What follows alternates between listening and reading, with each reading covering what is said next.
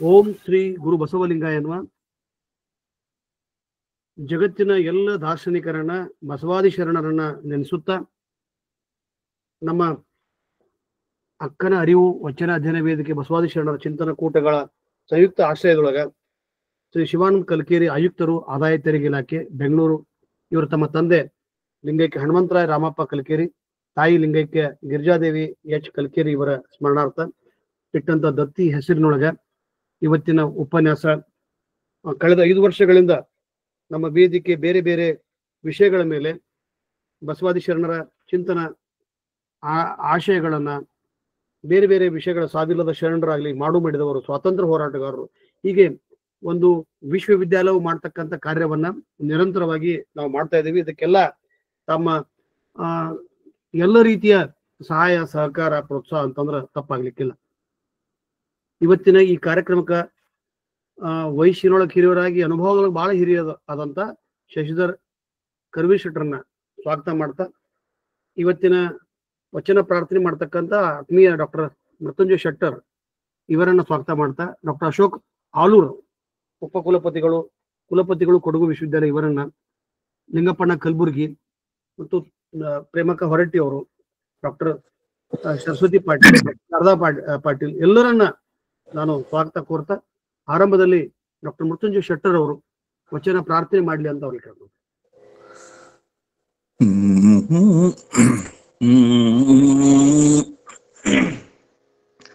ಲಿಂಗವೇ ಲಿಂಗವೇ ಲಿಂಗವೇ ಲಿಂಗವೇ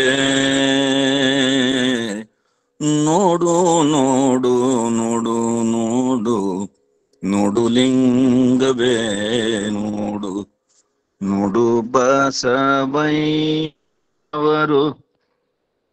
ಮಾಡಿದಾಟವಾ ನೋಡು ನೋಡು ನೋಡು ನೋಡು ನೋಡು ಲಿಂಗವೇ ನೋಡು. ಹರಳಯ್ಯ ಮಧುವಯ್ಯ ನವರಿಗೆ ಎಳೆ ಹೂಟಿ ದುರುಳ ಬೆಜ್ಜಳನು ಕಟ್ಟಿದನಂತೆ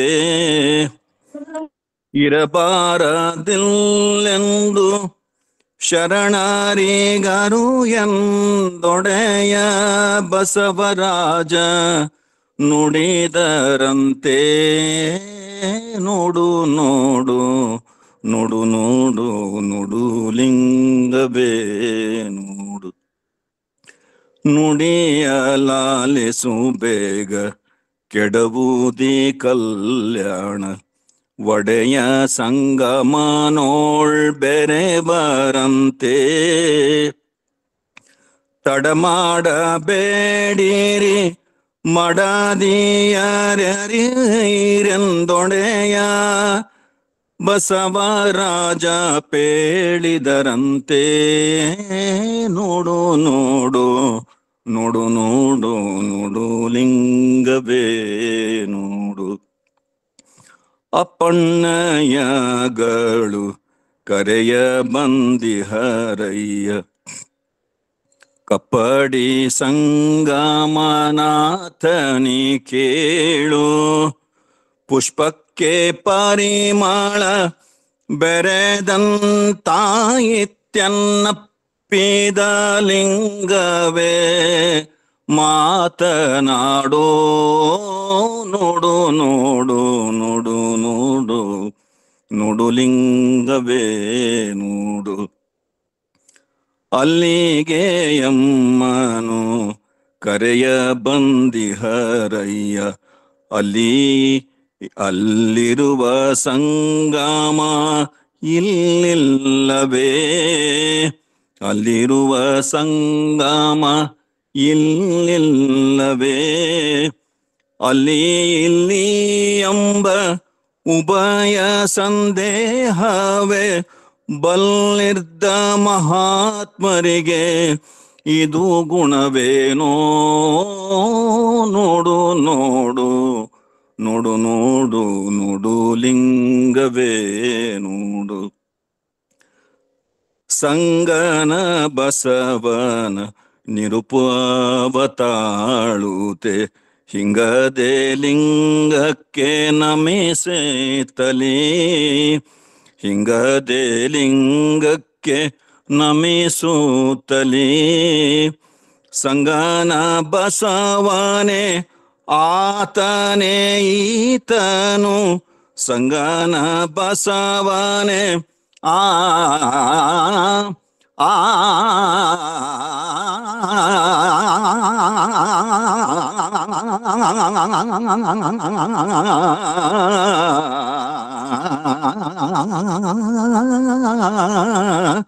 ಸಂಗನ ಬಸವನ ಆತನೇ ಈತ ನೆಂಬುದಾರುಹಿದ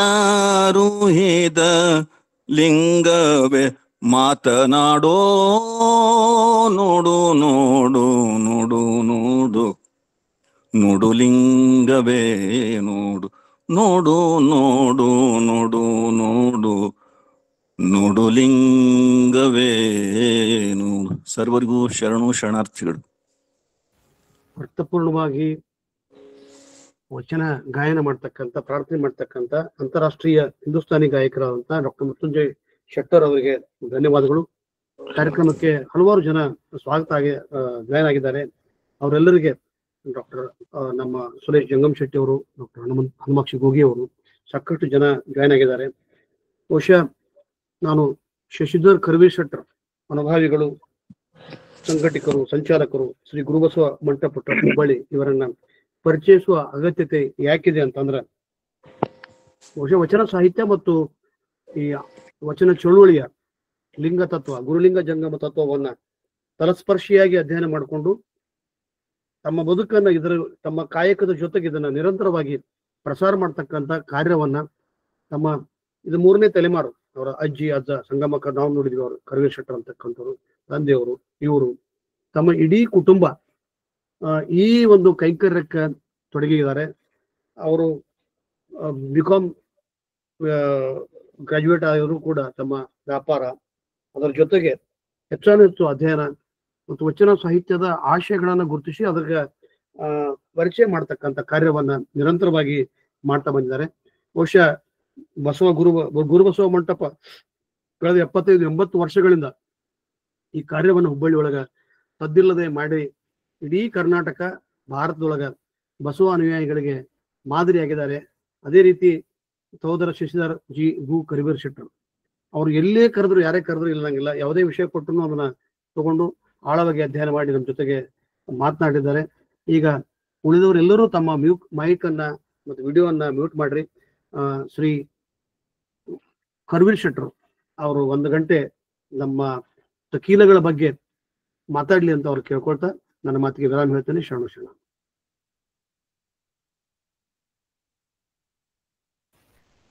ಸರ್, ಶಶಿಧರ್ ಕರ್ವಿ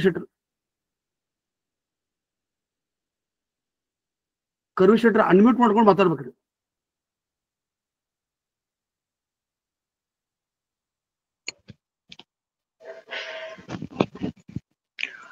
ಕೇಳಿಸ್ತದೆ ಸರ್ ಎಲ್ಲರಿಗೂ? ಹಾ, ಕೇಳ್ತದೆ ಸರ್, ಕೇಳ್ತಾ ಇದೆ ಸರ್? ಸರ್ ಕೇಳ್ತಾ ಇದೆ.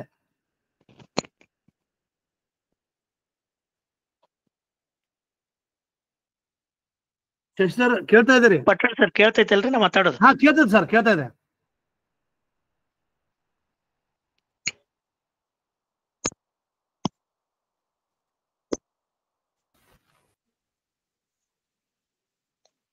ನಮ್ಗೆಲ್ಲ ಕೇಳ್ತಾ ಇದೆ ಸರ್.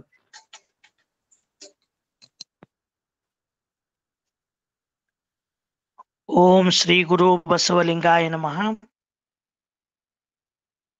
ಪ್ರಥಮಂತು ಬಸವಣ್ಣ, ದ್ವಿತೀಯಂತು ಲಿಂಗವು, ತೃತೀಯಂತು ತತ್ವ ಬ್ರಹ್ಮಾಂಡವೆಲ್ಲ, ಅಕಳಂಕ ಗುಣನಿಧಿ ಚಿದಾನಂದ ಬಸವಂಗೆ ಭಕುತನಾದೆನು ಗುರುವೇ ಯೋಗಿನಾಥ.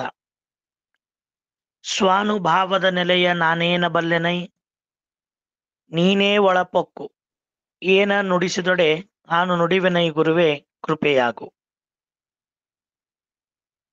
ಸದಾವಕಾಲ ಸ್ಮರಣೀಯರು, ಅಖಂಡ ಲೋಕ ಪೂಜ್ಯರಾದ ವಿಶ್ವಗುರು, ಮಹಾಮಾನವತವಾದಿ, ಲಿಂಗವಂತ ಧರ್ಮ ಸಂಸ್ಥಾಪಕ ಅಪ್ಪ ಬಸವಣ್ಣನವರ ಸಮಸ್ತ ಬಸವಾದಿ ಶರಣೆಯರ ಅನುಭಾವದ ಬೆಳಗಿನಲ್ಲಿ ಜರುಗುತ್ತಿರುವ ಪುಣೆಯ ಬಸವ ಅಂತಾರಾಷ್ಟ್ರೀಯ ತಿಳುವಳಿಕೆ ಮತ್ತು ಸಂಶೋಧನಾ ಕೇಂದ್ರ ಹಾಗೂ ಅಕ್ಕನ ಅರಿವು ತಂಡಗಳ ಒಂದು ಸಹಯೋಗದಲ್ಲಿ ಸಾಗಿ ಬರುತ್ತಿರುವ ಈ ಗೂಗಲ್ ಮೀಟ್ ಅನುಭಾವಗೋಷ್ಠಿಯಲ್ಲಿ ಇವತ್ತು ಲಿಂಗವಂತ ಧರ್ಮದ ತತ್ವಜ್ಞಾನದ ಸೂಕ್ಷ್ಮತೆಯನ್ನ ಅರುಹಿರುವಂತಹ ಸಕೀಲ ಸಂಬಂಧಗಳ ಕುರಿತು ಜರುಗುತ್ತಿರುವ ಈ ಅನುಭಾವದಲ್ಲಿ ಭಾಗವಹಿಸಿರುವ ಎಲ್ಲ ಆತ್ಮೀಯ ಶರಣ ತಂದೆ ತಾಯಿಗಳಲ್ಲಿ,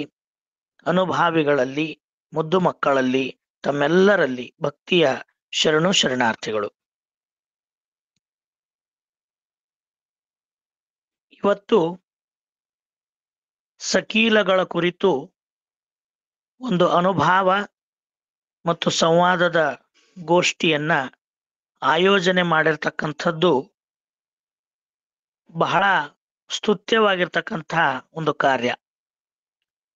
ಯಾಕಂತ ಕೇಳಿದ್ರೆ, ಬಸವ ತತ್ವ ಅಂದ ತಕ್ಷಣ ಅಥವಾ ಲಿಂಗಾಯತ ಧರ್ಮ ತತ್ವ ಅಂದ ತಕ್ಷಣ ಕೇವಲ ಸಮಾನತೆ, ಸ್ತ್ರೀ ಸ್ವಾತಂತ್ರ್ಯ, ಏಕದೇವೋಪಾಸನೆ ಇಂಥ ಒಂದೆರಡು ಮೇಲ್ನೋಟದ ವಿಷಯಗಳನ್ನು ಮಾತ್ರ ಇಟ್ಟುಕೊಂಡು ಅಷ್ಟಕ್ಕೆ ಈ ತತ್ವಜ್ಞಾನವನ್ನ ಸೀಮಿತಗೊಳಿಸಿರ್ತಕ್ಕಂಥ ಈ ಸಂದರ್ಭದಲ್ಲಿ ಈ ಧರ್ಮ ತತ್ವಜ್ಞಾನಗಳು ಯಾವ ವೇದ ಶಾಸ್ತ್ರ ಪುರಾಣ ತರ್ಕಗಳಿಗಿಂತ ಮಿಗಿಲಾಗಿರ್ತಕ್ಕಂಥ ತಾತ್ವಿಕ ರಹಸ್ಯಗಳನ್ನ ಅಂಗವೇ ಲಿಂಗವಾಗುವ, ಜೀವನೇ ಶಿವನೆಂದು ಸಾರುವ ಈ ಅದ್ಭುತ ತತ್ವಜ್ಞಾನವನ್ನೂ ಕೂಡ ಒಳಗೊಂಡ ಅತ್ಯಂತ ಆಳವಾದ ಒಂದು ತತ್ವಜ್ಞಾನ ಸಿದ್ಧಾಂತ ಈ ಒಂದು ಲಿಂಗಾಯತ ಧರ್ಮದ ತತ್ವದಲ್ಲಿ ಇದೆ ಅಂತಕ್ಕಂಥದ್ದು ನಮ್ಮ ಅರಿವಿಗೆ ಬರಬೇಕಾದ್ರೆ ಇಂಥ ಸಕೀಲ ಸಂಬಂಧಗಳನ್ನ ಒಳಗೊಂಡಿರ್ತಕ್ಕಂಥ ತತ್ವಜ್ಞಾನದ ಅರಿವನ್ನ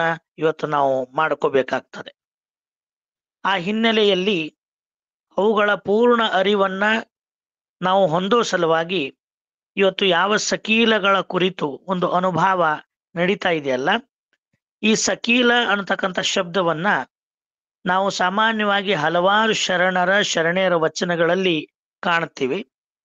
ಅದರಲ್ಲಿ ಅತಿ ಹೆಚ್ಚು ಸಕೀಲಗಳ ಕುರಿತು ಅನುಭವ ನಿವೇದನೆ ಮಾಡಿರ್ತಕ್ಕಂಥ ವಚನಗಳು ಅವಿರಳ ಜ್ಞಾನಿ ಚನ್ನಬಸವಣ್ಣನವರ ವಚನದಲ್ಲಿ ನಾವು ಕಾಣುತ್ತೀವಿ. ಈ ಸಕೀಲ ಅನ್ನತಕ್ಕಂಥದ್ದು ಬಹಳ ಪ್ರಾಮುಖ್ಯತೆಯನ್ನ ಪಡೆದದ್ದೇ ಬಹುಶಃ ಚನ್ನಬಸವಣ್ಣನವರಿಂದ ಅಂತಾನೆ ನಾವು ಹೇಳಬೇಕಾಗ್ತದೆ. ಯಾಕೆಂತ ಕೇಳಿದ್ರೆ, ಚನ್ನಬಸವಣ್ಣನವರ ಶಟಸ್ಥಲ ವಚನಗಳ ಜೊತೆಗೆ ಅವರು ಆನುಭಾವಿಕ ಗ್ರಂಥಗಳನ್ನು ಕೂಡ ರಚನೆ ಮಾಡ್ಯಾರ. ಅದು ತಮಗೆಲ್ಲ ತಿಳಿದಿರುವಂತೆ ಕರಣ ಹಸಿಗೆ ಆಗಿರಬಹುದು, ಪದಮಂತ್ರ ಗೋಪ್ಯ ಆಗಿರಬಹುದು, ನಂತರ ಮಿಶ್ರಾರ್ಪಣ ಆಗಿರಬಹುದು. ಇಂಥ ಎಲ್ಲ ಗ್ರಂಥದ ಆನುಭಾವಿಕ ನೆಲೆಯನ್ನು ಒಳಗೊಂಡಿರ್ತಕ್ಕಂಥ ಆ ಗ್ರಂಥಗಳಲ್ಲಿ ಮಿಶ್ರಾರ್ಪಣ ಅಂತಕ್ಕಂಥ ಒಂದು ಗ್ರಂಥ ಈ ಸಕೀಲಗಳಿಗೆ ಆಗರವಾಗಿರ್ತಕ್ಕಂಥ ಗ್ರಂಥ. ಸಕೀಲಗಳ ಕುರಿತು ಅತ್ಯಂತ ಆಳವಾದ ವಿವೇಚನೆಯನ್ನ ಮಾಡಿ ಸಕೀಲಗಳಲ್ಲಿ ಎಷ್ಟು ವಿಧ ಇವೆ ಅಂತಕ್ಕಂಥದ್ದನ್ನ ಸ್ಥಳಗಳಿಗೆ ಹೊಂದಿಸಿ, ಅಂಗಲಿಂಗಗಳಿಗೆ ಸಂಬಂಧಿಸಿ, ಅರ್ಪಣಾ ತತ್ವಗಳಿಗೆ ಸಂಬಂಧಿಸಿ ಸಕೀಲಗಳ ಕುರಿತು ಸವಿಸ್ತಾರವಾದ ವಿವೇಚನೆಯನ್ನ ಅನುಭವವನ್ನ ಮಾಡಿ ಕೊಟ್ಟಿರ್ತಕ್ಕಂಥದ್ದು ಅವಿರಳ ಜ್ಞಾನಿ ಚನ್ನಬಸವಣ್ಣನವರ ಮಿಶ್ರಾರ್ಪಣ ಅಂತಕ್ಕಂಥ ಗ್ರಂಥದಲ್ಲಿ ಈ ಸಕೀಲಗಳು ಹೆಚ್ಚು ಬೆಳಕಿಗೆ ಬಂದಿರತಕ್ಕಂಥದ್ದನ್ನ ನಾವು ಕಾಣುತ್ತೇವೆ. ಹಾಗಾದ್ರೆ ಸಕೀಲ ಅನ್ನತಕ್ಕಂಥದ್ದು ಏನು, ಯಾವುದಕ್ಕೆ ಸಕೀಲ ಅಂತಾರೆ, ಈ ಪದದ ಒಂದು ಆನುಭಾವಿಕ ನೆಲೆಯಲ್ಲಿ ಅದರ ಅರ್ಥ ಏನು ಅಂತ ನಾವು ಅರಿಯೋಕ್ಕಿಂತ ಪೂರ್ವದಲ್ಲಿ ಇದರ ಮೂಲ ಉತ್ಪತ್ತಿ ಇರೋದು ಕೀಲ. ಕೀಲ ಅಂದ್ರೆ ಏನು? ನಮ್ಮ ಕನ್ನಡದಲ್ಲಿ ಸಾಮಾನ್ಯವಾಗಿ ಯಾವುದೇ 2, 3, 4 ಬಿಡಿ ಬಿಡಿಯಾಗಿ ಇರತಕ್ಕಂಥ ವಸ್ತುಗಳನ್ನ ಕ್ರಮಬದ್ಧವಾಗಿ ಜೋಡಿಸ್ತಕ್ಕಂಥ ಒಂದು ಉಪಕರಣಕ್ಕೆ, ಸಾಧನಕ್ಕೆ ಕೀಲ ಅಂತ ಕರೀತಾರೆ. ಬಿಡಿ ಬಿಡಿಯಾಗಿರೋ ಭಾಗಗಳನ್ನ ಕ್ರಮವಾಗಿ ಜೋಡಿಸಿ ಅದಕ್ಕೊಂದು ರೂಪವನ್ನು ಕೊಡ್ತಕ್ಕಂಥ ಒಂದು ಉಪಕರಣ, ಸಾಧನವೇ ಕೀಲ ಅಂತ ಕರೆಸಿಕೊಳ್ತದೆ. ಸಾಮಾನ್ಯವಾಗಿ ನಾವು ಭೌತಿಕವಾಗಿ ಚಿಂತನೆ ಮಾಡಿದಾಗ ಒಂದು ಬಾಗಿಲನ್ನು ಕುಂಡ್ರಿಸ್ಬೇಕಾದ್ರೆ ಆ ಚೌಕಟ್ಟಿಗೆ ಮತ್ತು ಬಾಗಿಲಿಗೆ ಒಂದು ಸಂಬಂಧವನ್ನ ಏರ್ಪಡಿಸೋದಕ್ಕ ಕೀಲ ಅಂತ ಕರೀತಾರೆ. ಹೀಗೆ ನಮ್ಮ ಶರೀರದೊಳಗೂ ಕೂಡ ನಮ್ಮ ಕಾಲುಗಳಲ್ಲಿ ಮೊಣಕಾಲಿದೆ, ಆ ಕಾಲುಗಳನ್ನ ಕೆಳಗೆ ಪಾದಕ್ಕೆ ಜೋಡಿಸ್ತಕ್ಕಂತ ಒಂದು ಭಾಗ ಇದೆ, ಕೈಗಳಲ್ಲಿ ಮೊಣಕೈ ಇದೆ. ಹೀಗೆ ಈ ಶರೀರದ ಬಿಡಿ ಬಿಡಿಯಾಗಿರ್ತಕ್ಕಂಥ ಅಂಗಾಂಗಗಳನ್ನ ಒಂದು ಸುಂದರವಾದ ಅಂಗಸೌಷ್ಠವವಾಗಿ ರೂಪಿಸಬೇಕಾದ್ರೆ ಅವು ಎಲ್ಲಿ ಸರಿಯಾಗಿ ಕ್ರಮಬದ್ಧವಾಗಿ ಜೋಡಣೆ ಆಕ್ಕವಲ್ಲ, ಆ ಒಂದು ಜೋಡಿಸಿರ್ತಕ್ಕಂಥ ವ್ಯವಸ್ಥೆಗೆ ಕೀಲುಗಳು ಅಂತ ನಮ್ಮ ಶರೀರದೊಳಗೂ ಕೂಡ ಕರೆಯೋದನ್ನ ನಾವು ಕಾಣ್ತೀವಿ. ಹಾಗಾದ್ರೆ ಕೀಲು ಅಂದ್ರೆ ಮತ್ತೇನಲ್ಲ, ಬಿಡಿ ಬಿಡಿಯಾಗಿರ್ತಕ್ಕಂಥದ್ದನ್ನು ಜೋಡಿಸೋದು ಕೀಲು ಅಂತ ಕರೆಸ್ಕೊಳ್ತದೆ. ಆದ್ರೆ ಇಲ್ಲಿ ಸಕೀಲ ಅಂತ ಕರೆದಾರ, ಕೀಲ ಅಂತ ಕರೆದಿಲ್ಲ, ಸಕೀಲ ಅಂತ ಕರೆದಾರ. ಹಾಗಾದ್ರೆ ಈ ಮಿಶ್ರಾರ್ಪಣದ ಒಂದು ಹಿನ್ನೆಲೆಯಲ್ಲಿ, ವಚನಗಳ ಅನುಭಾವದ ಹಿನ್ನೆಲೆಯಲ್ಲಿ ಸಕೀಲ ಅದರ ಅರ್ಥ ಬರೀ ಬಿಡಿಯಾಗಿರ್ತಕ್ಕಂಥ ಭಾಗಗಳನ್ನ ಜೋಡಿಸೋದು ಮಾತ್ರ ಅಲ್ಲ, ಹಾಗೆ ಜೋಡಿಸೋದು ಕೀಲ ಅಂತ ಕರೆಸಿಕೊಳ್ತದೆ. ಆದ್ರೆ ಸಕೀಲ ಅಂತ ಎದಕ್ ಕರೀತಾರಂದ್ರೆ ಪರಸ್ಪರ ಒಂದರೊಳಗೊಂದನ್ನ ಪೂರ್ಣ ಸಮರಸಗೊಳಿಸ್ತಕ್ಕಂಥದ್ದಕ್ಕೆ ಸಕೀಲ ಅಂತ ಕರೀತಾರೆ. ಬರೀ ಜೋಡಿಸಿದ್ರೆ ಕೀಲ, ಸಂಬಂಧವನ್ನ ಮಾಡಿದ ನಂತರ ಅವೆರಡನ್ನೂ ಬಿಚ್ಚಿ ಬೇರಾಗಿಸದಂತೆ, ಬೆರೆಸಿ ಬೇರಿಲ್ಲದಂತೆ ಪರಿಪೂರ್ಣವಾಗಿ ಒಂದರೊಳಗೊಂದು ಬೆರೆಸಿ ಆ ಎರಡು ಮತ್ತೆ ಎರಡಾಗದೆ ಪೂರ್ಣ ಒಂದೇ ಆಗುವಂತೆ ಸಾಮರಸ್ಯಗೊಳಿಸ್ತಕ್ಕಂಥ ಒಂದು ವ್ಯವಸ್ಥೆಗೆ ಸಕೀಲ ಸಕೀಲ ಅಂತ ಕರೀತಾರೆ. ಹಾಗೆ ಇಲ್ಲಿ ಸಕೀಲಗಳು ಅಂದ್ರೆ ಲಿಂಗ ಸಕೀಲಗಳು ಅಂತ ನಾವು ಸಾಮಾನ್ಯವಾಗಿ ಕರಿತೀವಿ. ಹಾಗಾದ್ರೆ ಯಾವುದು ಎರಡು ಬೇರೆ ಇದ್ದದ್ದನ್ನ ಸಂಬಂಧಗೊಳಿಸಿ ಒಂದರೊಳಗೊಂದನ್ನ ಪರಿಪೂರ್ಣ ಸಮರಸಗೊಳಿಸೋದೇ ಸಕೀಲ ಅಂತ ಅರ್ಥ ಆದ್ಮೇಲೆ ಈ ತತ್ವಜ್ಞಾನದಲ್ಲಿ ಏನು ಎರಡಾಗೈತಿ, ಆ ಎರಡಿದ್ದದ್ದನ್ನ ಮತ್ತೆ ಮರಳಿ ಎಲ್ಲಿ ಸಂಬಂಧಿಸಬೇಕಾಗೈತಿ, ಏನು ಸಮರಸಗೊಳಿಸ್ಬೇಕಾಗೈತಿ ಅನ್ನೋದು ಇವತ್ತು ನಾವು ಸಕೀಲಗಳ ಹಿನ್ನೆಲೆಯಲ್ಲಿ ಚಿಂತನೆ ಮಾಡಬೇಕಾಗಿದೆ.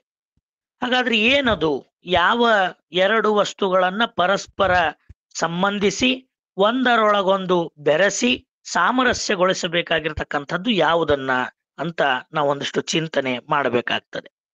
ಹಾಗಾದ್ರೆ ಸಕೀಲ ಅನ್ನತಕ್ಕಂಥದ್ದು ಯಾವುದನ್ನ ಸೇರಿಸೋದು, ಯಾವುದನ್ನ ಪರಸ್ಪರ ಸಂಬಂಧಗೊಳಿಸೋದು ಅಂದ್ರೆ ಅಂಗ ಮತ್ತು ಲಿಂಗ ಅನ್ನೋದೇನು ಎರಡು ಬೇರೆ ಆಗ್ಯಾವಲ್ಲ, ಈ ಅಂಗವನ್ನ ಲಿಂಗದೊಂದಿಗೆ ಸಂಬಂಧಗೊಳಿಸಿ ಲಿಂಗದೊಳಗೆ ಅಂಗವನ್ನ ಸಮರಸಗೊಳಿಸಿ ಕೇವಲ ಲಿಂಗವೇ ಆಗಿ ಹೊಂದುವ ನಿಲುವನ್ನು ಪಡೆಯೋದೈತಲ್ಲ, ಅದಕ್ಕೇನಂತ ಕರೀತಾರೆ, ಸಕೀಲ ಸಂಬಂಧ ಅಂತ ಕರೀತಾರೆ. ಇಲ್ಲಿ ಯಾವುದನ್ನ ಸಂಬಂಧ ಮಾಡಬೇಕಾಗಿದೆ ಅಂದ್ರೆ ಅಂಗವನ್ನ ಲಿಂಗದೊಂದಿಗೆ ಸಂಬಂಧಿಸಬೇಕಾಗಿದೆ. ಸಂಬಂಧಪಟ್ಟಿರ್ತಕ್ಕಂಥ ಅಂಗ ಮತ್ತು ಲಿಂಗಗಳು ಒಂದೇ ಆಗಿ ಲಿಂಗದೊಳಗೆ ಅಂಗ ಕರಗಿ ಈ ಅಂಗ ಅನ್ನತಕ್ಕಂಥ ಪೂರ್ವಾಶ್ರಯ ಭಾವ ಹಿಂಗಿ ಕೇವಲ ಲಿಂಗವೇ ಆಗಿ ಪರಿಣಮಿಸ್ತಕ್ಕಂಥದ್ದಿದೆಯಲ್ಲ, ಅದು ಅಂಗ ಮತ್ತು ಲಿಂಗಗಳನ್ನ ಪರಸ್ಪರ ಸಾಮರಸ್ಯಕ್ಕೆ ಒಳಪಡಿಸ್ತಕ್ಕಂಥ ಸಕೀಲಗಳು ಅಂತ ಕರೀತಾರೆ. ಹಾಗಾದ್ರೆ ಇವು ಯಾಕೆ ಬ್ಯಾರೆ ಆಗ್ಯಾವ? ಬ್ಯಾರೆ ಆದಲ್ಲೇ ಎರಡನ್ನೂ ಸೇರಿಸ್ಬೇಕಾಗ್ತೈತಲ್ಲ, ಒಂದೇ ಆಗಿದ್ರೆ ಮತ್ತೆ ಪರಸ್ಪರ ಸಂಬಂಧ ಮಾಡೋ ಪ್ರಶ್ನೆ ಇಲ್ಲ. ಬೇರಾದಲ್ಲಿ ಮತ್ತೆ ಮರಳಿ ಅವುಗಳನ್ನ ಸಂಬಂಧಗೊಳಿಸ್ಬೇಕಾಗಿರ್ತಕ್ಕಂಥ ಅವಶ್ಯಕತೆ ಬರುವಂತ ಒಂದು ಹಿನ್ನೆಲೆಯಲ್ಲಿ ನಾವಿಲ್ಲಿ ಏನ್ ಅರ್ಥ ಮಾಡ್ಕೋಬೇಕು ಅಂದ್ರೆ ಮೂಲದಲ್ಲಿರ್ತಕ್ಕಂಥ ಪರಾತ್ಪರ ವಸ್ತು ತಾನು ಒಂದೇ ಇರ್ತಕ್ಕಂಥದ್ದು. ಮೂಲದಲ್ಲಿ ಅನಾದಿ ಸಂಸಿದ್ಧವಾಗಿರ್ತಕ್ಕಂಥ ಪರಮಾತ್ಮ ಅಥವಾ ಪರವಸ್ತು ಅದು ತಾನು ಒಂದೇ ಇದ್ದದ್ದು. ತಾನೊಂದೇ ಇದ್ದ ಆ ಪರಾತ್ಪರ ವಸ್ತುವಿನ ಅಂತರಾಳದಲ್ಲಿ ಲೀಲೆ ಮಾಡಬೇಕೆಂಬ ಲೀಲಾ ವಿನೋದದ ಆ ಒಂದು ತರಂಗ ಉತ್ಪತ್ತಿಯಾದ ಪರಿಣಾಮ ತಾನು ಒಂದಿದ್ದದ್ದು ಎರಡಾಗಿ ತನ್ನ ಸ್ವಲೀಲೆಯಿಂದ ತಾನೇ ತನ್ನ ಲೀಲಾ ವಿನೋದಕ್ಕಾಗಿ ಒಂದಿದ್ದದ್ದು ಎರಡಾಯಿತು. ಹಾಗಾದ್ರೆ ಒಂದಿದ್ದದ್ದು ಪರವಸ್ತು, ಆ ಪರವಸ್ತು ತಾನೊಂದೇ ತನ್ನ ಲೀಲೆಗಾಗಿ ತನ್ನ ಇಚ್ಛಾಶಕ್ತಿಯ ಬಲದಿಂದ ತಾನೇ ಎರಡಾಯಿತು. ಹೀಗೆ ಮೂಲದಲ್ಲಿದ್ದಿರ್ತಕ್ಕಂಥ ಆ ಪರವಸ್ತುವೆ ಲಿಂಗ ಅಂತ ಕರೆಸಿಕೊಟ್ಟು ಲಿಂಗದಿಂದ ಹೊರಹೊಮ್ಮಿದ, ಲಿಂಗದಿಂದ ಎರಡಾಗಿ ತೋರಿದ, ಇದಿರಿಟ್ಟು ತೋರುವ ಆ ವಸ್ತುವೇ ಅಂಗ ಅಂತ ಕರೆಸ್ಕೊತು. ಲಿಂಗ ಅನ್ನೋದು ಪರಿಪೂರ್ಣ ಪರಿಶುದ್ಧ ಪ್ರಜ್ಞೆಯಾಗಿ ಉಳಿದ್ರೆ, ಅಂಗ ಲೀಲಾ ವಿನೋದದ ದೃಷ್ಟಿಯಿಂದ ಸಂಸಾರವನ್ನ ಸಂಬಂಧಿಸಿಕೊಂಡು ಅಂಗ ಅಥವಾ ಜೀವ ಅಂತ ಕರೆಸಿಕೊಂತು. ಹಾಗಾದ್ರೆ ಯಾವ ಅಂಗ ಅಥವಾ ಜೀವ ಅನ್ನೋದು ಮೂಲ ಲಿಂಗ ತತ್ವದ ಒಂದು ಭಾಗವೇ ಆಗಿದ್ರೂ ಕೂಡ ಸಂಸಾರ ಅಥವಾ ಅಜ್ಞಾನ ಅನ್ನೋದು ಒಂದು ಅಂಟಿದ ಕಾರಣಕ್ಕಾಗಿ ಅದು ಲಿಂಗ ತನ್ನ ಮೂಲ ಸ್ವರೂಪ ತಾನು ಬಂದದ್ದು ಲಿಂಗದ ನೆಲೆಯಿಂದ ಅನ್ನೋದನ್ನ ಪೂರ್ಣ ಮರವೆಗೆ ಒಳಪಡಿಸಿಕೊಂಡು ತಾನು ಲಿಂಗ ಅಲ್ಲ, ತಾನು ಅಂಗವೇ ಆಗಿದ್ದೇನೆ ಅಂತಕ್ಕಂಥ ಭ್ರಮೆಗೆ ಒಳಗಾಯಿತು, ಭ್ರಮಾಧೀನವಾಯಿತು. ಹೀಗೆ ಭ್ರಮೆಗೆ ಒಳಗಾಗಿರ್ತಕ್ಕಂಥದ್ದು ಅಂಗ ಭ್ರಮಾರಹಿತವಾಗಿ ನಿತ್ಯ ನಿರ್ಮಲ ಪರವಸ್ತುವಾಗಿ ಉಳಿದದ್ದೇ ಲಿಂಗ. ಹೀಗೆ ಎರಡಾಗಿ ತೋರ್ತಕ್ಕಂಥ ಲಿಂಗ ಮತ್ತು ಅಂಗ ಅನ್ನತಕ್ಕಂಥ ಎರಡು ವಸ್ತುಗಳಾಗಿರ್ತಕ್ಕಂಥದ್ದು ಈಗ ಅಂಗ ಮರಳಿ ಲಿಂಗವೇ ಆಗಬೇಕಾಗಿರ್ತಕ್ಕಂಥದ್ದು ಆ ಅಂಗದ ಗುರಿ. ಅಂಗ ಅಂದ್ರೆ ಇಲ್ಲಿ ಜೀವಾತ್ಮ, ನಾವುಗಳೆಲ್ಲ ಇದ್ದದ್ದು ಮೂಲದಲ್ಲಿ ಮಹಾಲಿಂಗದ ಒಡಲಲ್ಲಿ ಮಹಾಲಿಂಗದ ಒಂದು ಕಣವಾಗಿ ಮಹಾಲಿಂಗದ ಒಂದು ಭಾಗವಾಗಿ ಇದ್ದವರೇ ನಾವು ನೀವುಗಳೆಲ್ಲ. ಆ ಮಹಾಲಿಂಗದ ಅಂಗದಲ್ಲಿ ಮಹಾಲಿಂಗದ ಆಂತರ್ಯದಲ್ಲಿದ್ದಂಥ ನಾವುಗಳು ಮಹಾಲಿಂಗದಲ್ಲಿ ತೋರಿ ಬಂದ ಲೀಲಾ ವಿನೋದದ ತರಂಗದ ಕಾರಣಕ್ಕಾಗಿ ಅಂಗವಾಗಿ ಶರೀರ ಧರಿಸಿಕೊಂಡು ನಾವು ಜೀವಾತ್ಮರಾಗಿ ಲಿಂಗದ ಅಂಗವಾಗಿ ಹೊರಗೆ ಬಂದಿವಿ. ನಾವು ಬೇರೆ ಕಡೆಯಿಂದ ಬಂದವರಲ್ಲ, ಲಿಂಗದಿಂದಲೇ ಹೊರಗೆ ಬಂದವರು, ಲಿಂಗದ ಅಂಗ ರೂಪವಾಗಿ ಹೊರಗೆ ಬಂದವರು. ಹಾಗಾದ್ರೆ ಅಂಗ ಅಂದ್ರೆ ಬೇರಲ್ಲ, ಇದು ಲಿಂಗದ ಅಂಗವೇ. ಆದ್ರೆ ಇದಕ್ಕೆ ಅಂಗ ಅಂತ ಹೆಸರು ಬರಕ್ ಕಾರಣ ಒಂದು ಸಂಸಾರ ಅಥವಾ ಅಜ್ಞಾನ ಇದನ್ನ ಆವರಿಸ್ತು, ಇದು ಅಂಗ ಅಂತ ಕರೆಸಿಕೊಳ್ತು. ಅದು ಎಲ್ಲವನ್ನು ತನಗೆ ಅಧೀನವಾಗಿಟ್ಟುಕೊಂಡು ತಾನು ಮಾತ್ರ ಯಾವುದೇ ರೀತಿಯಾಗಿರ್ತಕ್ಕಂಥ ಸಂಸಾರಕ್ಕೆ ಅಜ್ಞಾನಕ್ಕೆ ಒಳಗಾಗದೆ ಉಳಿತಲ್ಲ, ಅದು ಲಿಂಗ ಅಂತ ಕರೆಸಿಕೊಳ್ತು. ಹಾಗಾದ್ರೆ ಲಿಂಗದಿಂದ ಹೊರಬಂದ ಅಂಗ ಅಥವಾ ಈ ಜೀವಾತ್ಮ ನಮ್ಮ ಒಂದು ಬದುಕಿನ ಮುಖ್ಯವಾಗಿರ್ತಕ್ಕಂಥ ಗುರಿ ಏನು ಅಂತ ಕೇಳಿದ್ರೆ, ಅಂಗವಾಗಿರ್ತಕ್ಕಂಥ ನಾವು ಮರಳಿ ನಮ್ಮ ಮೂಲ ಸ್ವರೂಪವಾದ ಲಿಂಗವನ್ನ ತಲುಪೋದು, ಲಿಂಗ ಸ್ಥಿತಿಯನ್ನ ಲಿಂಗ ನಿಲುವನ್ನ ನಾವು ಪ್ರಾಪ್ತಿ ಮಾಡ್ಕೊಳ್ಳೋದು. ಇದುವೇ ಈ ಮಾನವ ಬದುಕಿನ ಘನತರವಾಗಿರ್ತಕ್ಕಂಥ ಉದ್ದೇಶ.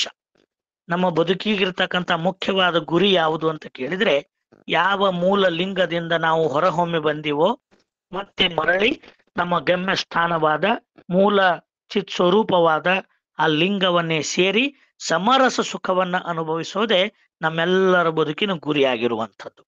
ಈ ಮಾನವ ಜನ್ಮದ ಗುರಿಯನ್ನ ಮರೆತು ಮರೆವಿನ ಮಾನವರಾಗಿ ಸಂಚರಿಸುವ ಸಂದರ್ಭದಲ್ಲಿ ಮಹಾಗುರು ಬಸವಣ್ಣನವರು ಬಂದು ನಮ್ಮ ಬದುಕಿನ ಮುಖ್ಯವಾದ ಗುರಿಯನ್ನ ನಮ್ಮ ಮುಂದೆ ತಂದು ತೋರಿಸಿದ್ರು.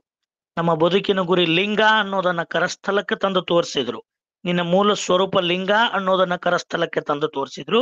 ಹೀಗೆ ಈ ಅಂಗವನ್ನ ಮರಳಿ ಲಿಂಗದತ್ತ ಕೊಂಡೊಯ್ಯುವ, ಅಂಗವನ್ನ ಲಿಂಗದೊಂದಿಗೆ ಸಂಬಂಧಿಸಿ ಅಂಗ ಲಿಂಗದೊಳಗೆ ಪೂರ್ಣ ಸಾಮರಸ್ಯಗೊಳಿಸ್ತಕ್ಕಂಥ ಒಂದು ಸಂಬಂಧಕ್ಕೆ ಏನಂತ ಕರೀತಾರೆ, ಲಿಂಗ ಸಕೀಲಗಳು ಅಂತ ಕರೀತಾರೆ.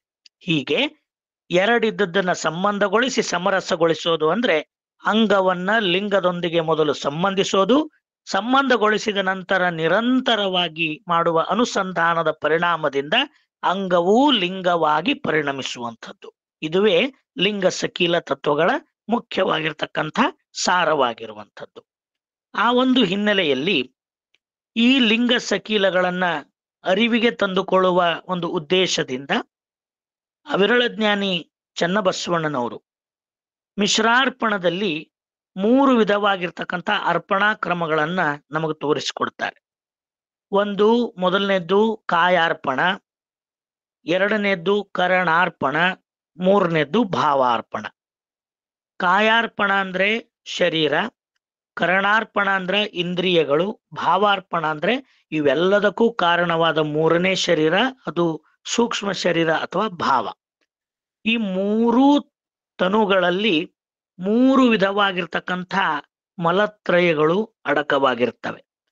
ಆ 3 ವಿಧದ ಮಲತ್ರಯಗಳ ಕಾರಣದಿಂದಾಗಿಯೇ ಲಿಂಗದಿಂದ ಹೊರಹೊಮ್ಮೆ ಬಂದ ಈ ಅಂಗ ತಾನು ಮತ್ತೆ ಮತ್ತೆ ಮರವೆಗೆ, ಅಜ್ಞಾನದ ಒಂದು ಛಾಯೆಗೆ ಅಥವಾ ಮಲತ್ರಯಗಳ ಪ್ರಭಾವಕ್ಕೆ ಇದು ಒಳಗಾಗ್ತಾನೆ ಇರ್ತದೆ. ತಾನು ಜೀವಾತ್ಮನೆಂದು ಭ್ರಮಿಸ್ತಾನೆ ಇರ್ತದೆ. ಹಾಗಾದ್ರೆ ಆ ಮಲತ್ರಯಗಳು ಈ ಸ್ಥೂಲ, ಸೂಕ್ಷ್ಮ ಮತ್ತು ಕಾರಣ ತನುವಿನಲ್ಲಿ ಅಣವಮಲ, ಮಾಯಾಮಲ ಮತ್ತು ಕಾರ್ಮಿಕ ಮಲವೆಂಬ 3 ವಿಧದ ಮಲವಾಗಿ ಈ ಆತ್ಮನನ್ನ ಬಂಧಿಸ್ತಾನೆ ಇರ್ತವೆ. ಅಂತ ಸಂದರ್ಭದಲ್ಲಿ ಈ ಅಂಗ ಇದ್ದದ್ದು ಲಿಂಗವಾಗಬೇಕಾದ್ರೆ ಇಲ್ಲಿ ಅರ್ಪಣಾ ಕ್ರಮಗಳು ಬೇಕು. ಈ ಸ್ಥೂಲತನು, ಸೂಕ್ಷ್ಮತನು ಮತ್ತು ಕಾರಣತನುಗಳನ್ನ ಕ್ರಮವಾಗಿ ಗುರು, ಲಿಂಗ ಮತ್ತು ಜಂಗಮ ತತ್ವಕ್ಕೆ ಪೂರ್ಣ ಸಮರ್ಪಣಾ ಭಾವದಿಂದ ಸರ್ವಾರ್ಪಣಗೊಳಿಸಿಕೊಂಡಾಗ ಮಾತ್ರ ಈ ಸ್ಥೂಲ, ಸೂಕ್ಷ್ಮ, ಕಾರಣವೆಂಬ 3 ಶರೀರಕ್ಕೆ ಅಂಟಿರ್ತಕ್ಕಂಥ ಮಲತ್ರಯಗಳು ನಿವಾರಣೆಯಾಗಿ ಗುರುವಿನಿಂದ ಶುದ್ಧ ಪ್ರಸಾದ, ಲಿಂಗದಿಂದ ಸಿದ್ಧ ಪ್ರಸಾದ, ಜಂಗಮದಿಂದ ಪ್ರಸಿದ್ಧ ಪ್ರಸಾದ ಪ್ರಾಪ್ತಿಯಾಗುವ ಮೂಲಕವಾಗಿ ಈ 3 ತನುಗಳು ಶುದ್ಧ ಆಗ್ತವೆ, ನಿರ್ಮಲ ಆಗ್ತವೆ. ಹೀಗೆ ಇಂಥ ಒಂದು ಅರ್ಪಣಾ ಕ್ರಮವನ್ನ ಮಿಶ್ರಾರ್ಪಣದಲ್ಲಿ ಹೇಳುವಂತ ಸಂದರ್ಭದಲ್ಲಿ ಚನ್ನಬಸವಣ್ಣನವರು ಸಕೀಲಗಳನ್ನ 3 ವಿಧವಾಗಿ, 6 ವಿಧವಾಗಿ, 8 ವಿಧವಾಗಿ, 36 ವಿಧವಾಗಿ, ಇಷ್ಟಲಿಂಗದ ಸಂಬಂಧಕ್ಕೆ ಬಂದಾಗ 96 ವಿಧವಾಗಿ, 108 ಸ್ಥಳಗಳಿಗೆ ಸಂಬಂಧಿಸಿ 108 ವಿಧವಾಗಿ, 216 ಸ್ಥಳಗಳಿಗೆ ಸಂಬಂಧಿಸಿ 216 ವಿಧವಾಗಿ ಈ ಸಕೀಲಗಳ ಸಂಬಂಧ ಇರ್ತಕ್ಕಂಥದ್ದನ್ನ ನಮಗೆಲ್ಲ ಅರುಹಿ ಕೊಡ್ತಾರೆ. ಹೀಗೆ ಈ ವಿಷಯವಾಗಿ ನಾವು ಮುಂದುವರಿಬೇಕಾದ್ರೆ ಒಂದು ಕಡೆಗೆ ವೈರಾಗ್ಯನಿಧಿ ಮಹಾದೇವಿ ಅಕ್ಕಗಳು ಕೂಡ ತಮ್ಮ ಒಂದು ವಚನದಲ್ಲಿ ಈ ಸಕೀಲ ಸಂಬಂಧಗಳ ಅರಿವಿಲ್ಲದೆ ನಾವೇನಾದ್ರೂ ಶಟಸ್ಥಲ ಸಾಧನೆ ಮಾಡ್ತೀವಿ, ಪಂಚ ಆಚಾರಗಳ ಆಚರಣೆ ಮಾಡ್ತೀವಿ, ಅಷ್ಟಾವರಣಗಳ ಅರಿವು ಪಡಿತೀವಿ ಅಂದ್ರೆ ಅದು ಬರೀ ನಮ್ಮ ಭ್ರಮೆ ಆಗ್ತದೆ ಹೊರತು ಅದು ವಾಸ್ತವದ ಒಂದು ಸಾಧನೆ ಆಗ್ಲಿಕ್ಕೆ ಸಾಧ್ಯ ಇಲ್ಲ ಅನ್ನೋದನ್ನ ತಮ್ಮ ವಚನದ ಮೂಲಕವಾಗಿ ಈ ಸಕೀಲಗಳ ಒಂದು ಅರಿವಿನ ಪ್ರಜ್ಞೆಯ ಅವಶ್ಯಕತೆಯನ್ನ ನಮಗೆಲ್ಲ ತೋರಿಸಿಕೊಡ್ತಾರೆ.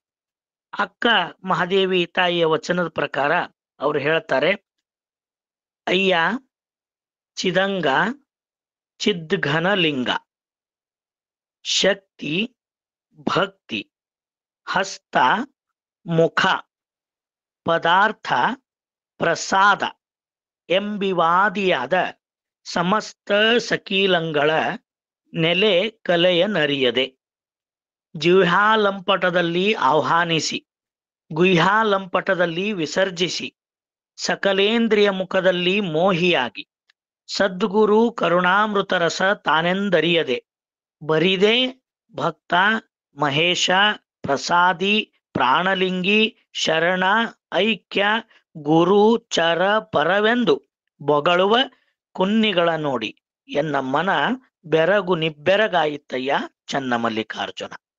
ಇಲ್ಲಿ ಅಕ್ಕ ಮಹಾದೇವಿ ತಾಯಿ ಚಿದಂಗ ಚಿದ್ಘನಲಿಂಗ ಶಕ್ತಿ ಭಕ್ತಿ ಹಸ್ತ ಮುಖ ಪದಾರ್ಥ ಪ್ರಸಾದ ಎಂಬಿವಾದಿಯಾದ ಸಮಸ್ತ ಸಕೀಲಂಗಳ ನೆಲೆ ಕಲೆಗಳನ್ನರಿತೇ ನೀನು ಶಟಸ್ಥಲ ಸಾಧನೆಯನ್ನ ಮಾಡಬಹುದು ಹೊರತು ಇವುಗಳ ಸಂಬಂಧವನ್ನ ಪರಸ್ಪರ ಅರಿಯದೆ ಲಿಂಗ ತತ್ವ ಮತ್ತು ಈ ಅಂಗಗಳ ಮಧ್ಯದಲ್ಲಿ ಸಂಬಂಧವನ್ನ ಏರ್ಪಡಿಸದೆ ಅಂಗವು ಮರವೆಯಲ್ಲೇ ಇದ್ದು ಲಿಂಗದ ಅರಿವನ್ನ ಹೊಂದದೇ ಹೋದ್ರೆ ಈ ತತ್ವ ಸಿದ್ಧಾಂತಗಳು ಬರೀ ಬಾಯಿ ಮಾತುಗಳಾಗ್ತವೆ ಹೊರತು ಅದು ವಾಗ್ಅದ್ವೈತ ಅನಿಸ್ಕೊಳ್ತದೆ ಹೊರತು ವಾಸ್ತವದ ನಿಲುವಾಗ್ಲಿಕ್ಕೆ ಸಾಧ್ಯ ಇಲ್ಲ. ಆ ಒಂದು ಸ್ಥಿತಿ ಈ ಭಕ್ತನಲ್ಲಿ ಬರ್ಲಿಕ್ಕೂ ಸಾಧ್ಯ ಇಲ್ಲ. ಅದು ಕೇವಲ ಒಂದು ಮಾತಿನ ಬ್ರಹ್ಮ ಹೊರತು ಕೃತಿಯಲ್ಲಿರ್ತಕ್ಕಂಥ ಅರಿವಿನಲ್ಲಿ ಬೆಳಗ್ತಕ್ಕಂಥ ತತ್ವದ ವಿಚಾರಗಳಾಗ್ಲಿಕ್ಕೆ ಸಾಧ್ಯ ಇಲ್ಲ ಅನ್ನೋದನ್ನ ಈ ವಚನದ ಮೂಲಕವಾಗಿ ಈ ಸಕೀಲ ಸಂಬಂಧಗಳ ಅರಿವನ್ನ ಪೂರ್ಣವಾಗಿ ಇಟ್ಟುಕೊಂಡು ಅದರ ಅನುಭವವನ್ನ ತಂದುಕೊಂಡೇ ಶಟಸ್ಥಲ ಸಿದ್ಧಾಂತವನ್ನು ಸಾಧಿಸಲಿಕ್ಕೆ ಸಾಧ್ಯ ಅನ್ನೋದನ್ನ ಸಕೀಲಗಳ ಕುರಿತಾಗಿ ಮಹಾದೇವಿ ಅಕ್ಕಗಳು ಈ ವಚನದಲ್ಲಿ ಹೇಳಿರೋದನ್ನು ಕೂಡ ನಾವಿಲ್ಲಿ ಕಾಣುತ್ತೇವೆ. ಈ ಒಂದು ಹಿನ್ನೆಲೆಯಲ್ಲಿ ಸಕೀಲಗಳನ್ನ ಮೊಟ್ಟ ಮೊದಲಿಗೆ 3 ವಿಧವಾಗಿ ಇರ್ತಕ್ಕಂಥ ಒಂದು ವಿಚಾರವನ್ನ ಮೊದಲು ಕಾಣುವಂಥದ್ದು. ಇದಕ್ಕೆ ತ್ರಿವಿಧ ಸಕೀಲಗಳು ಅಂತ ಕೂಡ ಕರೀತಾರೆ. ಹಂಗಾದ್ರೆ ಮೊದಲಿಗೆ ಇದು ತ್ರಿವಿಧ ಸಕೀಲ ಅಂತ ಯಾಕೆ ಕರೀತಾರಂದ್ರೆ, ಯಾವ ಲಿಂಗದಿಂದ ಅಂಗವಾಗಿ ಹೊರಹೊಮ್ಮಿರ್ತಕ್ಕಂಥ ಜೀವಾತ್ಮ ನಾವುಗಳೆಲ್ಲ ಧರಿಸಿರ್ತಕ್ಕಂಥ ಶರೀರದಲ್ಲಿ 3 ವಿಧದ ಅಂಗಗಳು ಅಥವಾ ಶರೀರಗಳು ಇರತಕ್ಕಂಥದ್ದು ಈಗಾಗಲೇ ನಮಗೆಲ್ಲ ತಿಳಿದಿರುವಂಥದ್ದು. ಕಣ್ಣಿಗೆ ಕಾಣತಕ್ಕಂಥದ್ದು, ಭೌತ ಪ್ರಪಂಚದಲ್ಲಿ ವ್ಯವಹರಿಸ್ತಕ್ಕಂಥದ್ದು ಸ್ಥೂಲ ಶರೀರ. ಅಂತರಂಗದಲ್ಲಿರ್ತಕ್ಕಂಥ ಅಂತಃಕರಣಗಳು, ಚಿತ್ತ, ಬುದ್ಧಿ, ಮನ, ಅಹಂಕಾರ ಇವುಗಳನ್ನ ಒಳಗೊಂಡಿರ್ತಕ್ಕಂಥದ್ದು ಸೂಕ್ಷ್ಮ ಶರೀರ. ಅದು ಒಳಗಿರೋದು. ಈ ಎರಡೂ ಶರೀರಗಳಿಗೆ ಪ್ರೇರಣೆಯನ್ನ ಒದಗಿಸ್ತಕ್ಕಂಥದ್ದು, ಮೂಲ ಕಾರಣೀಕರ್ತ ತಾನಾಗಿರ್ತಕ್ಕಂಥದ್ದು ಕಾರಣ ಶರೀರ. ಅದು ಭಾವ ಮತ್ತು ಜ್ಞಾನಗಳನ್ನ ಒಳಗೊಂಡಿರುವಂಥದ್ದು. ಸ್ಥೂಲ, ಸೂಕ್ಷ್ಮ ಮತ್ತು ಕಾರಣ ಅನ್ನುವ 3 ವಿಧದ ಅಂಗಗಳು ಇಲ್ಲಿರ್ಬೇಕಾದ್ರೆ, ಈ 3 ವಿಧದ ಅಂಗಗಳಲ್ಲಿ ಅಡಗಿರುವ 3 ವಿಧದ ಮಲತ್ರಯಗಳನ್ನ ನಿವಾರಿಸಿಕೊಳ್ಳಲು ಸುಖವಾಗಿ ದೀಕ್ಷಾ ಕಾಲದಲ್ಲಿ ಸದ್ಗುರು ಈ 3 ಅಂಗಗಳಿಗೆ 3 ವಿಧದ ಲಿಂಗ ತತ್ವಗಳನ್ನ ಸಂಬಂಧ ಮಾಡ್ತಾರೆ. ಅದು ಅಂಗಗಳಿಗೆ ಲಿಂಗ ತತ್ವಗಳು ಸಂಬಂಧ ಮಾಡತಕ್ಕಂಥ ತ್ರಿವಿಧ ಲಿಂಗ ಸಕೀಲಗಳು ಅಂತ ಕರೆಸಿಕೊಳ್ಳುತ್ತವೆ. ಹಾಗಾದ್ರೆ ಸ್ಥೂಲ ತನುವಿನಲ್ಲಿ ಇಷ್ಟಲಿಂಗ ಸಂಬಂಧ, ಸೂಕ್ಷ್ಮ ತನುವಿನಲ್ಲಿ ಪ್ರಾಣಲಿಂಗ ಸಂಬಂಧ, ಕಾರಣ ತನುವಿನಲ್ಲಿ ಭಾವಲಿಂಗ ಸಂಬಂಧ. ಸ್ಥೂಲ ತನು ಅಂದ್ರೆ ಕಣ್ಣಿಗೆ ಕಾಣುವ ವ್ಯವಹರಿಸುವ ಈ ಒಂದು ನಮ್ಮ ಶರೀರ. ಈ ಶರೀರದ ಮೇಲೆ, ಈ ಅಂಗದ ಮೇಲೆ ಇಷ್ಟಲಿಂಗವನ್ನ ಸಂಬಂಧ ಮಾಡುವಂಥದ್ದು. ತನ್ನ ಮೂಲಕವಾಗಿ ಯಾವುದೇ ರೀತಿಯಾಗಿರ್ತಕ್ಕಂಥ ದುರ್ನಡತೆಗಳಲ್ಲಿ ತನ್ನನ್ನ ತೊಡಗಿಸಿಕೊಳ್ಳದೆ ಸದಾ ಸತ್ಕ್ರಿಯಾಚರಣೆಗಳನ್ನ, ಪರೋಪಕಾರ, ದಾಸೋಹ ವೃತ್ತಿಗಳನ್ನ ಅಳವಡಿಸಿಕೊಂಡ್ರೆ ಅದು ಸ್ಥೂಲ ಶರೀರದಲ್ಲಿ ಇಷ್ಟಲಿಂಗ ಸಂಬಂಧವಾದಂಥ ರೀತಿಯದು. ಸೂಕ್ಷ್ಮ ಶರೀರವೆನಿಸಿದ ಅಂತಃಕರಣಗಳಲ್ಲಿ ಅಡಗಿರಬಹುದಾಗಿರ್ತಕ್ಕಂಥ ದುರ್ನೀತಿ, ದುರಾಚಾರ, ಅನ್ಯ ಮಾರ್ಗಗಳನ್ನೆಲ್ಲವನ್ನ ಕಳೆದುಕೊಂಡು ನಿವೃತ್ತಿ ಮಾಡಿಕೊಂಡು ಮನವನ್ನ ಊರ್ಧ್ವಮುಖಗೊಳಿಸಿಕೊಂಡು ಮನದಲ್ಲಿ ಲಿಂಗ ನೆನಹನ್ನ ಪರಿಪೂರ್ಣವಾಗಿ ಅಳವಡಿಸಿಕೊಂಡ್ರೆ ಅದು ಮನದಲ್ಲಿ ಪ್ರಾಣಲಿಂಗ ಸಂಬಂಧವಾದ ರೀತಿ. ಇನ್ನು ಭಾವದಲ್ಲಿ ಅಡಗಿರಬಹುದಾದ ಜೀವಾತ್ಮನ ಭ್ರಮೆಗಳನ್ನು ನಿವಾರಿಸಿಕೊಂಡು ಅಲ್ಲಿ ಕೇವಲ ಲಿಂಗ ನೆನಹನ್ನು ತುಂಬಿಕೊಂಡಿದ್ರೆ ಅದು ಭಾವದಲ್ಲಿ ಭಾವಲಿಂಗ ಸಂಬಂಧವಾದ ರೀತಿ. ಹೀಗೆ ಸ್ಥೂಲ, ಸೂಕ್ಷ್ಮ ಮತ್ತು ಕಾರಣವೆಂಬ 3 ತನುತ್ರಯಗಳಲ್ಲಿ ಇಷ್ಟಲಿಂಗ, ಪ್ರಾಣಲಿಂಗ, ಭಾವಲಿಂಗವೆಂಬ 3 ಲಿಂಗ ತತ್ವಗಳನ್ನ ಕ್ರಮವಾಗಿ ಸಂಬಂಧಗೊಳಿಸಿಕೊಂಡು ಸ್ಥೂಲ ತನುವನ್ನು ಇಷ್ಟಲಿಂಗ ರೂಪವಾಗಿ, ಸೂಕ್ಷ್ಮ ತನುವನ್ನು ಪ್ರಾಣಲಿಂಗ ರೂಪವಾಗಿ, ಕಾರಣತನುವನ್ನು ಭಾವಲಿಂಗ ರೂಪವಾಗಿ ಸಮರಸಗೊಳಿಸಿಕೊಂಡು ಅಂಗ ಇದ್ದದ್ದೆಲ್ಲವೂ ಲಿಂಗಮಯವಾಗಿ ಪರಿವರ್ತನೆ ಆಗುವುದು, ರೂಪುಗೊಳ್ಳತಕ್ಕಂಥದ್ದಿದೆಯಲ್ಲ, ಇದು ತ್ರಿವಿಧ ಸಕೀಲಗಳ ಒಂದು ವೈಶಿಷ್ಟ್ಯತೆ. ಇನ್ನು ಎರಡನೇದಾಗಿ ಬರ್ತಕ್ಕಂಥದ್ದು ಷಡ್ವಿಧ ಸಕೀಲಗಳು ಅಂತ ಕರೀತಾರೆ. ಷಡ್ವಿಧ ಅಂದ್ರೆ 6 ವಿಧದಲ್ಲಿ. ಒಟ್ಟಾರೆಯಾಗಿ ಮಾನವ ಶರೀರದಲ್ಲಿ ಬಾಹ್ಯದಲ್ಲಿ 5 ಇಂದ್ರಿಯಗಳು, ಆಂತರ್ಯದಲ್ಲಿ 1 ಹೃದಯ, ಇವೆಲ್ಲವುಗಳನ್ನ ಒಳಗೊಂಡು 6 ವಿಧದ ಇಂದ್ರಿಯ ಮುಖಗಳನ್ನ ನಮ್ಮ ಶರಣರು ಮತ್ತು ಚನ್ನಬಸವಣ್ಣನವರು ಕೂಡ ಕರ್ಣ ಹಸಿಗೆ ಒಳಗೆ ಗುರುತಿಸಿರೋದನ್ನ ನಾವು ಕಾಣುತ್ತೇವೆ. ಹಾಗಾದ್ರೆ ಈ ಶರೀರದಲ್ಲಿ ಅಳವಡಿಸಲ್ಪಟ್ಟಿರತಕ್ಕಂಥ 6 ವಿಧದ ಇಂದ್ರಿಯಗಳು ನಾವೆಲ್ಲ ತಿಳಿದಿರುವಂತೆ, ಮೊದಲನೇದ್ದು ನೇತ್ರ, ಶ್ರೋತ್ರ, ನಾಸಿಕ, ಜಿಹ್ವೆ, ತ್ವಕ್ಕು ಮತ್ತು ಅಂತರಂಗದಲ್ಲಿ ಹೃದಯ. ನೇತ್ರ ಅಂದ್ರೆ ಕಣ್ಣು, ಶ್ರೋತ್ರ ಅಂದ್ರೆ ಕಿವಿ, ನಾಸಿಕ ಅಂದ್ರೆ ಮೂಗು, ಜಿಹ್ವೆ ಅಂದ್ರೆ ಬಾಯಿ, ತ್ವಕ್ಕು ಅಂದ್ರೆ ಚರ್ಮ, ಅಂತರ್ಯದಲ್ಲಿರ್ತಕ್ಕಂಥ ಇನ್ನೊಂದು ಹೃದಯ ಮುಖ. ಹೀಗೆ 5 ಮತ್ತು 1 ಹೃದಯ ಸೇರಿ 6 ಇಂದ್ರಿಯಗಳು ಈ ಶರೀರದೊಳಗಡೆ ಇರುತ್ತವೆ. ಹಾಗಾದ್ರೆ ಈ 6 ಇಂದ್ರಿಯಗಳು ಏನದವಲ್ಲ, ಈ ಎಲ್ಲ ಇಂದ್ರಿಯಗಳಿಗೆ ಮೂಲ ಉಪಕರಣವಾಗಿ ವರ್ತಿಸ್ತಕ್ಕಂಥದ್ದೇ ಅಂತರಿಂದ್ರಿಯವಾಗಿರ್ತಕ್ಕಂಥ ಮನಸ್ಸು. ಹೇಗೆ ವೈರಾಗ್ಯನಿಧಿ ಅಕ್ಕ ಮಹಾದೇವಿ ತಾಯಿ ತೋರಿಸಿಕೊಟ್ಟಿರುವಂತೆ, ಲೋಕದ ಚೇಷ್ಟೆಗೆ ರವಿ ಬೀಜವಾದಂತೆ ಈ ಕರಣಗಳ ಚೇಷ್ಟೆಗೆ ಮನವೇ ಬೀಜ.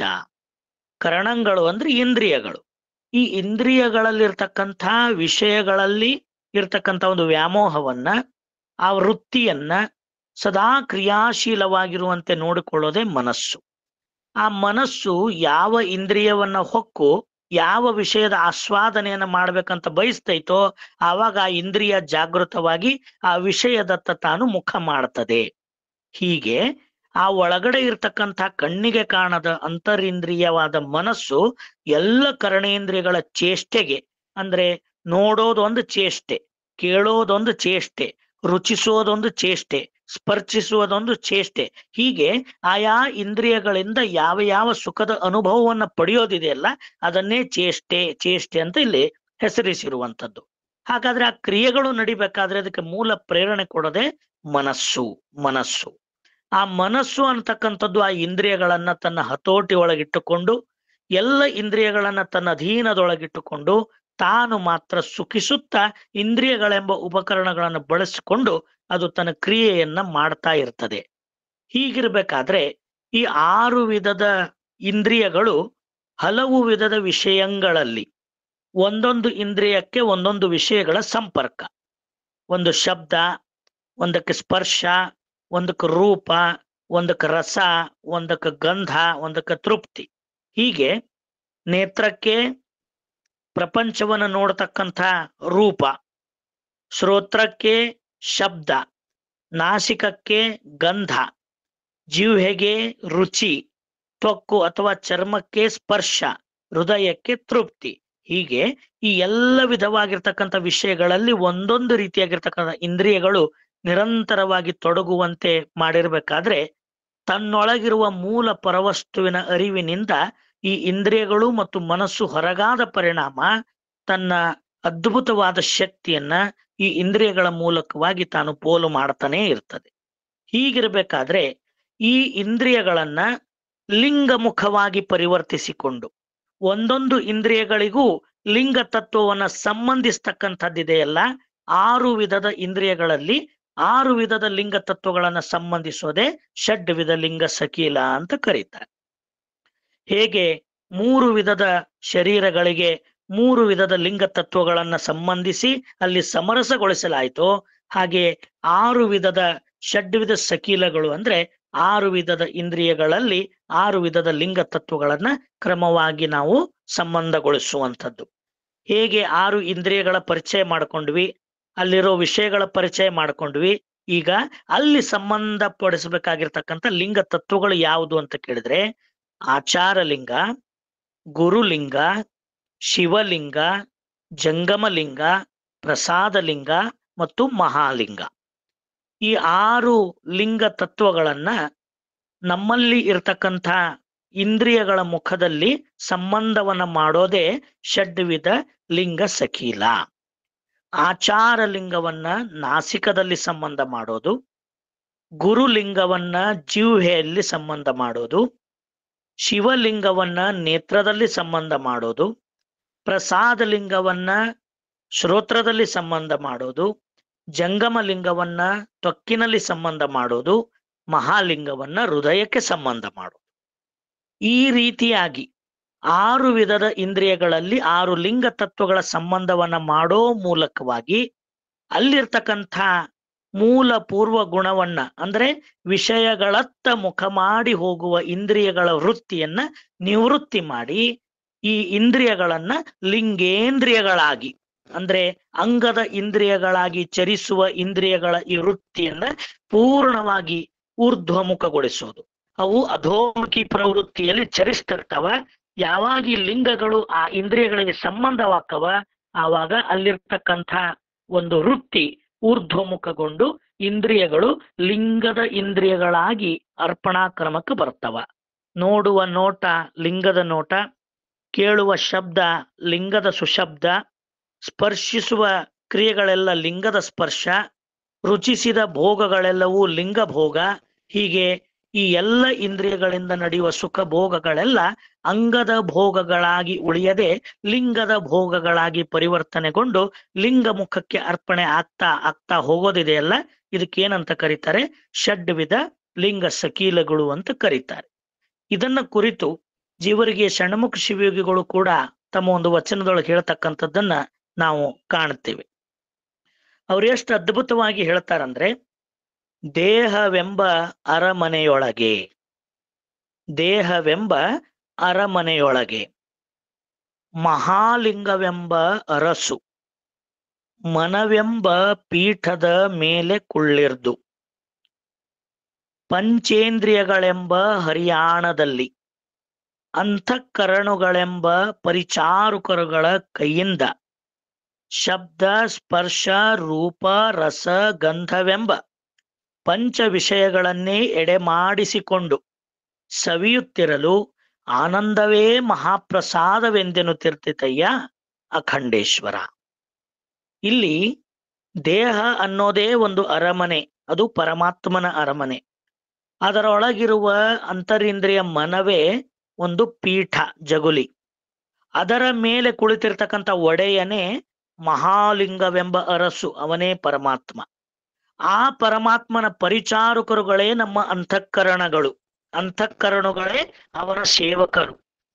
ಆ ಅಂತಃಕರಣಗಳೆಂಬ ಸೇವಕರು ಅವನಿಗೆ ಎಡೆಮಾಡುವ ಪ್ರಸಾದಗಳೇ ಪಂಚ ವಿಷಯಗಳು. ಆ ಪಂಚ ವಿಷಯಗಳನ್ನ ಎಡೆಮಾಡುವ ಪ್ರಸಾದದ ತಟ್ಟೆಗಳೇ ನಮ್ಮ ಪಂಚ ಜ್ಞಾನೇಂದ್ರಿಯಗಳು. ಹೀಗೆ ಪಂಚ ಜ್ಞಾನೇಂದ್ರಿಯ ಮುಖವಾಗಿ ಬರುವ ಪ್ರತಿಯೊಂದು ವಿಷಯಗಳನ್ನು ಕೂಡ ಅಂತಃಕರಣಗಳ ಹಸ್ತಗಳಿಂದ ಸೇವೆಯನ್ನ ಪಡೆದುಕೊಂಡು ಎಲ್ಲ ಪದಾರ್ಥ ಭಾವವನ್ನು ಕಳೆದು ಪ್ರಸಾದ ರೂಪವಾಗಿ ಅಂತರಂಗದಲ್ಲಿ ಸ್ವೀಕಾರ ಮಾಡತಕ್ಕಂಥದ್ದು ಆ ಒಂದು ಶರೀರದೊಳಗೆ ನೆಲೆಸಿರುವ ಮಹಾಲಿಂಗವೆಂಬ ಅರಸು. ಆದ ಕಾರಣ ಈ ಸಂಬಂಧವನ್ನ ಮಾಡಿದ ನಂತರ ನಮ್ಮ ಅರಿವಿಗೆ ಬರೋದೇನೆಂದ್ರೆ ಅವು ವಿಷಯ ಸುಖಗಳಲ್ಲ, ಪ್ರಸಾದ ರೂಪಗಳು. ಅವು ಪ್ರಸಾದ ರೂಪಗಳು. ಎಲ್ಲಿಯವರೆಗೆ ಅಂಗವಾಗಿ ಅಂದ್ರೆ ಮರವೆಗೆ ಒಳಗಾಗಿ ಈ ವಿಷಯಗಳೆಲ್ಲ ಸಂಚರಿಸ್ತಾ ಇರ್ತಾನೋ ಅಲ್ಲಿವರೆಗೆ ಅವು ಪದಾರ್ಥಗಳೇ, ವಿಷಯಗಳೇ. ಆ ವಿಷಯಗಳೇ ಮುಂದೆ ವಿಷವಾಗಿ ಪರಿಣಮಿಸುವಂಥದ್ದು. ಯಾವಾಗ ಈ ಅಂಗ ಲಿಂಗಕ್ಕೆ ಸಂಬಂಧಪಡಿಸಿ ಅಂದ್ರೆ ಸಕೀಲ ಸಂಬಂಧವನ್ನು ಏರ್ಪಡಿಸಿ ಅಂಗ ಲಿಂಗದೊಂದಿಗೆ ಸಂಬಂಧವಾದ ನಂತರ ಅಲ್ಲಿ ಮರವೆಗೆ ಅವಕಾಶ ಇರೋದಿಲ್ಲ. ಇರೋದು ಕೇವಲ ಪರಿಪೂರ್ಣತೆಯ ಅರಿವು. ಆ ಅರಿವಿನಿಂದೊಡಗೂಡಿ ಲಿಂಗ ಭಾವದಿಂದೊಡಗೂಡಿ ಮಾಡುವ ಎಲ್ಲ ಕ್ರಿಯೆಗಳು ಕೂಡ ಪ್ರಸಾದದ ಮತ್ತು ರೂಪವಾಗಿರುವಂಥವು. ಇಂಥ ಒಂದು ಪ್ರಸಾದವನ್ನ ಅನುಭವಿಸಬೇಕಾದ್ರೆ ಅಂಗವಾಗಿ ಉಳಿಬಾರ್ದು, ಲಿಂಗದೊಂದಿಗೆ ಸಂಬಂಧ ಆಗಲೇಬೇಕು. ಅದುವೇ ಲಿಂಗ ಸಕೀಲದ ಒಂದು ಒಳಮರ್ಮ ಆಗಿರುವಂಥದ್ದು. ಆ ಒಂದು ಹಿನ್ನೆಲೆಯಲ್ಲಿ ಷಡ್ವಿಧ ಲಿಂಗ ಸಕೀಲಗಳು ಏನು ಅಂತ ನಮಗೆಲ್ಲ ತಿಳಿದಿದೆ. ಇನ್ನು ಮುಂದೆ ಬರ್ತಕ್ಕಂಥದ್ದು ಅಷ್ಟವಿಧ ಸಕೀಲಗಳು. ಅಷ್ಟವಿಧ ಸಕೀಲಗಳು ಅಂದ್ರೆ 8 ವಿಧದಲ್ಲಿ ಅಂಗ ಮತ್ತು ಲಿಂಗಗಳನ್ನ ಪರಿಪೂರ್ಣವಾಗಿ ಪರಸ್ಪರವಾಗಿ ಸಂಬಂಧ ಮಾಡ್ತಕ್ಕಂಥವು. ಅದು ಯಾವುದು ಅಂದ್ರೆ ಈಗಾಗಲೇ ನಾವು ಮಹಾದೇವಿ ಅಕ್ಕಗಳ ವಚನವನ್ನು ನೋಡಿದ್ವಲ್ಲ, ಆ ವಚನದಲ್ಲಿ ಅಷ್ಟವಿಧ ಸಕೀಲದ ಪೂರ್ಣ ಪ್ರಮಾಣದ ಒಂದು ವಿವರಣೆ ಬಂದಿದೆ. ಅದನ್ನ ಇನ್ನಷ್ಟು ಸವಿಸ್ತಾರವಾಗಿ ಅರ್ಥ ಮಾಡಿಕೊಂಡಾಗ ಈ ಅಷ್ಟವಿಧ ಸಕೀಲ ಸಂಬಂಧ ಏನು ಅಂತ ನಮಗೆಲ್ಲ ತಿಳಿತದೆ. ಅದೇನು ಅಷ್ಟವಿಧ ಅಂದ್ರೆ ಯಾವ್ಯಾವುದು? ಇಲ್ಲಿ ಒಂದೊಂದಾಗಿ ನಾವು ನೋಡ್ತಾ ಹೋಗೋಣ.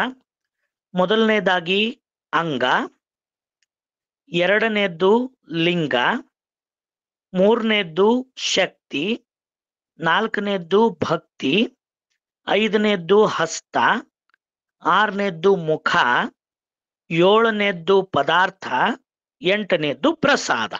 ಇವು ಅಷ್ಟವಿಧ ಲಿಂಗ ಸಕೀಲಗಳು. ಈ ಒಂದೊಂದು ತತ್ವಗಳಲ್ಲಿ ಕೂಡ ಮತ್ತೆ 6 ತೆರನಾಗಿರ್ತಕ್ಕಂಥ ತಾತ್ವಿಕ ವಿವೇಚನೆಯನ್ನ ನಾವೆಲ್ಲ ಕಾಣುತ್ತೀವಿ. ಬಹುಶಃ ಇವುಗಳನ್ನು ಹೇಳೋವಾಗ ಅಥವಾ ನೋಡೋವಾಗ ನಾವೆಲ್ಲ ಅರ್ಥ ಮಾಡ್ಕೋಬೇಕು. ಕೆಲವರು ನಮಗ್ ಅಪಹಾಸ್ಯ ಮಾಡೋದು ಮೂದಲಿಸ್ತಾರ. ನಿಮ್ಮ ವಚನ ಸಾಹಿತ್ಯದೊಳಗೆ ಏನು ತತ್ವ ಐತಿ, ಬರೀ ಸಮಾನತೆ ಹೇಳ್ಯಾರ, ಸಮಾಜ ಸುಧಾರಣೆ ಹೇಳ್ಯಾರಂತ.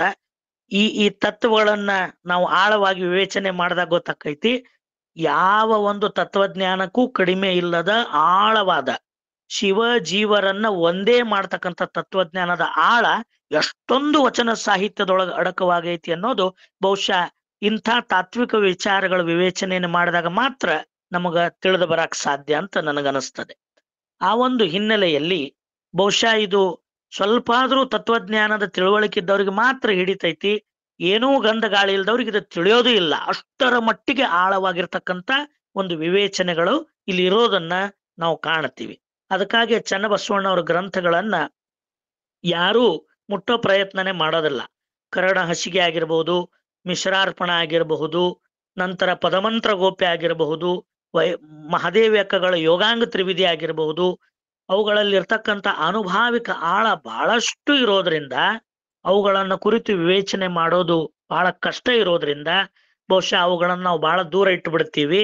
ಬರೀ ಮೇಲ್ಮೈಗೆ ಸಿಗತಕ್ಕಂಥ ವಿಚಾರಗಳನ್ನ ಇಟ್ಟುಕೊಂಡು ವಿವೇಚನೆ ಮಾಡೋ ಕಾರಣಕ್ಕ ನಮ್ಮ ಎದುರಿಗಿರೋರ್ಗೆ ಏನ್ ಅನಿಸ್ತೈತೆ ಅಂದ್ರ ಬಸವ ತತ್ವ ಅಂದ್ರೆ ಬಹುಶಃ ಸಾಮಾಜಿಕ ಸಮಾನತೆ ಮಾತ್ರ ಬೋಧಿಸಿರ್ತಕ್ಕಂಥದ್ದು ಅಂತ ತಿಳಿದಾರ.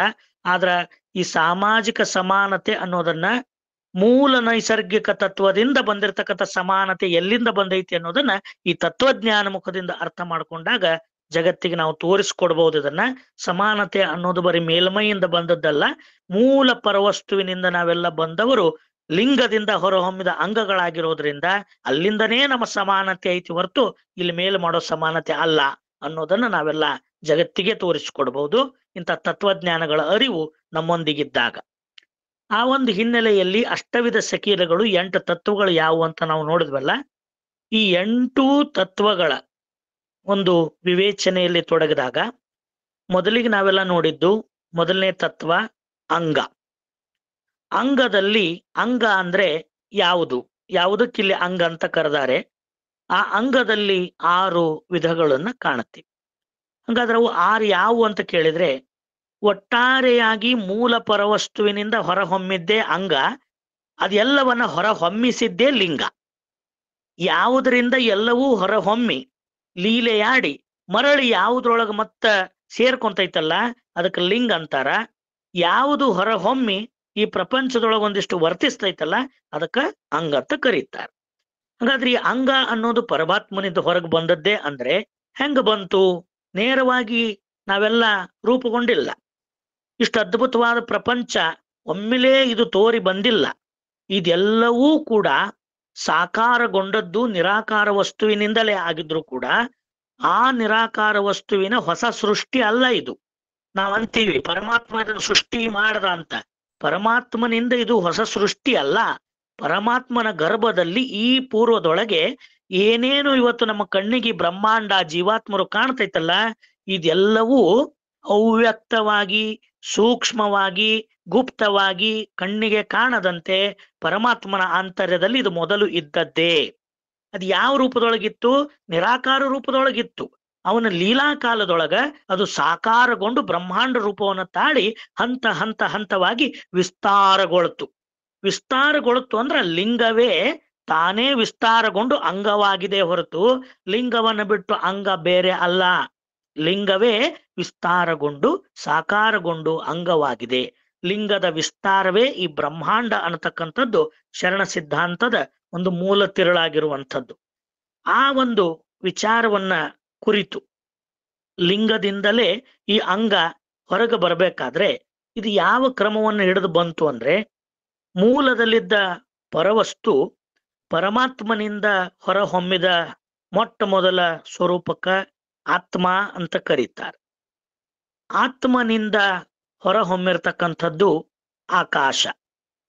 ಆಕಾಶದಿಂದ ಹೊರಹೊಮ್ಮಿರ್ತಕ್ಕಂಥದ್ದು ವಾಯು. ವಾಯುವಿನಿಂದ ಹೊರಹೊಮ್ಮಿರ್ತಕ್ಕಂಥದ್ದು ಅಗ್ನಿ. ಅಗ್ನಿಯಿಂದ ಹೊರಹೊಮ್ಮಿರ್ತಕ್ಕಂಥದ್ದು ಜಲ. ಜಲದಿಂದ ಹೊರಹೊಮ್ಮಿರ್ತಕ್ಕಂಥದ್ದು ಪೃಥ್ವಿ. ಹೀಗೆ ಆತ್ಮನಿಂದ ಪೃಥ್ವಿಯವರೆಗೆ 6 ತತ್ವಗಳೇನು ಹೊರಗೆ ಬಂದ್ವಲ್ಲ ಇವುಗಳೇ 6 ಅಂಗಗಳು. ಹಾಗಾದ್ರೆ ಅಂಗಗಳು ಯಾವುದು ಅಂದ್ರ ಪೃಥ್ವಿ, ಅಪ್ಪು, ತೇಜ, ವಾಯು, ಆಕಾಶ ಮತ್ತು ಆತ್ಮ ಅನ್ನುವ 6 ಅಂಗಗಳು.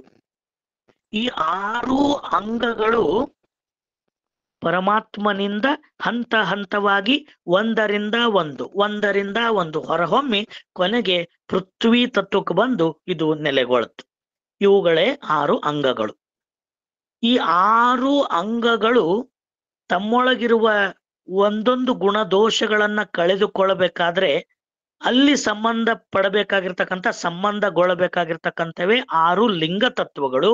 ಆ ಲಿಂಗ ತತ್ವಗಳೇ ಯಾವುದು ಅಂತ ಕೇಳಿದ್ರೆ ಮತ್ತೆ ಇದೇ ತತ್ವಗಳು ಕ್ರಮವಾಗಿ ಆಚಾರಲಿಂಗ, ಗುರುಲಿಂಗ, ಶಿವಲಿಂಗ, ಜಂಗಮಲಿಂಗ, ಪ್ರಸಾದಲಿಂಗ ಮತ್ತು ಮಹಾಲಿಂಗ. 6 ಅಂಗಗಳು, ಅವುಗಳಿಗೆ 6 ಲಿಂಗಗಳು. ಈ 6 ಅಂಗ ಮತ್ತು ಲಿಂಗಗಳ ನಂತರ ಮಹಾದೇವಿ ಅಕ್ಕಗಳು ನಿರೂಪಿಸಿರುವಂತೆ ಇರತಕ್ಕಂಥದ್ದೇ ಶಕ್ತಿ. ಶಕ್ತಿ ಅನ್ನತಕ್ಕಂಥದ್ದು ಏನು ಅಂತ ಕೇಳಿದ್ರೆ ಶಿವನ ಆಂತರ್ಯದಲ್ಲಿ ಅಡಗಿರುವ ಅನಂತವಾದ ಒಂದು ಸಾಮರ್ಥ್ಯ, ಅದುವೇ ಶಕ್ತಿ. ಲಿಂಗವಂತ ಧರ್ಮ ಸಿದ್ಧಾಂತದ ಪ್ರಕಾರ ಶಕ್ತಿ ಅನ್ನೋದು ಶಿವನಿಂದ ಭಿನ್ನವಲ್ಲ. ಶಿವ ಅಂದ್ರನೇ ಶಕ್ತಿ, ಶಕ್ತಿ ಅಂದ್ರನೇ ಶಿವ. ಅದಕ್ಕಾಗಿ ನಮ್ಮಲ್ಲಿ ಲಿಂಗವನ್ನ ಶಿವಶಕ್ತಿ ಸಂಪುಟ ಅಂತ ಕರೀತಾರೆ. ಯಾರು ಶಕ್ತಿಯನ್ನ ಭಿನ್ನವಾಗಿ ಗುರುತಿಸಿ ಆರಾಧಿಸುವ ಶಾಕ್ತದಾರ, ಶಕ್ತಿಯಿಂದಲೇ ಶಿವ ಉತ್ಪತ್ತಿಯಾದಂತ ಹೇಳುವಂತ ಶಾಕ್ತ ಸಿದ್ಧಾಂತ ಇದೆ. ಆದ್ರೆ ನಮ್ಮ ಲಿಂಗಾಯತ ಧರ್ಮತತ್ವ ಸಿದ್ಧಾಂತದ ಪ್ರಕಾರ ಶಿವ ಬೇರೆ ಅಲ್ಲ, ಶಕ್ತಿ ಬೇರೆ ಅಲ್ಲ. ಶಕ್ತಿ ಅಂದ್ರ ಶಿವ, ಶಿವ ಅಂದ್ರೆ ಶಕ್ತಿ. ಶಕ್ತಿ ಅನ್ನೋದು ಹೆಣ್ಣಲ್ಲ, ಶಿವ ಅನ್ನೋದು ಗಂಡಲ್ಲ. ಶಿವ ಮತ್ತು ಶಕ್ತಿ ಅನ್ನೋದು ಅದು ಸ್ತ್ರೀವಾಚಕವೂ ಅಲ್ಲ, ಪುರುಷ ವಾಚಕವೂ ಅಲ್ಲ. ಸ್ವಭಾವರಹಿತವಾದ ಪರವಸ್ತುವಿನ ನಾಮಧೇಯ ಅಷ್ಟೇ ಅದು. ನಾವೆಲ್ಲ ಶಕ್ತಿ ಅಂದ ತಕ್ಷಣ ಹೆಣ್ಣ ದೇವತೆಗಳನ್ನು ಮಾಡೋದು, ಶಿವ ಅಂದ ತಕ್ಷಣ ಗಂಡ ದೇವರಂತ ತಿಳ್ಕೊಳ್ಳೋದು, ಇವೆಲ್ಲ ಕಾಲ್ಪನಿಕ ಪೌರಾಣಿಕ ವಿಚಾರಗಳು. ಆದ್ರೆ ಶರಣ ತತ್ವದ ಸಿದ್ಧಾಂತದ ಒಂದು ಸೂಕ್ಷ್ಮತೆ ಒಳಗೆ ಬಂದಾಗ ಶಿವ ಮತ್ತು ಶಕ್ತಿ ಅನ್ನೋದೇನೈತಲ್ಲ, ಅನಾದಿಯಾಗಿರುವ ಅನಂತ ಪರವಸ್ತುವಿನ ನಾಮಧೇಯವೇ ಹೊರತು ಅದು ಯಾವುದೇ ವಾಚಕಗಳು ಅಲ್ಲ.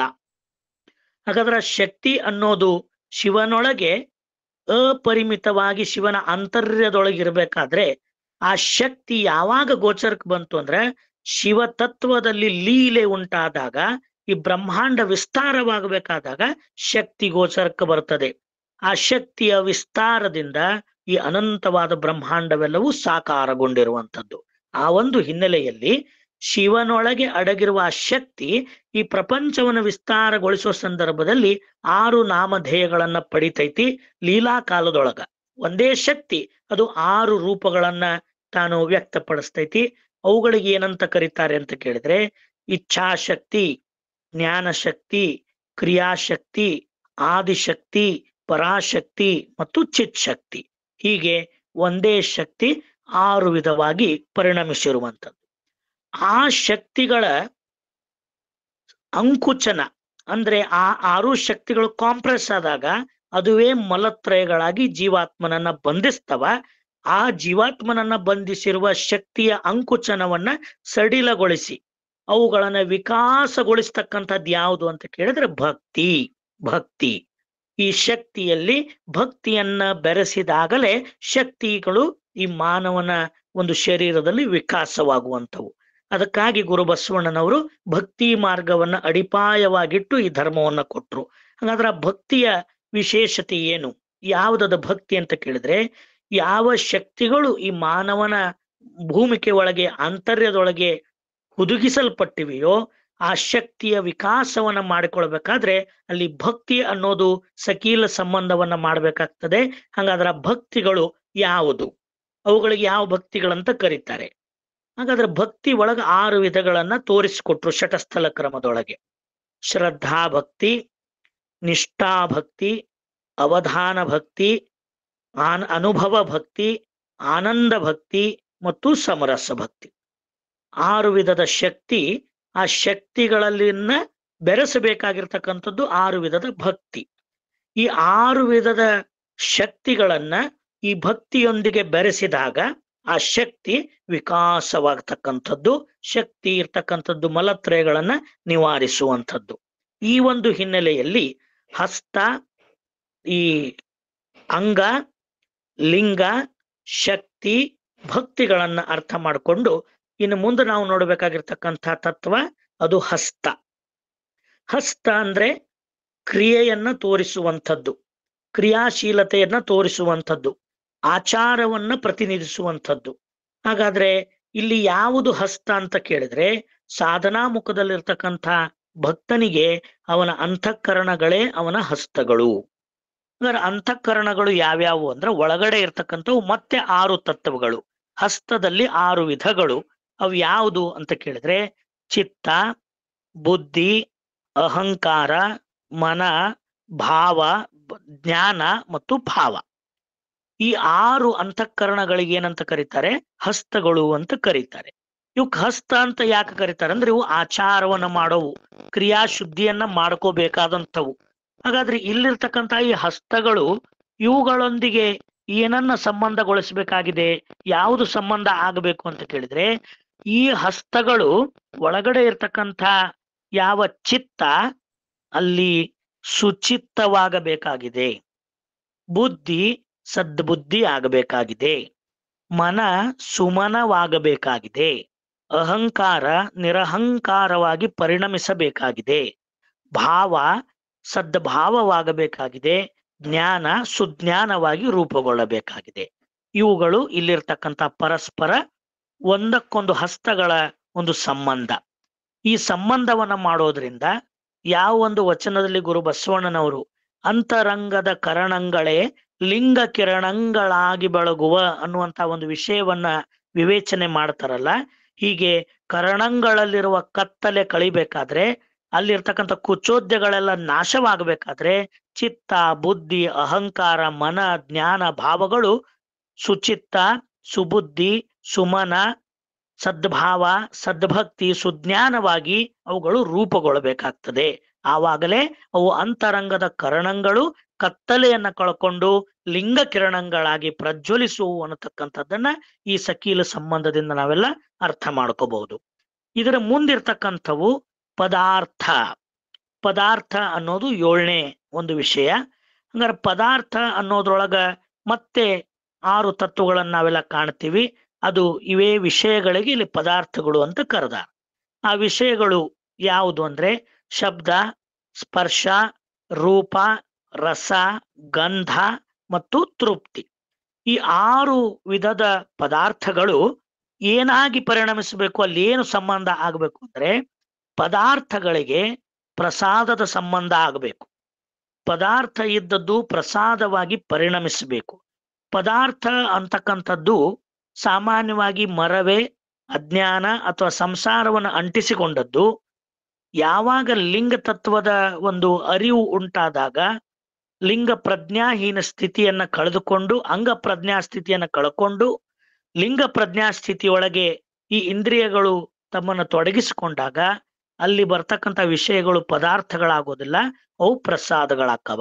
ಹಂಗಾಗಿ ಈ ಪದಾರ್ಥಗಳೇ ಮುಂದಿರ್ತಕ್ಕಂಥ 8ನೇ ತತ್ವ ಪ್ರಸಾದ. ಆ ಪ್ರಸಾದವನ್ನ ಹೇಗೆ ಪರಿಣಮಿಸೋದು ಅಂದ್ರೆ ಶಬ್ದ ಸುಶಬ್ದವಾಗಿ, ಸ್ಪರ್ಶ ಸುಸ್ಪರ್ಶನವಾಗಿ, ರೂಪ ಸುರೂಪವಾಗಿ, ನಂತರ ಬರ್ತಕ್ಕಂಥ ರಸ ಸುರಸವಾಗಿ, ಮತ್ತು ಈ ತೃಪ್ತಿ ಸಂತೃಪ್ತಿಯಾಗಿ ಈ ಇಂದ್ರಿಯಗಳ ಮೂಲಕ ನಡೀತಕ್ಕಂಥ ಎಲ್ಲ ಪದಾರ್ಥಗಳು ಪ್ರಸಾದ ರೂಪವಾಗಿ ಪರಿಣಮಿಸುವಂಥವು. ಪದಾರ್ಥ ಅಂದ್ರೆ ಪೂರ್ವಾಶ್ರಯ ಗುಣ ಉಳ್ಳದ್ದು. ಯಾವಾಗ ಅದು ಅರ್ಪಣೆಗೆ ಸಿದ್ಧ ಆಗ್ತದೆ ಆವಾಗ ನೈವೇದ್ಯ ಅಂತ ಕರೆಸಿಕೊಳ್ತದೆ. ನಮ್ಮನಿ ಸಕ್ರಿ ಡಬ್ಬ್ಯಾಗಿದ್ದಾಗ ಅದು ಸಕ್ರಿ ಅಂತ ಕರೆಸಿಕೊಂತೈತಿ, ಅದು ಪದಾರ್ಥ. ಲಿಂಗಯ್ಯನಿಗೆ ಎಡೆ ಮಾಡಾಕ ತಂದಾಗ, ಅದು ಎಡೆ ಮಾಡಾಕಂತ ತಯಾರಾದಾಗ ಆವಾಗ ಅದು ನೈವೇದ್ಯ. ಎಡೆ ಮಾಡಿದ ನಂತರ ಅದು ಪ್ರಸಾದ. ಪದಾರ್ಥ ನೈವೇದ್ಯ, ಕೊನೆಗೆ ಅದೇ ಪ್ರಸಾದ. ಯಾವ ಪದಾರ್ಥ ಇದ್ದದ್ದು ನೈವೇದ್ಯವಾಗಿ ಪರಿಣಮಿಸಿ ನೈವೇದ್ಯ ಇದ್ದದ್ದು ಪ್ರಸಾದವಾಗಿ ಪರಿಣಮಿಸುವ ರೀತಿಯಲ್ಲಿ ಈ ಎಲ್ಲ 6 ವಿಷಯಗಳು ಕೂಡ ವಿಷಯಗಳು ಅಂತ ಕರೆಸಿಕೊಂತವ. ಯಾವಾಗ ಅರಿವು ಉಂಟಾಗಿ ಆ ಅರಿವಿನಿಂದ ನಾವು ಅವುಗಳನ್ನ ನಮ್ಮೊಳಗಿರುವ ಲಿಂಗ ತತ್ವಕ್ಕೆ ಅರ್ಪಣೆ ಮಾಡಕ್ ಸಿದ್ಧಗೊಳಿಸಿದಾಗ ನೈವೇದ್ಯ ಅಕ್ಕವ. ಕೊನೆಗೆ ಅರ್ಪಿಸಿದ ನಂತರ ಅದನ್ನೇ ನಾವು ಪಡಿತೀವಲ್ಲ, ಅದು ಪ್ರಸಾದವಾಗಿ ಪರಮ ಪ್ರಸನ್ನತೆಯನ್ನ ಉಂಟು ಮಾಡುವಂಥದ್ದು. ಹೀಗೆ ಅಷ್ಟವಿಧ ಸಕೀಲದ ಮೂಲಕವಾಗಿ ನಮ್ಮಲ್ಲಿರ್ತಕ್ಕಂಥ ದೇಹದ ಅಂತಃಕರಣಗಳು ಬಾಹ್ಯಕರಣಗಳು ಪದಾರ್ಥಗಳು ಪ್ರಸಾದಗಳು ಶಕ್ತಿ ಭಕ್ತಿ ಹಸ್ತ ಮುಖಗಳು ಎಲ್ಲವನ್ನು ಕೂಡ ನಾವು ನೋಡುತ್ತೀವಿ. ಇದ್ರೊಳಗೆ ಇನ್ನೊಂದು ಉಳಿದದ್ದಂದ್ರೆ ಮುಖ ಅನ್ನೋದೊಂದು ತತ್ವ. ಮುಖ ಅಂದ್ರೆ ಒಂದೊಂದು ಇಂದ್ರಿಯಗಳೇ ಒಂದೊಂದು ಮುಖಗಳು. ನೇತ್ರ ಒಂದು ಮುಖ, ಶ್ರೋತ್ರ ಒಂದು ಮುಖ, ನಾಸಿಕ ಒಂದು ಮುಖ, ಜಿಹ್ವೆ ಒಂದು ಮುಖ, ನಮ್ಮ ತ್ವಕ್ಕು ಒಂದು ಮುಖ, ಹೃದಯ ಒಂದು ಮುಖ. ಈ ಒಂದೊಂದು ಮುಖಗಳು ಕೇವಲ ಇಂದ್ರಿಯಗಳಾಗಿದವ. ಈ ಇಂದ್ರಿಯಗಳಲ್ಲಿ ಲಿಂಗಗಳ ಸಂಬಂಧ ಮಾಡ್ಕೊಳ್ಳೋದು, ಆ ಷಡ್ವಿಧ ಲಿಂಗ ಸಂಬಂಧವನ್ನು ನೋಡಿದ್ವಲ್ಲ, ಅದೇ ಆ ಒಂದೊಂದು ಇಂದ್ರಿಯಗಳಲ್ಲಿ ಲಿಂಗ ಸಂಬಂಧವನ್ನು ಮಾಡಿಕೊಂಡಾಗ ಅದು ನೇತ್ರವಾಗಿ ಉಳಿಯೋದಿಲ್ಲ. ನೇತ್ರದಲ್ಲಿ ಶಿವಲಿಂಗ ಸಂಬಂಧವಾಗಿ ಅದು ಶಿವಲಿಂಗ ಅಂತಾನೆ ಕರೆಸಿಕೊಳ್ಳೋದು, ಅದು ಲಿಂಗೇಂದ್ರಿಯ. ಶ್ರೋತ್ರ ಅಂದ್ರೆ ಕಿವಿಯಾಗಿ ಉಳಿಯೋದಿಲ್ಲ, ಅಲ್ಲಿ ಪ್ರಸಾದ ಲಿಂಗ ಸಂಬಂಧವಾಗಿ ಅದು ಪ್ರಸಾದ ಲಿಂಗ ಅಂತಾನೆ ಕರೆಸಿಕೊಳ್ಳೋದು. ನಾಲಿಗೆ ಗುರುಲಿಂಗ ಅಂತ ಕರೆಸಿಕೊಳ್ಳೋದು. ಚರ್ಮ ಜಂಗಮ ಲಿಂಗವೆಂದೇ ಕರೆಸಿಕೊಳ್ಳೋದು, ಹೃದಯ ಮಹಾಲಿಂಗವೆಂದೇ ಕರೆಸಿಕೊಳ್ಳೋದು. ಯಾವಾಗ ಈ ಅಂಗಗಳಲ್ಲಿ ಲಿಂಗಗಳು ಪರಿಪೂರ್ಣ ಸಂಬಂಧಗೊಂಡು ಸಮರಸಗೊಂಡ ನಂತರ. ಹೀಗೆ 8 ತತ್ವಗಳು, ಆ 8 ತತ್ವಗಳಿಗೆ ಲಿಂಗ ತತ್ವಗಳ ಸಂಬಂಧವನ್ನ ಮಾಡ್ತಕ್ಕಂಥದ್ದು ಅಷ್ಟವಿಧ ಸಕೀಲ. ಇನ್ನು 36 ಸಕೀಲಗಳಂತ ಹೇಳ್ತಾರಲ್ಲ, ಇದೇನು ಅಂತ ಕೇಳಿದ್ರೆ 6 ಶಟಸ್ಥಲದ 6 ತತ್ವಗಳದವಲ್ಲ, ಆ 6 ತತ್ವಗಳಲ್ಲಿ ಒಂದೊಂದು ತತ್ವಗಳಲ್ಲಿ ಈ 6 ತತ್ವಗಳನ್ನು ನಾವು ಕಾಣ್ತೀವಿ. ಯಾವ ಒಂದು ಭಕ್ತನಿಗೆ ಅಂಗ, ಯಾವುದು ಲಿಂಗ, ಯಾವುದು ಶಕ್ತಿ, ಯಾವುದು ಭಕ್ತಿ, ಯಾವುದು ಹಸ್ತ, ಮುಖ, ಹೀಗೆ ಒಂದೊಂದು ಸ್ಥಳಗಳಲ್ಲಿ ಸ್ಥಳಗಳಾಗಿ ಭಕ್ತನೇ ಭಕ್ತನಾಗಿ, ಭಕ್ತನೇ ಮಹೇಶ, ಭಕ್ತನೇ ಪ್ರಸಾದಿಯಾಗಿ, ಭಕ್ತನೇ ಪ್ರಾಣಲಿಂಗಿಯಾಗಿ, ಭಕ್ತನೇ ಶರಣನಾಗಿ, ಭಕ್ತನೇ ಐಕ್ಯನಾಗುವ ಸಮುಚ್ಚಯದ ಮಹಾಮಾರ್ಗವನ್ನೇನು ತೋರಿಸ್ತಾರಲ್ಲ, ಹೀಗೆ ಒಂದೊಂದು ಸ್ಥಳದಲ್ಲಿ 6 ಸ್ಥಳದ ಅನುಭವವನ್ನು ಒಳಗೊಂಡು 6ರಿಂದ 6 ಸ್ಥಳಗಳು 36 ಸಕೀಲ ಸಂಬಂಧವನ್ನ ಅವು ಒಳಗೊಂಡಿರ್ತಾವ. ಹಾಗಾಗಿ 6 ಸ್ಥಳಗಳು 6 ಬೇರೆ ಬೇರೆಯಾಗಿ ತೋರಿದ್ರು ಕೂಡ ಪ್ರತಿಯೊಂದು ಸ್ಥಳದಲ್ಲೂ ಷಡುಸ್ಥಳದ ಅನುಭವ ಪರಿಪೂರ್ಣವಾಗಿರ್ತಕ್ಕಂಥದ್ದನ್ನ ನಮ್ಮ ಶರಣರು ಸಾಧಿಸಿ ತೋರಿಸಿರುವಂತವ್ರು.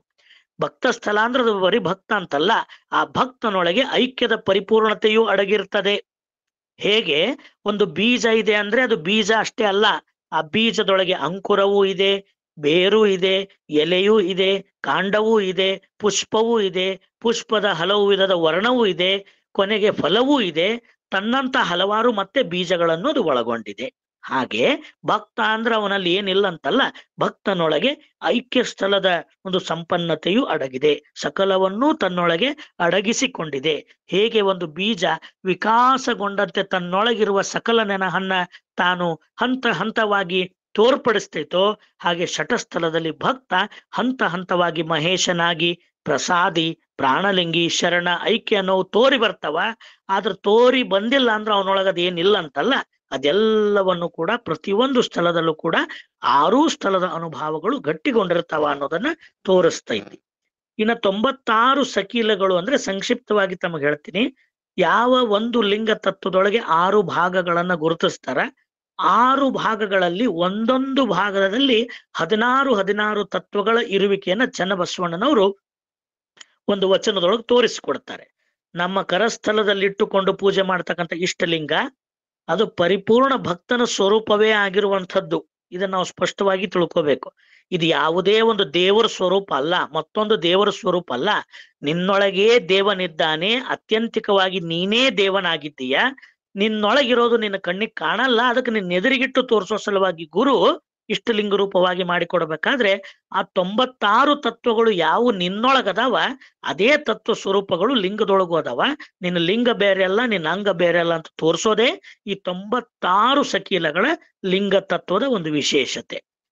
ಇನ್ನ ಮುಂದೆ ಬರ್ತಕ್ಕಂಥವು 108 ಸಕೀಲಗಳು ಅಂದ್ರೆ 108 ಸ್ಥಳಗಳು. ಅದೇ ಮುಂದೆ 36 ಸಕೀಲಗಳೇ ಮತ್ತೆ ಒಂದೊಂದರೊಳಗೆ ಆರಾರಾಗಿ ತೋರಿ ಬರುವಂತವು 216 ಸಕೀಲಗಳು. ಅವುಗಳು ಬಹುಶಃ ಯಾವ ಮಿಶ್ರಾರ್ಪಣದ ಭಾವಾರ್ಪಣ ಅನ್ನೋ ಕ್ರಿಯೆಯಲ್ಲಿ ಕಂಡು ಬರ್ತಕ್ಕಂಥವು.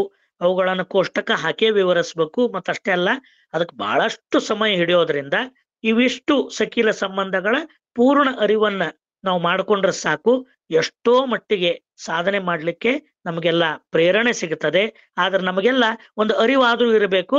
ಮುಂದೆ ಮತ್ತೆ 216 ಸ್ಥಳಗಳಾಗಿ ಇದು ವಿವೇಚನೆ ಹೊಂದುವ, ವಿಕಾಸ ಹೊಂದುವ ಒಂದು ವಿಚಾರ ಈ ಒಂದು ಸಕೀಲ ಸಂಬಂಧಗಳಲ್ಲಿ ಇದೆ.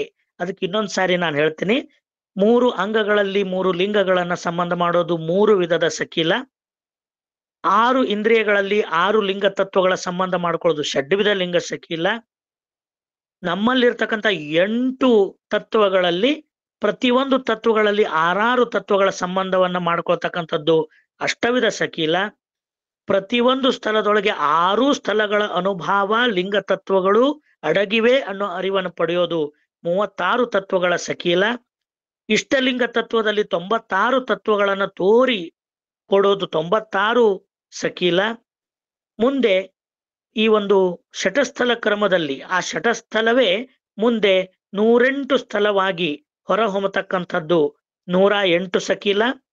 ಕೊನೆಗೆ 36 ತತ್ವಗಳೇ ಮತ್ತೆ ಒಂದರಲ್ಲಿ ಆರಾರಾಗಿ ತೋರ್ತಕ್ಕಂಥದ್ದು 216 ಸಕೀಲ ಸಂಬಂಧಗಳು. ಇವಿಷ್ಟೆಲ್ಲ ಯಾಕೆ ಬೇಕು ಅಂತ ಕೇಳಿದ್ರೆ, ಸಾಧನೆ ಆಗಬೇಕಾದ್ರೆ ಎಲ್ಲ ತತ್ವಗಳ ಅರಿವು ಒಬ್ಬ ಸಾಧಕನಿಗಿರಬೇಕು. ತನ್ನನ್ನೇ ತಾನು ವಿಭಾಗಿಸಿ ನೋಡಿಕೊಂಡಾಗ ತನ್ನೊಳಗೆ ತೋರಿ ಬರುವ ತತ್ವಗಳ ಹೊಳಹು ಅವನ ಅರಿವಿಗಿರಬೇಕು ಅನ್ನತಕ್ಕಂಥ ಹಿನ್ನೆಲೆಯಲ್ಲಿ ಅವಿರಳ ಜ್ಞಾನಿ ಚನ್ನಬಸವಣ್ಣನವರು ಇಂಥ ಅದ್ಭುತವಾದ ಸಕೀಲ ಸಂಬಂಧಗಳನ್ನ, ಲಿಂಗ ಸಕೀಲ ತತ್ವಗಳನ್ನ ನಮಗೆಲ್ಲ ದಯಪಾಲಿಸಿ ಕೊಟ್ಟಿದ್ದಾರೆ. ಬಹುಶಃ ಅರ್ಥ ಮಾಡ್ಕೊಳಕ್ ಸ್ವಲ್ಪ ಇವತ್ತಿನ ವಿಷಯ ಕಷ್ಟ ಆಗಿರಬಹುದು. ಆದ್ರೂ ಕೂಡ ಇದನ್ನ ರೆಕಾರ್ಡ್ ಮಾಡಿ ಹಾಕೋದ್ರಿಂದ ಮತ್ತೆ ಮತ್ತೆ ಪುನರಾವರ್ತನೆ ಮಾಡಿ ಕೇಳಿದಾಗ ಇದು ಖಂಡಿತ ಅರ್ಥ ಆಗೇ ಆಗ್ತದೆ. ಇದಕ್ಕೆ ಆಕರವಾಗಿ ತಾವು ಚನ್ನಬಸವಣ್ಣವರ ಕರ್ಣ ಹಸಿಗೆನೂ ರೆಫರ್ ಮಾಡ್ಕೋಬಹುದು, ಮತ್ತೆ ಮಿಶ್ರಾರ್ಪಣವನ್ನು ರೆಫರ್ ಮಾಡ್ಕೋಬಹುದು. ಅದರ ಮೂಲಕವಾಗಿ ಇದು ಬರೀ ಓದಿ ನೆನಪಿನೊಳಗೆ ಇಟ್ಟುಕೊಳ್ಳಬೇಕಾದ ವಿಷಯ ಅಲ್ಲ, ಸಾಧನೆಗೆ ಪ್ರೇರಣೆಯನ್ನ ಪಡ್ಕೊಂಡು ಶಿವಯೋಗ ಸಾಧನೆಯನ್ನ ಮಾಡ್ಬೇಕಾಗಿರ್ತಕ್ಕಂಥ ಹಿನ್ನೆಲೆಯಲ್ಲಿ ನಾವೆಲ್ಲ ಆ ಒಂದು ಬೆಳಕನ್ನ ಪಡೆಯುವತ್ತ ಕಾರ್ಯ ಪ್ರವೃತ್ತರಾಗೋಣ ಅಂತ ಸದ್ಬುದ್ಧಿ ಸಶಕ್ತತೆಯನ್ನ ದಯಾಗನರಾದ ಬಸವಾದಿ ಪ್ರಮತರು ನಮಗೆಲ್ಲ ಕರುಣಿಸಲಿ ಅಂತ ಅವರಲ್ಲಿ ಪ್ರಾರ್ಥಿಸಿಕೊಂಡು, ಇದುವರೆಗೆ ಈ ಒಂದು ಲಿಂಗ ಸಕೀಲಗಳ ಅನುಭವದಲ್ಲಿ ಭಾಗವಹಿಸಿ ಬಹಳ ತನ್ಮಯತೆಯಿಂದ ಶ್ರದ್ಧೆಯಿಂದ ಆಲಿಸಿದ ತಮ್ಮೆಲ್ಲರಿಗೆ ಭಕ್ತಿಯ ಶರಣು ಶರಣಾರ್ಥಿಗಳು. ಈ ಕಾರ್ಯಕ್ರಮದಲ್ಲಿ ಈ ವಿಚಾರವನ್ನ ತಮ್ಮೆಲ್ಲರೊಂದಿಗೆ ಹಂಚಿಕೊಳ್ಳಲಿಕ್ಕೆ ಒಂದು ಆನಂದದ ಸಂದರ್ಭವನ್ನ ಒದಗಿಸಿಕೊಟ್ಟಂತ ನಮ್ಮ ಶರಣ ಡಾಕ್ಟರ್ ಶಶಿಕಾಂತ್ ಪಟ್ಟಣಪ್ಪ ಅವರಿಗೂ ಮತ್ತು ನಮ್ಮ ಡಾಕ್ಟರ್ ದಾನಮ್ಮ ಜಳಕಿ ಅವರಿಗೂ ಮತ್ತು ಆ ತಂಡದ ಎಲ್ಲಾ ಶರಣರಿಗೂ ಭಕ್ತಿಯ ಶರಣಾರ್ಥಿಗಳು. ಮತ್ತೊಮ್ಮೆ ಸರ್ವರಿಗೂ ಭಕ್ತಿಯ ಶರಣು ಶರಣಾರ್ಥಿಗಳು. ಅತ್ಯಂತ ಆಳವಾದ ಅಧ್ಯಯನ, ವಚನೇತರ ಸಾಹಿತ್ಯವಾದಂತ ಸಕೀಲಗಳು, ಆಮೇಲೆ ಮಿಶ್ರಾರ್ಪಣ, ಕರ್ಣಹಸಿಗೆ ಒಂದಕ್ಕೊಂದು ಬೆಸೆಯತಕ್ಕಂಥದ್ದು. ಒಂದೇ ಮಾತಿನೊಳಗೆ ಅವ್ರು ಹೇಳಿದ ತಕ್ಷಣ ಅಂತಂದ್ರ ಅಂಗ ಅರಿವಿನ ಕೊರತೆ, ಲಿಂಗ ಜ್ಞಾನದ ದೊರೆತ ಅಂತಕ್ಕಂಥದ್ದು. ಯಾವಾಗ ಈ ಅಂಗದೊಳಗ ಇರ್ತಕ್ಕಂಥ ನಾವು ಭವಿ ತನ್ನ ವಿಷಯಾದಿಗಳಿಗೆ ಸೀಮಿತ ಮಾಡಿಕೊಂಡು ಅಲ್ಲೇ ಒದ್ದಾಡ್ತಿರ್ತಾನಲ್ಲ, ಅದು ಅಂಗಕ್ಕೆ ಸೀಮಿತ ಆಗತ್ತ. ಅದನ್ನ ದಾಟಿ ಅದನ್ನ ಎಲ್ಲ ಅಂಗ ಗುಣಗಳನ್ನ ಅಥವಾ ವಿಷಯಾದಿಗಳನ್ನ ಕಳೆದುಕೊಂಡು ಜ್ಞಾನಕ್ಕೆ ಪರಿವರ್ತನೆ ಆಗ್ತಾನ. ಆಗ ಅದುವೇ ಲಿಂಗ ಅಂತಕ್ಕಂಥದ್ದು ಬಹಳ ಸ್ಪಷ್ಟವಾಗಿ ಹೇಳಿದ್ರು. ಅದರ ನನ್ನ ಒಂದು ಪ್ರಶ್ನೆ ಅವ್ರಿಗಂತರ ಪ್ರಶ್ನೆ ಅಂತಕ್ಕಂಥ ಸಂವಾದಕ್ಕೆ ನಾನು ಅವ್ರನ್ನ ಕರಿತೀನಿ. ಬಹುಶಃ ಇವು ಸಕೀಲಗಳು, ಕರ್ಣ ಹಸಿಗೆ, ಮಿಶ್ರಾರ್ಪಣ, ಮಂತ್ರಗೋಪಿಗಳೆಲ್ಲವೂ ಕೂಡ ಅಲ್ಲಮ್ಮ ಚನ್ನಬಸವಣ್ಣನವರ ಬಚ್ಚನದೊಳಗ, ಅಕ್ಕಮಾದಿ ವಚನದೊಳಗ ಕಂಡ್ರು ಕೂಡ ಬಹುಶಃ ಇವು 101 ಸ್ಥಳಗಳು, ಪ್ರೌಢದಿವರಾಯಣ ಕಾಲ ನಂತರ ಜಕ್ಕಣ್ಣಾರ್ಯರು ಇವುಗಳಿಗೆ ಮತ್ತೆ ಮತ್ತೆ ಶೈವ ಒಂದು ಸಂಪ್ರದಾಯಗಳನ್ನ ಹಾಕಿದ್ರು ಹೆಂಗ ಅಂತಕ್ಕಂಥದ್ದನ್ನ ನಾನು, ಯಾಕಂದ್ರೆ ಇದನ್ನ ಒಂದು ಕಬ್ಬಣದ ಕಡಲೆಯನ್ನಾಗಿ ಮಾಡಿಟ್ರು. ಅವರು ಹೇಳಿದ್ರು, ಈಗ ಆರಂಭ ಬಹಳ ಒಂದು ಸೂಕ್ಷ್ಮವಾಗಿ ಹೇಳಿದ್ರು. ವಚನ ಸಾಹಿತ್ಯ ಅಂದ್ರೆ ಶ್ರೀ ಸಮಾನತೆ, ಹೋರಾಟ, ಬಂಡಾಯ, ಕ್ರಾಂತಿ ಅಂತಕ್ಕಂಥದ್ದು ತೆಗೆದುಕೊಂಡು ಹೋಗಿ ಇವತ್ತು ಪಾಶ್ಚಿಮಾತ್ಯರಿಗೆ ಒಂದು ಪ್ರಭುತ್ವದ ಪಿತಾಮಹ ಬಸವಣ್ಣ, ಪಾರ್ಲಿಮೆಂಟ್ ಪಿತಾಮಹ ಬಸವಣ್ಣ ಅಂತ ತಗೊಂಡು ಸಾಕಷ್ಟು ಉಪಮೆಗಳ ಮೂಲಕ ಬಸವಣ್ಣನ ವಚನ ಚಳವಳಿಯನ್ನ ಮಾಡ್ತೀವಿ. ಅದ್ರ ಸಾಧಕನಿಗೆ, ಯಾಕೆ ನಮ್ಮ ವೇದಿಕೆಯೊಳಗ ನಾವು ಬೇಲಿ ಮಠ ಶ್ರೀಗಳಿಗಾಗ್ಲಿ ಮತ್ತ ಶಶಿಧರ್ ಕರ್ವೀರ್ ಶೆಟ್ಟರಿಗೆ ಯಾಕೆ ಕರಿತೀವಿ ಅಂತಂದ್ರ ಅರಿವೇ ಗುರು ಆಚಾರ್ಯವೇ ಲಿಂಗ ಅನುಭವವೇ ಸಂಗಮ ಅಂತಕ್ಕಂಥದ್ದು. ಇವತ್ತು ಕಾವಿಗಳು, ಮಠಗಳು ಈ ವಚನೇತರ ಸಾಹಿತ್ಯವನ್ನ ಮತ್ತು ವಚನ ಸಾಹಿತ್ಯವನ್ನ ಜಾಗತಿಕ ಮಟ್ಟದಲ್ಲಿ ರ್ಯಾಷನಲೈಸ್, ಒಂದು ವೈಚಾರಿಕ ನೆಲೆಗಟ್ಟಿನೊಳಗೆ ಒಯ್ಲಾರದಂತ ಕಾರಣಕ್ಕಾಗಿ ಬಹುಶಃ ಅದು ರೀಚ್ ಆಗ್ಲಿಲ್ಲ ಎಲ್ಲರಿಗೂ ಅಂತಕ್ಕಂಥದ್ದು. ಅದನ್ನ ಇಟ್ಟುಬಿಟ್ರು. ಅಷ್ಟೇ ಅಲ್ಲ, ಈ ಜಕ್ಕಣ್ಣಾರ್ಯರಂತವ್ರು, ಆಮೇಲೆ ಮಗ್ಗಿಮಾಯಿದೇವ ಮುಂತಾದ 15-16ನೇ ಶತಮಾನದೊಳಗೆ ಬಂದಂತ ಕವಿಗಳು, ಅನುಭವಿಗಳು ಬಹುಶಃ ಇದನ್ನ ಇನ್ನೂ ಹೆಚ್ಚು ಶೈವೀಕರಣಗೊಳಿಸಿದ್ರು ಹೆಂಗ ಅಂತಕ್ಕಂಥದ್ದು ನನ್ನ ಒಂದು ಸಂಶಯ. ಅದಕ್ಕೆ ಕರ್ವೀರ್ ಶೆಟ್ಟರು ತಮ್ಮ ಅಭಿಪ್ರಾಯ ಹೇಳ್ರಿ. ಯಾಕಂದ್ರೆ ಅತ್ಯಂತ ಸರಳವಾದಂತ ಸಕೀಲಗಳನ್ನ ಅವರು ವಚನದೊಳಗೆ ನೋಡಿದ್ರೆ ಎಷ್ಟು ಸರಳದವಪ್ಪ ಅಂತ, ಅದ್ರ ಆಚರಣೆಗೊಳಗೆ ತಂದಾಗ ಈ 218, 216 ಇವೆಲ್ಲ ಸ್ಥಳಗಳನ್ನ ಸಕೀಲಗಳನ್ನ ನೋಡಿದಾಗ ಇಷ್ಟೊಂದು ಯಾಕೆ ಜಗ್ಗೆ ಹಿಡಿದ್ರು ಅಂದಾಗ ಬಹುಶಃ ನನಗೆ ಜಕ್ಕಣ್ಣರಾಗ್ಲಿ, ಮಗ್ಗಿಮಾಯಿದೇವ ಆಗ್ಲಿ, ಷಡಕ್ಷರಿ ಆಗ್ಲಿ ಇವರೆಲ್ಲ ಏನು ಸಾಹಿತಿಗಳು, ಕವಿಗಳು ಬಂದ್ರಲ್ಲ, ಬಹುಶಃ ಇದನ್ನ ಹೆಚ್ಚು ಶೈವೀಕರಣಗೊಳಿಸಿರ್ಬೋದು ಅಂತಕ್ಕಂಥದ್ದು ನನ್ನ ಒಂದು ಅನುಭವ. ನಾವು ದಯವಿಟ್ಟು ಇದಕ್ಕೆ ಉತ್ತರ ಕೊಡಿ.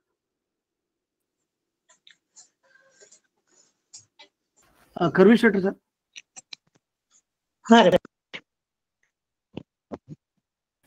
ಈಗಾಗ್ಲೇ ತಾವು ಕೇಳಿರುವಂತಹ ಒಂದು ಹಿನ್ನೆಲೆ ಒಳಗೆ ಮೂಲ ವಚನ ಸಾಹಿತ್ಯಗಳನ್ನ ನಾವು ತೆಗೆದಾಗ ಅವು ಸಂಪಾದನಾಕಾರರ ಕಾಲದೊಳಗೆ ಸಂಪಾದನೆ ಮಾಡುವಾಗ ಸ್ಥಳಕಟ್ಟಿನ ಆಧಾರದ ಮೇಲೆ ಸಂಪಾದನೆ ಆಗ್ಯಾವ. ಮೂಲ ವಚನಗಳು ಅಖಂಡವಾಗಿದಾವ, ಅವು ಸ್ಥಳಕಟ್ಟಿನ ಮೇಲೆ ಅಂತ ಶರಣರು ಬರೆದಿಲ್ಲ. ಬಹುಶಃ ಸ್ಥಳಕಟ್ಟಿನ ಮೇಲೆ ವಚನಗಳನ್ನ ರಚನೆ ಮಾಡಿರ್ತಕ್ಕಂಥ ಮೊದಲನೇ ಕೃತಿ ಅಂದ್ರೆ 15ನೇ ಶತಮಾನದಲ್ಲಿ ಯಡಿಯೂರು ಜಗದ್ಗುರು ತೋಂಟದ ಸಿದ್ಧಲಿಂಗ ಶಿವಯೋಗಿಗಳ ಕೃತಿ, ಅದು ಶಟಸ್ಥಲ ಜ್ಞಾನ ಸಾರಾಮೃತ. ಅಲ್ಲಿಂದನೇ ಅವರೇ ಸ್ವತಃ ಬರೆದದ್ದು. ಅಲ್ಲಿ ಯಾವ ಸಂಪಾದನಕಾರರ ಕೈವಾಡ ಇಲ್ಲ, ಅವರೇ ಸ್ವತಃ ಬರೆದದ್ದು. ಅದಕ್ಕೆ ಅವರೇ ಹೆಸರಿಟ್ಟದ್ದು ಶಟಸ್ಥಲ ಜ್ಞಾನ ಸಾರಾಮೃತ. ಪ್ರತಿಯೊಂದು ಸ್ಥಳಗಳಿಗೂ ಕೂಡ ಸೂತ್ರ ಅಂತ ಒಂದು ಟಿಪ್ಪಣಿಯನ್ನು ಕೊಟ್ಟು ಆ ಸ್ಥಳದ ವಿಶೇಷತೆಯನ್ನ ತೋರಿಸಿ ನಂತರ ಅದಕ್ಕೆ ಸಂಬಂಧಪಟ್ಟ ಅನುಭವದ ವಚನಗಳನ್ನ ಅವರು ಬರಿತಾ ಹೋದ್ರು. ಆದ್ರೆ ಈ ಕ್ರಮವನ್ನ 12ನೇ ಶತಮಾನದ ಬಸವಾದಿ ಪ್ರಮಥರ ವಚನಗಳಲ್ಲಿ ನಾವು ಕಾಣೋದಿಲ್ಲ. ಅವು ಬಿಡಿಯಾಗಿ ತಾಳೆ ಗರಿ ಮೇಲೆ ಸಿಕ್ಕಿದ್ವು. ಮುಂದೆ ಬಂದಿರತಕ್ಕಂಥ ಪ್ರೌಢದೇವರಾಯನ ಕಾಲದೊಳಗಾಗಿರ್ಬೋದು, ಕಲ್ಲು ಮಠದ ಪ್ರಭುದೇವರ ಕಾಲದೊಳಗಾಗಿರ್ಬೋದು, ಅದಾದ ನಂತರ ಬಂದಿರತಕ್ಕಂಥ ನಮ್ಮ ಆಧುನಿಕ ಸಂಪಾದನಕಾರರ ಕಾಲದೊಳಗಾಗಿರ್ಬೋದು, ಆ ವಚನಗಳ ಭಾವವನ್ನ ಗ್ರಹಿಸಿ, ಆ ವಚನದೊಳಗಿರುವ ಸತ್ವವನ್ನು ಗ್ರಹಿಸಿ, ಇದು ಭಕ್ತ ಸ್ಥಳ, ಇದು ಮಹೇಶ್ವರ ಸ್ಥಳ, ಇದು ಪ್ರಸಾದಿ ಸ್ಥಳ ಅಂತ ಅವುಗಳ ಲಕ್ಷಣದ ಆಧಾರದ ಮೇಲೆ ವಿಂಗಡಣೆ ಮಾಡಿ ಶಟಸ್ಥಲಕ್ಕೆ ಅವುಗಳನ್ನ ಜೋಡಿಸುವಂತ ಕೆಲಸನ ನಂತರದ ಸಂಪಾದನಕಾರರು ಮಾಡಿದ್ದಂತೂ ಸತ್ಯ. ಆದ್ರೆ ಈ ಸ್ಥಳಗಳ ಒಂದು ವಿಷಯವಾಗಿ ಬಂದಾಗ ಇವುಗಳನ್ನು ಕೂಡ ಶರಣರು ಸ್ಥಳಗಳು ಅಂತ ಮಾಡಿಲ್ಲ. ಆದ್ರೆ ಅವರು ವಚನಗಳಲ್ಲಿ ಆ ತಾತ್ವಿಕ ಅಂಶಗಳು ಇರೋದ್ರಿಂದ ಅವುಗಳನ್ನು ಗುರುತಿಸಿಕೊಂಡು ಇವನ್ ಯಾತಕ್ಕಾಗಿ 3, 6 ನಂತರ ಬರ್ತಕ್ಕಂಥದ್ದು 8, 96, 108 ಸ್ಥಳಗಳಾಗಿ 108, 216 ಯಾಕೆ ಮಾಡಿದ್ರು ಅಂದ್ರ ಶಿವಯೋಗದ ಸಾಧನೆ ಮಾಡ್ಬೇಕಂದ್ರೆ ಅದು ಸಾಮಾನ್ಯವಾದದ್ದಲ್ಲ. ಅಂಗದೊಳಗಿರ್ತಕ್ಕಂಥ ಮರವೇ ಅಥವಾ ಮಾಯೆ ಅನ್ನೋದು ಎಷ್ಟು ಗಾಢವಾಗಿದೆ ಅನ್ನೋದನ್ನ ಶರಣರ ವಚನಗಳಲ್ಲಿ, ವಿಶೇಷ ಸಂಸಾರೇಯ ಸ್ಥಳದ ವಚನದ ನಾವು ಕಾಣ್ತೀವಿ. ಅದು ಸಾಮಾನ್ಯವಾಗಿ ನಮ್ಮನ್ನು ಬಿಟ್ಟು ಕೊಡುವಂಥದ್ದಲ್ಲ. ಬಿಟ್ಟೆನೆಂದರೂ ಬಿಡದಿ ಮಾಯೆ, ಬಿಡದಿದ್ದರೂ ಬೆನ್ಬತ್ತಿತ್ತು ಮಾಯೆ, ಯೋಗಿಗೂ ಯೋಗಿಣಿಯಾಗಿ ಕಾಡಿದ್ದು, ಸವಣಂಗೆ ಸವಣಿಯಾಗಿ ಕಾಡಿದ್ದು, ಯತಿಗೆ ಪರಾಕಿಯಾಗಿ ಕಾಡಿದ್ದು, ಹೀಗೆ ಜೀವಾತ್ಮನನ್ನ ಪ್ರತಿಯೊಂದು ಹಂತದಲ್ಲಿ ಬಂಧಿಸುವಂತೆ ಮಾಡತಕ್ಕಂಥ ಒಂದು ವ್ಯವಸ್ಥೆ ಆ ಮಾಯೆಗೆ ಅಥವಾ ಅಜ್ಞಾನಕ್ಕಿರ್ಬೇಕಾದ್ರೆ ಅದನ್ನ ದಾಟಿ ಲಿಂಗ ಮುಖವಾಗಿ ಹೋಗೋದು ಅಂದ್ರೆ ಇದು ಸಾಮಾನ್ಯವಾಗಿ ಬಹುಶಃ ಮಾತಿಗೆ ನಿಲುಕದ ವ್ಯವಸ್ಥೆ, ಮಾತಿಗೆ ನಿಲುಕದ ಅನುಭವ. ಅದು ಅಂತ ಒಂದು ಶಕ್ತಿ ಪಡ್ಕೋಬೇಕಾದ್ರೆ, ಸಾಧಕರಿಗೆ ಒಂದು ಮಾರ್ಗದರ್ಶನ ಮತ್ತು ಪ್ರೇರಣೆ ಸಿಗಬೇಕಾದ್ರೆ ಅದು ಬಹಳ ಸುಲಭವಾಗಿ ಸಿಗುವಂಥದ್ದಲ್ಲ. ಸಾಮಾನ್ಯವಾದ ಲೌಕಿಕರಿಗೆ ಅರ್ಥ ಆಗುವಂಥದ್ದು ಅಲ್ಲ. ಆ ಹಂತಕ್ಕೆ ಹೋದವರಿಗೆ ಮಾತ್ರ ಅದು ತಿಳಿಯುವಂಥದ್ದು, ಅದು ಮುಂದುವರಿಯುವಂಥದ್ದು. ಆ ಒಂದು ಶಕ್ತಿ ಆ ಸಾಧಕರಿಗೆ ಇರುವಂತ ಒಂದು ಹಿನ್ನೆಲೆಯಲ್ಲಿ ಆ ಸಾಧಕರ ಮನೋಸ್ಥಿತಿ ಹೆಂಗಿರ್ತೈತಿ ಅಂದ್ರೆ, ಒಂದು ಕಡೆ ಬಸವಣ್ಣವ್ರು ಹೇಳ್ತಾರಲ್ಲ, ಅರ್ಥ ಅನರ್ಥವಗೈದು ಕೋಳಾಹಳಂಗೈಯಲಿ ಅಂತ ಹೇಳ್ತಾರಲ್ಲ, ಹಂಗ ಏನಾದ್ರೂ ಬದುಕಿನೊಳಗ ಕಷ್ಟ ಬರ್ಲಿ, ನಷ್ಟ ಬರ್ಲಿ, ಕಾರ್ಪಣ್ಯಗಳು ಬರ್ಲಿ, ಬದುಕಿನೊಳಗೆ ಏರಿಳಿವುಗಳು ಬರ್ಲಿ, ಅವಮಾನಗಳು ಬರ್ಲಿ, ಏನೇ ಬರ್ಲಿ, ಅದೆಲ್ಲವೂ ಲಿಂಗ ಮುಖಕ್ಕೆ ಅರ್ಪಿಸಿ ಗೊತ್ತ ತನ್ನ ಬದುಕಿನ ಗುರಿ ಮಾತ್ರ ಇವುಗಳಲ್ಲಿ ತೊಳಲಾಡೋದಲ್ಲ, ಇವುಗಳನ್ನ ಮೀರಿ ಲಿಂಗ ಮುಖವಾಗಿ ಹೋಗೋದೇ ಆಗಿರೋದ್ರಿಂದ ಅದನ್ನ ಒಂದ್ ಸ್ವಲ್ಪ ಸಾಧನೆ ಮಾಡ್ಬೇಕಾದ್ರೆ ಸಾಧಕರಿಗೆ ಮಾರ್ಗದರ್ಶನ ಆಗ್ಲಿ ಅನ್ನೋ ಹಿನ್ನೆಲೆ ಒಳಗ ಇಷ್ಟೊಂದು ಭಾಗಗಳಾಗಿ ಮಾಡಿಟ್ಟಾರ. ಇದ್ರೊಳಗ ಶೈವೀಕರಣ ಅನ್ನೋದಾಗ್ಲಿ, ಸಂಪ್ರದಾಯಗಳು ಅನ್ನೋದಾಗ್ಲಿ ತಾತ್ವಿಕ ವಿಚಾರಗಳಲ್ಲಿ ಕಂಡು ಬರೋದಿಲ್ಲ. ಅವೆಲ್ಲ ಸಾಧನೆಗೆ ಸಂಬಂಧಪಟ್ಟವೇ ಆಗಿರೋದ್ರಿಂದ ಅವುಗಳನ್ನ ಆ ಹಂತಕ್ಕೆ ಹೋದವ್ರಿಗೆ ಅರ್ಥ ಆಗೋದ್ರಿ ಸರ್. ಅವು ಸುಮ್ಮನೆ ಎಲ್ಲರಿಗೂ ತಿಳಿಬೇಕು ಅಂದ್ರೆ ಇನ್ನೊಂದು ವಿಷಯ ನಾವು ಅರ್ಥ ಮಾಡ್ಕೋಬೇಕು. ಕೆಲವೊಂದು ವಿಷಯಗಳು ಸಾಮಾನ್ಯರಿಗೆ ತಿಳಿಯೋ ಲೆಕ್ಕದಾಗ ಇರ್ತಾವ. ಅವು ನೀತಿ ಕ್ರಿಯಾಚರಣೆಗಳಾಗಿರ್ಬೋದು, ದಯಾಪರತೆ, ದಾಕ್ಷಿಣ್ಯವಿಲ್ಲದೆ ಇರೋದು, ದಾಸೋಹ ಪ್ರೇಮಿ ಆಗಿರೋದು, ಕಾಯಕನಿಷ್ಠನಾಗಿರೋದು, ಇವು ಸಾಮಾನ್ಯರಿಗೆ. ಶಿವಯೋಗ ಸಾಧಕರಿಗೆ ಅಂದ್ರೆ ಸ್ವಲ್ಪ ಎತ್ತರ ನಿಲುವು, ಆ ಎತ್ತರ ನಿಲುವಿನವರಿಗೇ ಇದು ಅರ್ಥ ಆಗೋದು ಹೊರತು ಇವುಗಳನ್ನೂ ನಾವು ಸಾಮಾನ್ಯೀಕರಿಸ್ತೀವಿ ಅಂದ್ರ ಬಹುಶಃ ಅದು ಸಾಧ್ಯ ಇಲ್ಲ. ಅದನ್ನ ಬಹಳ ಕಡೆಗೆ ಶರಣರೇ ಹೇಳ್ತಾರ, ಲೋಕದ ಜಡರೆತ್ತ ಬಲ್ಲರು ಅಂತ ಬರೀತಾರ ಅವರು. ಈ ಲೋಕದ ಮಾನವರು ಶರಣರ ನೆತ್ತ ಬಲ್ಲರು ಅಂತ ಬರೀತಾರ. ಅದಕ್ಕೆ ಇದು ಲೋಕದ ಮಾನವರಿಗೆಲ್ಲ ನಾವು ಅನ್ವಯಿಸುವಂತ ವಿಚಾರಗಳು ಇವಲ್ಲ, ಇವು ಸ್ವಲ್ಪ ಎತ್ತರ ಮಟ್ಟದವ್ರಿಗೇನೆ ಅನ್ವಯಿಸುವಂತವು ಅನ್ನೋದನ್ನ ತಮಗ ನಾನು ಅರಿಕೆ ಮಾಡ ಬಯಸ್ತೇನೆ ಸರ್. ಶರಣಾರ್ಥಿ. ಧನ್ಯವಾದಗಳು. ಈಗ ಡಾಕ್ಟರ್ ಮೃತ್ಯುಂಜಯ ಶೆಟ್ಟಿ ಅವರು ಹ್ಯಾಂಡಲ್ ಮಾಡ್ತಾರೆ, ಮಾತಾಡ್ರಿ ಶೆಟ್ಟಿ. ಇವತ್ತಿನ ಈ ಅನುಭವ ಅತ್ಯಂತ ಅರ್ಥಪೂರ್ಣ, ಬಹಳ ಎತ್ತರ, ಗಹನ ಮತ್ತು ಬಹಳ ದೊಡ್ಡ ಗಂಭೀರತೆಯಿಂದ ಘನತೆಯಿಂದ ಕೂಡಿರ್ತಕ್ಕಂಥದ್ದು ಅಂತೇಳಿ ಈ ಅಪರೂಪದ ಒಂದು ವಾಣಿಯನ್ನ ಕೇಳಿ ನಿಜಕ್ಕೂ ಒಂದು ಧನ್ಯತೆ ನಮಗೆ ಎಲ್ಲರಿಗೂ ಪ್ರಾಪ್ತವಾಗಿದೆ ಅಂತ ಹೇಳಿ ಅನ್ಕೊಂಡಿದ್ದೀನಿ.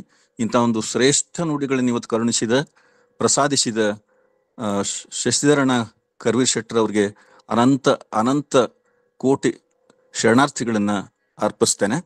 ಮತ್ತು ಕರ್ಣ ಹಸೆಗೆ ಮಿಶ್ರಾರ್ಪಣ, ಹಿರಿಯ ಮಂತ್ರಗೌಪ್ಯ, ಪದಮಂತ್ರಗೌಪ್ಯ, 96 ಸಖಿಲಗಳು, ಸ್ವರವಚನಗಳು, ಕಾಲಜ್ಞಾನ ವಚನ, ದೀಕ್ಷಾ ವಿಧಾನ, ಘಟಚಕ್ರ ಎಂಬ ಎಲ್ಲ 9 ಬೇರೆ ಬೇರೆ ಗ್ರಂಥಗಳನ್ನ ಆಧರಿಸಿ ಇಲ್ಲಿ ಎಲ್ಲ ಸಖಿಲಗಳನ್ನ ಅತ್ಯಂತ ಅರ್ಥಪೂರ್ಣವಾಗಿ ನಮಗೆ ತಿಳಿಸಿಕೊಟ್ಟಿರ್ತಕ್ಕಂಥದ್ದು ಇವತ್ತು ನಿಜಕ್ಕೂ ಬಹಳಷ್ಟು ಆನಂದವಾಗಿದೆ. ನಮ್ಮ ಒಂದು ಇಂಗ್ಲಿಷ್ ನಲ್ಲಿ ಹೇಳ್ತಾರೆ, it's very easy to become religious but it is very difficult to become spiritual ಅಂತ ಹೇಳಿ. ಹಾಗಾಗಿ ಒಂದು ಆಧ್ಯಾತ್ಮದ ಎತ್ತರಕ್ಕೆ ನಮ್ಮ ಲಿಂಗಾಯತ ತತ್ವದಲ್ಲಿ ಎಷ್ಟು ಆಳ ಇದೆ ಅನ್ನೋದನ್ನ ಸ್ವಲ್ಪ ಇವತ್ತು ನಮ್ಮ ಎಲ್ಲರಿಗೂ ತಿಳಿಸ್ಕೊಟ್ಟಿದ್ದಾರೆ. ಹಾಗಾಗಿ ಬರೇ ಇದು ಸಮಾನತೆಗಾಗಿ, ಬರೇ ಸ್ತ್ರೀ ಸ್ವಾತಂತ್ರ್ಯ ಇಂಥವಕ್ಕಷ್ಟೇ ಅಲ್ಲ, ಇಲ್ಲಿ ಇಡೀ ಜಗತ್ತಿನ ಎಲ್ಲಾ ತತ್ವಗಳನ್ನು ಮೀರಿರ್ತಕ್ಕಂಥದ್ದು ಅಪರೂಪದ ಅಂಗ ಹೋಗಿ ಲಿಂಗ ಆಗುವಂತ ಒಂದು ಏನು ವಿಧಾನ ಇದೆ ಅದನ್ನೆಲ್ಲ ಬಹಳ ಸುಂದರವಾಗಿ ಕರುಣಿಸಿದ್ದಾರೆ. ಹಾಗಾಗಿ ಶಶಿಧರಣ್ಣ ಕರ್ವೀರ್ ಶೆಟ್ಟರ್ ಅವರಿಗೆ ವಿಶೇಷ ಅಭಿನಂದನೆಗಳನ್ನ ಶರಣಾರ್ಥಿಗಳನ್ನ ಅರ್ಪಿಸ್ತೇನೆ. ಈ ಒಂದು ಕಾರ್ಯದಲ್ಲಿ ಶಶಿಕಾಂತಣ್ಣ ಪಟ್ಟಣವರು ಅವ್ರನ್ನ ಇವತ್ತು ಕರ್ಕೊಂಡು ಬಂದು ನಮ್ಗೆಲ್ಲರಿಗೂ ಎಂಥ ಪ್ರಸಾದ ಉಣಿಸ್ಯಾರಪ್ಪ ಅಂತದ್ದು ನಿಜಕ್ಕೂ ಇದು ಜ್ಞಾನ ದಾಸೋಹ, ಇದು ಅಪರೂಪದ ದಾಸೋಹ ಅಂತ ಹೇಳಿ ಅವರನ್ನು ಅಭಿನಂದಿಸ್ತಾ, ಮತ್ತು ಅಣ್ಣನಾಗಿರ್ತಕ್ಕಂಥ ಅಶೋಕಣ್ಣ ಅವ್ರಿಗೂ ಆಲೂರು ಅವ್ರಿಗೂ ಎಲ್ಲರಿಗೂ ವಿಶೇಷವಾಗಿರ್ತಕ್ಕಂಥ ಅಭಿನಂದನೆಗಳು ಸಲ್ಲಿಸಿ ಎಲ್ಲ ಶರಣು ತಂದೆ ತಾಯಿಗಳ ಶ್ರೀ ಚರಣಗಳಲ್ಲಿ ಪಡುವಂಟು ಶರಣು ಶರಣಾರ್ಥಿಗಳು. ಧನ್ಯವಾದಗಳು ಸರ್. ಈಗ ಸಿದ್ದಪ್ಪ ಪಡ್ನಾಡ್ ಅವರು. ಎಲ್ಲರಿಗೂ ಶರಣು ಶರಣಾರ್ಥಿಗಳು. ಬಹಳ ಸುಂದರವಾದ ಉಪನ್ಯಾಸ ಸರ್, ತುಂಬಾ ತುಂಬಾ ಧನ್ಯವಾದಗಳು. ಅವರು ಶೆಟ್ಟರ್ ಅವರು ಉಪನ್ಯಾಸ ನಾವು ಬಹಳ ಇದು ಅಂತ, ಆದ್ರೆ ಇದು ಅಷ್ಟು ನೆನಪಿನಲ್ಲಿ ಇಟ್ಕೊಳಕ್ಕಾಗ್ಲಿ, ಇದಕ್ಕೆ ನೆನಪಿಗೆ ಇಟ್ಕೊಳಕ ಸಾಧನೆ ಮಾಡಕ್ ಅವಾಗ ನೋಡ್ಬೇಕು ಅಂತಾನು ಮನಸ್ಸಾದಾಗ ಸ್ವಲ್ಪ ನೋಡ್ಲಾಕ ಚಲೋ ಇರ್ತದ. ಅದಕ್ಕೆ ಇದನ್ನೊಂದು ಆರ್ಟಿಕಲ್ ಮಾಡಿ ಅಲ್ಲಲ್ಲಿ ಅವಶ್ಯಕತೆ ಇದ್ದಲ್ಲಿ ಚಾರ್ಟ್ ಹಾಕಿ ಇದೊಂದು ಲೇಖನವನ್ನ ಮಾಡಿ ಪ್ರಕಟಿಸಿದ್ರೆ ಬಹಳ ಒಳ್ಳೇದಾಗ್ತದೆ ಅಂತದ್ದು ನನ್ನ ಮನವಿ. ಇದು ಮಾಡಿ ಅದು ನಮಗೆಲ್ಲರಿಗೂ ಕಾಪಿ ಸಿಗುವಂಗಾದ್ರೆ ಒಳ್ಳೆ ಒಂದು ಸಾಧನೆ. ಇಷ್ಟು ಕಷ್ಟಪಟ್ಟು ಅವರು ಎಲ್ಲ ಉಪನ್ಯಾಸ ನೀಡಿದಾರ, ಇದನ್ನೊಂದು ನಮಗೆ ಆ ಲೇಖನ ರೂಪದೊಳಗೆ ಒಂದು ಸಿಕ್ಕರೆ ಬಹಳ ಒಳ್ಳೇದಾಗ್ತದ. ಅದನ್ನೆಲ್ಲ ನಾನು ಅವ್ರು ಹೇಳಿದ್ದನ್ನೆಲ್ಲ ಹೇಳ್ಕೊತ ಕೊಡಂಗಿಲ್ಲ. ಬಹಳಷ್ಟು ಸುಂದರವಾದ ಮಾತ, ಬಹಳ ಮನದಟ್ಟವಾಗುವಂಥದ್ದು, ಎಲ್ಲಿ ನಮಗೆ ಸಂಶಯ ಬರಲಿಲ್ಲ, ಎಲ್ಲಿ ಹೇಳ್ಕೋತೆ ಹೋದದ್ದು ಬಹಳ. ಈ ತರ ನಾನು ಫಸ್ಟ್ ಟೈಮ್ ಇದನ್ನ ನಾನು ಕೇಳ್ತಾ ಇರೋದು. ಅದಕ್ಕೆ ದಯವಿಟ್ಟು ಇದೊಂದು ಲೇಖನ ರೂಪದೊಳಗೆ ಬಂದ್ರೆ ಬಹಳ ಚೆನ್ನಾಗಿರ್ತದ ಅಂತ ನನ್ನ ಮನವಿ. ಎಲ್ಲರಿಗೂ ಶರಣು ಶರಣಾರ್ಥಿ. ಧನ್ಯವಾದಗಳು sir. Doctor Ashok Aluru sir, ಕುಲಪತಿಗಳು, ಕೊಡಗು ವಿಶ್ವವಿದ್ಯಾಲಯ. Doctor Aluru sir. ಸರ್, ಎಲ್ಲರಿಗೂ ಶರಣ ಶರಣಾರ್ಥಿ. ಇವತ್ತಿನ ಈ ಅನುಭವ ಬಹಳ ಅದ್ಭುತವಾಗಿರ್ತದ ಅಂತ ಹೇಳಿದ್ರೆ ಬಹುಶಃ ಅತಿಶಯೋಕ್ತಿ ಆಗ್ಲಿಕ್ಕಿಲ್ಲ. ಯಾಕಂದ್ರೆ ಶರಣರು ಅದನ್ನ ಪ್ರೆಸೆಂಟ್ ಮಾಡುವಾಗ ಇಷ್ಟು ಅರ್ಥಗರ್ಭಿತವಾಗಿ ಅದನ್ನ ನಮ್ಮ ಒಂದು ಮನಮುಟ್ಟುವಾಗಿ ಹೇಳಿದ್ರಂದ್ರೆ, ಶಕೀಲದ ಬಗ್ಗೆ ನಾವು ಮತ್ತು ನೀವು ಈ ಒಂದು ಉಪನ್ಯಾಸ ಇದು ಅನುಭವ ಪ್ರಾರಂಭ ಆಗೋಕ್ಕಿಂತನೂ ಕೂಡ ನಾವು ಚರ್ಚೆ ಮಾಡ್ತಾ ಇದ್ದೀವಿ. ಇವತ್ತು ಅವ್ರು ಹೇಳಿರ್ತಕ್ಕಂಥ ಚಿಂತನೆಗಳೇನಿದಾವಲ್ಲ, ಅಂದ್ರೆ ಈ ಬಸವ ತತ್ವದಲ್ಲಿರ್ತಕ್ಕಂಥ ಆಳ, ಇದರ ಹರವು ಇನ್ನೂ ಬಹಳ ದೊಡ್ಡದಿದೆ ಅಂತಕ್ಕಂಥದ್ದನ್ನ ಸಾಮಾನ್ಯರಿಗೆ ತಿಳಿಸ್ತಕ್ಕಂಥ ಬಹುದೊಡ್ಡ ಪ್ರಯತ್ನ ಇವತ್ತು ಅವ್ರು ಮಾಡಿದ್ದಾರೆ.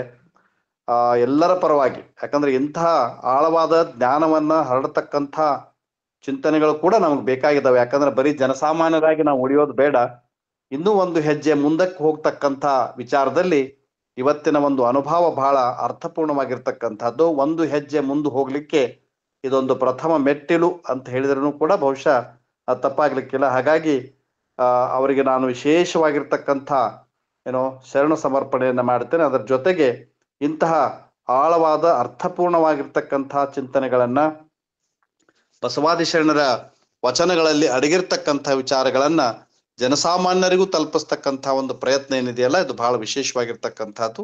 ಇಂತಹ ವಿಷಯಗಳು ಮುಂದಿನ ದಿನಗಳಲ್ಲಿನೂ ಕೂಡ ಇದು ಬರಲಿ ಅಂತಕ್ಕಂಥದ್ದ ಒಂದು ಪ್ರಾರ್ಥನೆಯನ್ನ ಮಾಡ್ತಾ ಎಲ್ಲರಿಗೂ ಮತ್ತೊಮ್ಮೆ ನಾನು ಶರಣ ಸಮರ್ಪಿಸಿ 2 ಮಾತುಗಳಿಗೆ ವಿರಾಮವನ್ನು ಹೇಳ್ತೇನೆ. ಎಲ್ಲರಿಗೂ ಶರಣು ಶರಣಾರ್ಥಿ.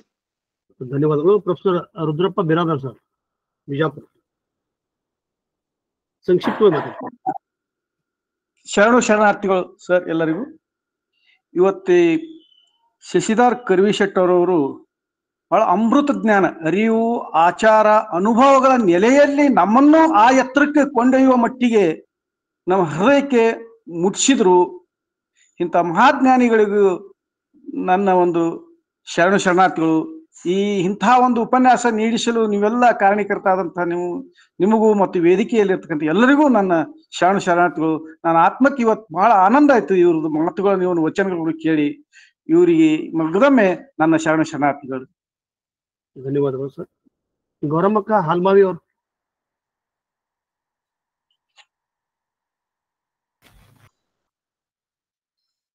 ಗೌರಮ್ಮ ಹಾಲ್ಮಾವಿ ಅವರು.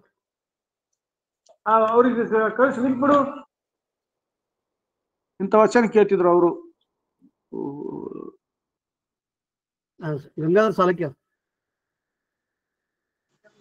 ಸರ್, ಸಂಕ್ಷಿಪ್ತವಾಗಿ ಗಂಗಾಧರ್ ಸಾಲಕಿ ಸರ್. ಶ್ರೀ ಗುರು ಬಸವಲಿಂಗಾಯ ನಮಃ. ಅಂತೂ ನಮ್ಮ ಈ ಸರಣಿ, ನಮ್ಮ ಹಂಬಲ extreme low and extreme high. ಜನಪದರು ಎಕ್ಸ್ಟ್ರೀಮ್ ಲೋ, ಜನರ ಒಂದು ಆಶಯಗಳು ಎಕ್ಸ್ಟ್ರೀಮ್ ಲೋ. ಇವತ್ತಿನ ಕರ್ಬೀರ್ ಸಟ್ನ ಹೇಳಿದಂತ ಸಕೀಲಗಳು ಎಕ್ಸ್ಟ್ರೀಮ್ ಹೈ.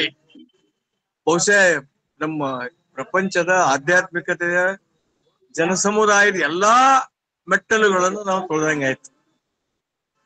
ಕಳೆದ ಕೆಲದೇ ನಮ್ಮ ಬಿಹಾರ್ ಪೊಲೀಸ್ ಪಾರ್ಟಿ ಜನಪದಗಳು ಬಹಳ ಕೆಳಮಟ್ಟದಲ್ಲಿ ಗ್ರಾಮೀಣ ಭಾಗದಲ್ಲಿ ವಿಚಾರಗಳು ಎಲ್ಲ ಬಂದಿತ್ತು. ಇವತ್ತಿನ ಕರ್ವೀರ ಶೆಟ್ಟರ ಸಕೀಲಗಳ ಆಧ್ಯಾತ್ಮ ವಿವೇಚನೆ ಎಲ್ಲದರಲ್ಲೂ ನಾವು ಎಂತ ನಮ್ಮ ಬಸವಾದಿ ಶರಣರ ಅದ್ಭುತವಾದಂತ ಚಿಂತನೆ ಇರಬೇಕು. ಪ್ರತಿಯೊಂದರಲ್ಲಿಯೂ ಈ ಸಕೀಲಗಳ ಅಳವಡವಾಗಿ ಆ ಒಂದು ವಿಷಯಗಳು ಅಳವಡಿಸಲ್ಪಟ್ಟಿವೆ. ಈ ನೆಲೆಯಲ್ಲಿ ಬಹಳ ಅದ್ಭುತವಾದಂತ ಶಶಿಕಾಂತ್ ಹೇಳ್ದಂಗೆ ಇದು ನಿಜವಾಗಿನೂ ಕಬ್ಬಿಣದ ಕಡಲೆ.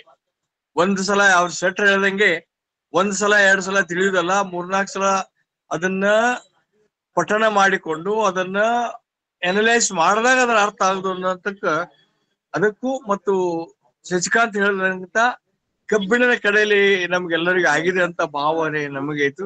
ಏನಾದ್ರೂ ಅಂತ ದೊಡ್ಡ ಸಕೀಲಗಳು ಅಂತ ದೊಡ್ಡ ಅಧ್ಯಾತ್ಮ ತುದಿಯಲ್ಲಿದ್ದಂತ ಅವತ್ ನಾವು ಚನ್ನಬಸವಣ್ಣರು ಅಲ್ಲಮರ ಅವರಲ್ಲಿ ನಾವು ಕಾಣ್ತಿರ್ತೀವಿ ಈ ಭಾವನೆಗಳು. ಈ ನೆಲೆಯಲ್ಲಿ ಎಲ್ಲ ನೋಡು, ಪ್ಲಾಟೋ, ಸಾಕ್ರೆಟಿಸ್, ಜನ್ ಎಲ್ಲರನ್ನೂ ಮೀರಿದಂತ ಸಾಹಿತ್ಯ, ಮೀರಿದಂತ ಒಂದು ಉಪನ್ಯಾಸ, ಜ್ಞಾನ ಇದರಲ್ಲಿ ಇದೆ. ಈ ಮತ್ತು ಕಠಿಣವಾದಂತ ವಿಷಯಗಳನ್ನು ಬಹಳ ಚಂದಾಗಿ, ಬಹಳ ಸರಳವಾಗಿ ಹೇಳಿದಂತ ಕರ್ವೀರ್ ಶೆಟ್ಟರ್ ಜ್ಞಾನಕ್ಕೆ ನನ್ನೊಂದು ಶರಣಾರ್ಥಿಗಳು. ನಮಸ್ಕಾರ. ಧನ್ಯವಾದ. ಗೌರಮ್ಮಕ್ಕ ಹಾಲ್ಮಾವಿ ಅವರು. ಎಲ್ಲರಿಗೂ ಶರಣಾರ್ಥಿ ಸರ್. ಇವತ್ತಿನ ಈ ಕಾರ್ಯಕ್ರಮ ನೀವು ಒಡಮೂಡಿಸಿದ್ದು ಮತ್ತು ಕರ್ವೀರ್ ಶೆಟ್ಟಣ್ಣವರು ಸಕೀಲಗಳ ಬಗ್ಗೆ ಹೇಳಿದ್ದು ಬಹಳ ಅದ್ಭುತವಾಗಿತ್ತು. ನಾವು ಯಾವಾಗ್ಲೂ ಯೋಚನೆ ಮಾಡ್ತಿದ್ವಿ, ಎಷ್ಟೋ ವಚನಗಳೊಳಗ ಸಕೀಲ ಅಂತ ಬರ್ತಿತ್ತು. ಸಕೀಲ ಅಂದ್ರೆ ಏನಿರ್ಬಹುದು ಅನ್ನೋದು ನಮ್ಗೆ ಬಹಳ ಜಿಜ್ಞಾಸೆ ಇತ್ತು. ಅದು ಸ್ವಲ್ಪ ಮಟ್ಟಿಗೆ ನಮ್ಗೆ ಅನುಭವಕ್ಕೆ ಬಂತು ಅಂತ ಹೇಳ್ಬೇಕು. ಅವ್ರು ಹೇಳಿದಂಗೆ ನಾವು ಮತ್ತೆ ಅದನ್ನ ಕೇಳ್ಬೇಕು, ಅನುಭವ ಮಾಡ್ಕೋಬೇಕು ಅಂದ್ರೆ ಅದ್ರ ಬಗ್ಗೆ ನಮ್ಗೆ ಒಂಚೂರು ಜ್ಞಾನ ಬರ್ಬಹುದು ಅಂತ ನನ್ನ ಅನಿಸಿಕೆ ಸರ್. ಅವರಿಗೂ ಮತ್ತು ತಮಗೂ ಬಹಳ ಧನ್ಯವಾದಗಳು. ಅವಕಾಶಕ್ಕಾಗಿ ಧನ್ಯವಾದಗಳು ಸರ್. ಡಾಕ್ಟರ್ ಲಿಂಗಪ್ಪನ ಕಲಬುರ್ಗಿ. ಸರ್.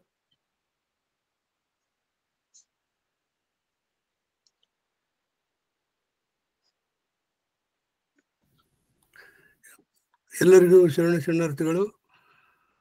ನಮ್ಮ ಡಾಕ್ಟರ್ ಕರ್ವೀರ್ ಶೆಟ್ಟರು ತುಂಬಾ ಚೆನ್ನಾಗಿ ಸಕೀಲಗಳ ಬಗ್ಗೆ ತಿಳಿಸ್ಕೊಟ್ರು, ಎಲ್ಲರೂ ಹೇಳಿದಾಗೆ. ಮತ್ತು ಅವರು ಮಾತಾಡುವ ಶೈಲಿ, ಅವರು ತಿಳಿಸಿ ಹೇಳುವ ಶೈಲಿ ತುಂಬಾ ತುಂಬಾ ತುಂಬಾ ಮನಮುಟ್ಟುವಂತೆ, ಅರ್ಥ ಆಗುವಂತೆ ಹೇಳಿದರೆ ಅವರಿಗೆ ವಿಶೇಷವಾಗಿ ಇದು ಶರಣಾರ್ಥಿಗಳು. ಮತ್ತು ನಮ್ಮ ಸಿದ್ದಪ್ಪ ಪಡ್ನಾಡವರು ಹೇಳಿದಾಗೆ ಇದು ಒಂದು ತಾವು ಶೆಟ್ಟರು ತಾವು ಒಂದು ಪುಸ್ತಕ ರೂಪದಲ್ಲಿ ತಂದ್ರೆ ಅದನ್ನ ನಾವು ಪದೇ ಓದಿಕೊಂಡು ಅದನ್ನ ಅರ್ಥ ಮಾಡ್ಕೊಳ್ಳಿಕ್ಕೆ ಸರಳ ಆಗುತ್ತೆ ಅಂತ ನನ್ನ ಭಾವನೆಯನ್ನು. ಇಷ್ಟೆಲ್ಲ ಪ್ರಯತ್ನ ಮಾಡಿದಂತ ಡಾಕ್ಟರ್ ಪಟ್ಟಣ್ ಅವರಿಗೂ ಮತ್ತು ಕರಿವೀರ್ ಶೆಟ್ಟರಿಗೂ ಮತ್ತು ಉಳಿದ ಎಲ್ಲ ಪದಾಧಿಕಾರಿಗಳಿಗೂ ನನ್ನ ಶರಣಾರ್ಥಿಗಳು. ಡಾಕ್ಟರ್ ಶಾರದಮ್ಮ ಪಾಟೀಲ್. ಎಲ್ಲರಿಗೂ ಶರಣಾರ್ಥಿಗಳು.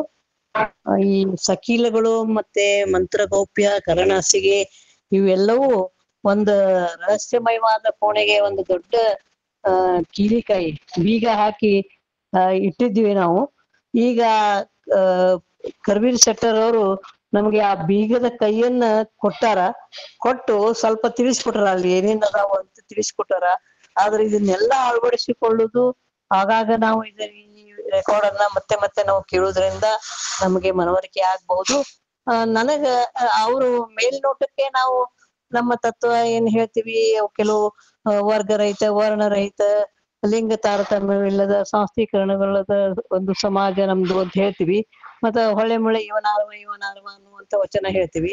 ಆದ್ರೆ ಇವನ್ನೆಲ್ಲ ಒಳಗೊಂಡಂತಹದ್ದು ಒಂದು ನಮ್ಮ ಲಿಂಗಾಯತ ಧರ್ಮದ ಚಿಂತನ, ಒಂದು ಧರ್ಮದ ದರ್ಶನ. ನಾವು ಅಂದ್ರೆ ಅದರ ವ್ಯಾಖ್ಯಾನ ಇದನ್ನು ಎಲ್ಲ ಒಳಗೊಳ್ಬೇಕು. ವಚನಗಳನ್ನು ಒಳಗೊಂಡು ಈ ಒಂದು ವ್ಯಾಖ್ಯಾನವನ್ನ ನಮಗ ಕೊಟ್ರ ಅಂದ್ರ ನಮಗ ಮುಂದೆ ನಮ್ಗೆ ಹೇಳಲಿಕ್ಕೆ ನಮ್ಮ ಧರ್ಮದ ಒಂದು ಏನ ಇದು ಅದ, ಒಂದು ದರ್ಶನ ಏನದ, ಅದ್ರ ಮುಖ್ಯಾಂಶಗಳು ಏನದಾವ ಅಂತ ಹೇಳಲಿಕ್ಕೆ ನಮಗ ಅನುಕೂಲ ಆಗ್ತೈತಿ ಅನ್ನುವಂತಹದೊಂದು ತಮ್ಮಲ್ಲಿ ನಂದೊಂದು ಮನವಿ ಸರ್. ಧನ್ಯವಾದಗಳು. ಧನ್ಯವಾದ. Thank you. Doctor B N Tara ಅವರು. Doctor Tara B N. ಎಲ್ಲರಿಗೂ ಶರಣಾರ್ಥಿಗಳು. ನಿಜವಾಗಿ ಇವತ್ತು ಎಷ್ಟು ಆನಂದ ಆಯ್ತು ಅಂದ್ರೆ ನನಗೆ ಸಕೀಲ ಅನ್ನೋ ಶಬ್ದಕ್ಕೆ ಇಷ್ಟೊಂದು ಅರ್ಥ ಇದೆ ಅನ್ನೋದೇ ಗೊತ್ತಿರಲಿಲ್ಲ. ಬಹಳಷ್ಟು ವಿಷಯಗಳನ್ನ ತಿಳಿಸ್ಕೊಟ್ರಿ ಸರ್. ನನಗೆ ಅನಿಸ್ತದೆ ಈ ಶಬ್ದಗಳನ್ನ, ಈ ವಿಷಯಗಳನ್ನ ಎಷ್ಟು ಹೆಕ್ಕಿ ತೆಗಿತಾರೆ ಪಠಣ್ ಸರ್, ಆಮೇಲೆ ನಮ್ಮ ರುದ್ರಮೂರ್ತಿ ಸರ್ ಅವರು. ನನಗೆ ನಿಜವಾಗಿ ಈ ಶಬ್ದದ ಅರ್ಥನೇ ಗೊತ್ತಿರ್ಲಿಲ್ಲ. ಅಷ್ಟು ಅದ್ಭುತವಾದಂತಹ ಅನುಭವ ನೀಡಿದ್ದೀರಿ ಸರ್, ತಮಗೆ ಧನ್ಯವಾದಗಳು. ನಮ್ಮ ಈ ವೇದಿಕೆ ಏನಿದೆಯಲ್ಲ, ಎಂತ ಅದ್ಭುತ ವಿಷಯಗಳನ್ನ ಹೆಕ್ಕಿ ತೆಗಿತದೆ. ಒಂದು ಎಷ್ಟು ಅನುಭವವನ್ನ ನಮ್ಗೆ ಉಣಬಡಿಸ್ತದ ಅಂತಂದ್ರ ನಿಜವಾಗಿಯೂ ಯಾವ ಭಾಷೆಯಲ್ಲಿ ಯಾವ ಮಾತಲ್ಲಿ ಹೇಳ್ಬೇಕು ಅಂತಾನೆ ಅರ್ಥ ಆಗ್ತಾ ಇಲ್ಲ. ಬಹಳ ಧನ್ಯವಾದಗಳು ಸರ್. ನಮ್ಗೆ ನಿಜವಾಗಿ ಈ ವೇದಿಕೆಯಲ್ಲಿ ನಾವೊಂದು ಭಾಗ ಆಗಿರೋದಕ್ಕೆ ಹೆಮ್ಮೆ ಅನಿಸ್ತದೆ. ಅವಕಾಶಕ್ಕೆ ಧನ್ಯವಾದಗಳು. ಧನ್ಯವಾದಗಳು. Doctor Saraswati Patil madam.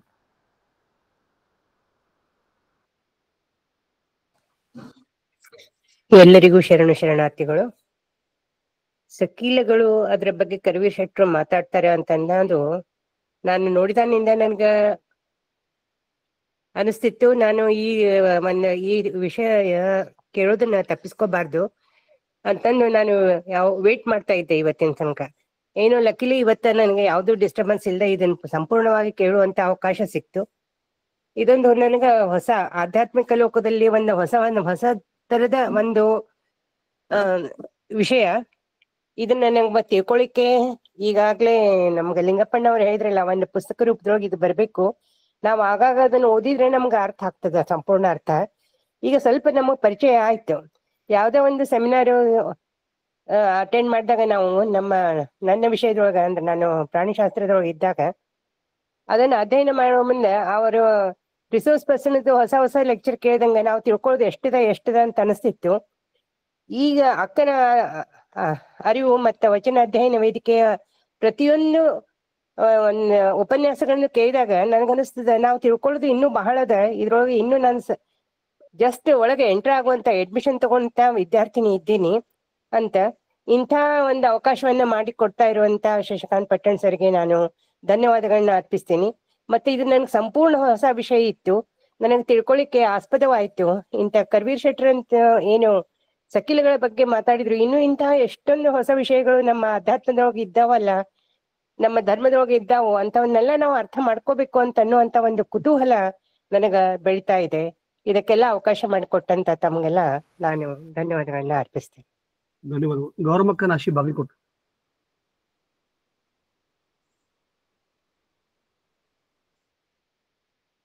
ಎಲ್ರಿಗೂ ಶರಣಾರ್ಥಿಗಳು. ಸರ್ ಕರಿವೀರ್ ಶೆಟ್ರು ಬಹಳ ಅದ್ಭುತವಾಗಿ ನಮಗೆ 3 ಸಕಿಲದಿಂದ ಹಿಡ್ಕೊಂಡು 216 ಸಕಿಲದವರೆಗೂ ಬಹಳ ವಿವರವಾಗಿ ಬಹಳ ಚೆನ್ನಾಗಿ ಹೇಳಿದ್ರು ಸರ್ ನಮ್ಗೆ.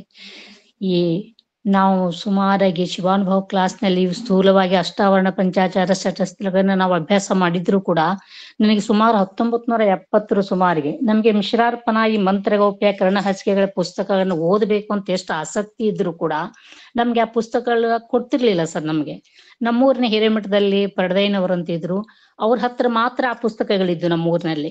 ಹೋಗಿ ಕೇಳಿದ್ರೆ ನಿಮ್ಮಂತವ್ರೆಲ್ಲ ಓದೋ ಪುಸ್ತಕಗಳೆಲ್ಲ ಅವು ನಿಮಗ್ ಕೊಡಂಗಿಲ್ಲ ಅಂತ ಹೇಳ್ತಿದ್ರು ಸರ್ ಅವರು ಒಟ್ಟುಗಳನ್ನ ಪಟ್ಟಕ್ಕೆ ಮಾಡುವಾಗ ಅವ್ರ ಜೋಳಿಗೆಯಲ್ಲಿ ಮಾತ್ರ ಆ ಪುಸ್ತಕಗಳನ್ನ ಹಾಕ್ತಿದ್ರು ಸರ್. ಅವು ಮಿಶ್ರಾರ್ಪಣ, ಕರ್ಣಹಾಸಿಕೆ, ಶಸ್ತ್ರ ದರ್ಪಣ ಮತ್ತು ಮಂತ್ರಗೌಪ್ಯಗಳನ್ನ. ಹಿಂಗಾಗಿ ನಮ್ಮ ಜನಸಾಮಾನ್ಯರಿಗೆ ಅದ್ರ ಬಗ್ಗೆ ಹೆಚ್ಚು ಆಳವಾಗಿ ಅಭ್ಯಾಸ ಮಾಡ್ಲಿಕ್ಕೆ ಅವಕಾಶನೂ ಸಿಗಲಿಲ್ಲ. ಹಿಂಗಾಗಿ ನಮಗೆ ಇದು ಈಗ ಕಬ್ಬಿನ ಕಡಲೆ ಅಂತ ಯಾಕೆ ಹೇಳ್ತೀವಿ ಅಂದ್ರೆ ನಮ್ಗೆ ಅಭ್ಯಾಸ ಮಾಡ್ಲಿಕ್ಕೆ ಅವಕಾಶನೇ ಸಿಗ್ಲಿಲ್ಲ, ಬುಕ್ಸ್ಗಳೇ ಸಿಗ್ಲಿಲ್ಲ ಸರ್.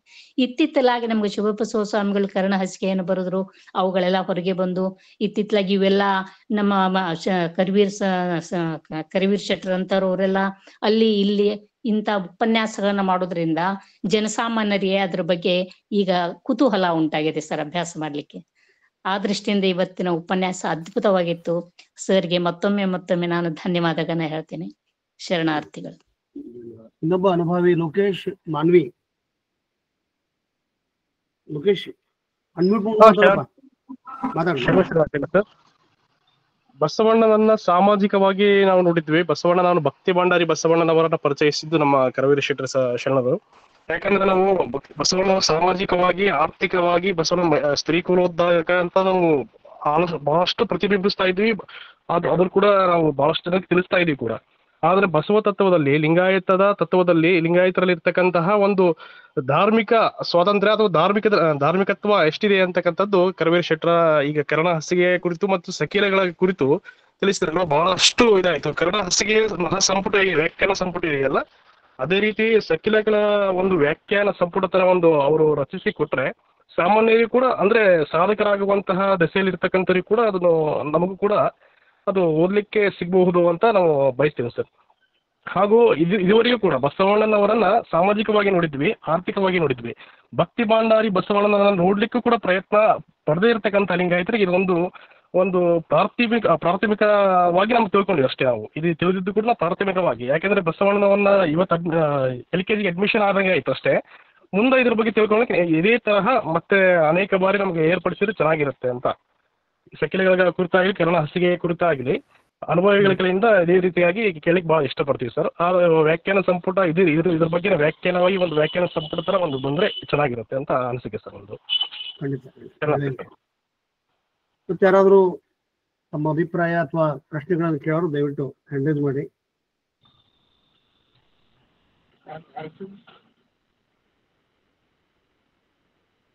ಅನ್ಪೂರ್ಣಕ್ಕ ಅಗಡಿಯವರು. ಎಲ್ಲರಿಗೂ ಶರಣಾರ್ಥಿಗಳು. ಇದು ಕರವೀರ ಶೆಟ್ರ ಶಶಿಧರ ಬಾಲಕ ಇದ್ದಾಗಿಂದ ನೋಡ್ತಾ ಇದ್ದೇನೆ. ಅವನು ಬೆಳೆದಿದ್ದ ಪರಿಸರನೇ ಒಂದು ಅಂತದ್ದು, ಒಂದು ಶರಣ ಸಂಸ್ಕೃತಿ, ಇದರಲ್ಲಿ ಬೆಳೆದು ಬಂದಂತ ಒಂದು ಅಮೂಲ್ಯ ರತ್ನ ಅಂತ ಹೇಳ್ಬೋದು ಶಶಿಧರನ್ನ. ಶಶಿಧರ್ ಹೇಳ್ದ ಹಾಗೆ ಇದು ವಚನ, ಶರಣ ಮತ್ತು ನಾವು ಇದ್ರೊಳಗ ಸುತ್ತಾಡ್ತಾ ಇದ್ದೇವೆ ನಾವೀಗ. ಇದು ಸಾಧನೆ ಗೈಯೋರ್ಗೆ ಇದು ನಿಲುಕುವಂತದ್ದು ಅಂತಂದು ಇದು ನಿಜವಾದ ಮಾತು. ಇದು ಸಾಧನೆ ಮಾಡ್ಬೇಕಾದ್ರೆ ಇನ್ನೂ ಒಂದ್ ಮನೆಯ ಒಳಗೆ ಏನ್ ಭಯ ಪಡ್ತಾರ ಕೆಲವೊಬ್ರು, ಇಂಥದಕ್ಕೆಲ್ಲ ಬಾಳ ಹೋಗ್ಬಿಟ್ರು ಅಂದ್ರ ಮದುವೆ ಆಗೋದಿಲ್ಲ ಅಥವಾ ಸಂಸಾರದಲ್ಲಿ ಇರೋದಿಲ್ಲ ಅಂತ ಭಯ ಪಟ್ಕೊಂಡ್ ಕೆಲವೊಬ್ರು ಅಂತದ್ರ ಕಡೆ ಅಭ್ಯಾಸ ಮಾಡೋದನ್ನ ಮಾಡ್ಸಕ್ ಬಿಡಿಸ್ಬಿಡ್ತಾರೆ. ಆದ್ರ ಅದನ್ನ ಮಾಡ್ಬೋದು ಅನ್ನೋದು ಬಸವಣ್ಣವ್ರ ಹೇಳ್ಯಾರ. ನೀನು ಸಂಸಾರದೊಳಗಿದ್ದು ಕೂಡ ನೀನು ಆಧ್ಯಾತ್ಮ, ಈ ಒಂದು ಮೇಲ್ಮಟ್ಟದ ಜ್ಞಾನ, ಧ್ಯಾನ, ಶಿವಯೋಗ ಮಾಡ್ಬೋದು ಅನ್ನೋದನ್ನ ಬಸವಣ್ಣವರು ತಿಳಿಸ್ಕೊಟ್ಟಾರ. ಇದನ್ನ ನಾವು ಮಾಡ್ಬೋದು. ಈಗ ಶಶಿಧರನ್ ನೋಡಿದ್ರೆ ಶಶಿಧರನು ಸಂಸಾರಸ್ತೆ, ಮಕ್ಕಳು ಅದಾವ ಅವನಿಗೆ. ಇಂಥದಿದ್ದು ಅವನು ಒಂದು ಈ ಮೇಲ್ಮಟ್ಟದ ಉತ್ತಮ ಒಂದು ಇದಕ್ಕ ಹೋಗ್ಯಾನ ಅಂದ್ರ ನಾವು ಶಶಿಧರನ್ ಬಗ್ಗೆ ಬಾಳ ಹೆಮ್ಮೆ ಪಡ್ಬೇಕು. ಹಿಂಗ ಶಶಿಧರನ್ನ ಹಿಂಗ ಬೆಳಗ್ತಾ ಇರ್ಲಿ, ನಮಗೂ ನಾವಿನ್ನೂ ಸಣ್ಣೋರು, ನಾವು ವಯಸ್ಸಿನಲ್ಲಿ ಅಷ್ಟೇ ದೊಡ್ಡವರು, ಆದ್ರೆ ಶಶಿಧರ ನಮ್ಗಿಂತ ಜ್ಞಾನದಲ್ಲಿ ಅತ್ಯಂತ ಅಗಾಧವಾದ ಜ್ಞಾನವನ್ನು ಪಡೆದವನು. ಇವತ್ತು ಬಹಳ ಸಂತೋಷ ಆಯ್ತು ಶಶಿಧರ ಕೇಳೋದು. ನಾವು ಇಲ್ಲಿ ಆಗಾಗ ಕೇಳ್ತಾ ಇರ್ತೀವಿ, ಆದ್ರೂ ಸ್ವಲ್ಪ ಕಡಿಮೆನೆ. ಹಿತ್ಲ ಗಿಡ ಮದ್ದಲ್ಲ ಅಂತಂದು ಇದೇ ಊರಾಗದನ್ ಬಿಡು, ನಾವು ಅವಾಗ ಹೋದ್ರಾತ್ ಇವಾಗ ಹೋದ್ರಾತು ಅಂತ ತಪ್ಪಿಸ್ಕೊಳ್ತೇವಿ. ಆದ್ರೆ ಇಂಥ ಒಂದು ವೇದಿಕೆಯಲ್ಲಿ ಶಶಿಧರಂತು ಉಪನ್ಯಾಸ ಬಹಳ ಮೇಲ್ಮಟ್ಟದ ಒಂದು ಉಪನ್ಯಾಸ ಕೇಳಿ ಬಹಳ ಸಂತೋಷ ಆಯ್ತು. ಎಲ್ಲರೂ ಹೇಳ್ದಾಗೆ ಅದನ್ನೊಂದು ಲೇಖನ ರೂಪದಲ್ಲಿ ಪ್ರಕಟಿಸಿದ್ರ ಮತ್ತು ಶಶಿಧರನ್ನೇ ಖುದ್ದು ಹೇಳ್ದಂಗೆ ಆಗಾಗ ನಾವು ಇದು ರೆಕಾರ್ಡ್ ಹಚ್ಚಿಕೊಂಡು ಕೇಳ್ತಾ ಇದ್ರೆ ನಮಗಿದು ಸಂಪೂರ್ಣ ಅರ್ಥ ಆಗ್ಬೋದು ಅಂತ ನನಗೆ ಅನಿಸ್ತತಿ. ಎಲ್ಲರಿಗೂ ಶರಣಾರ್ಥಿ. ಇಂಥ ಒಂದು ಜ್ಞಾನ ದಾಸೋಹ ನೀಡಿದ ಕಾರಣೀಕರ್ತರಾದ ನಮ್ಮ ಸಹೋದರ ಶಶಿಕಾಂತ್ ಪಟ್ಟಣರಿಂದ ಹಿಡಿದು ಎಲ್ಲರಿಗೂ ನನ್ನ ಅನಂತ ಶರಣಾರ್ಥಿ. ಧನ್ಯವಾದಗಳು. Doctor Umakant Shetkar sir. Doctor Shetkar Umakant.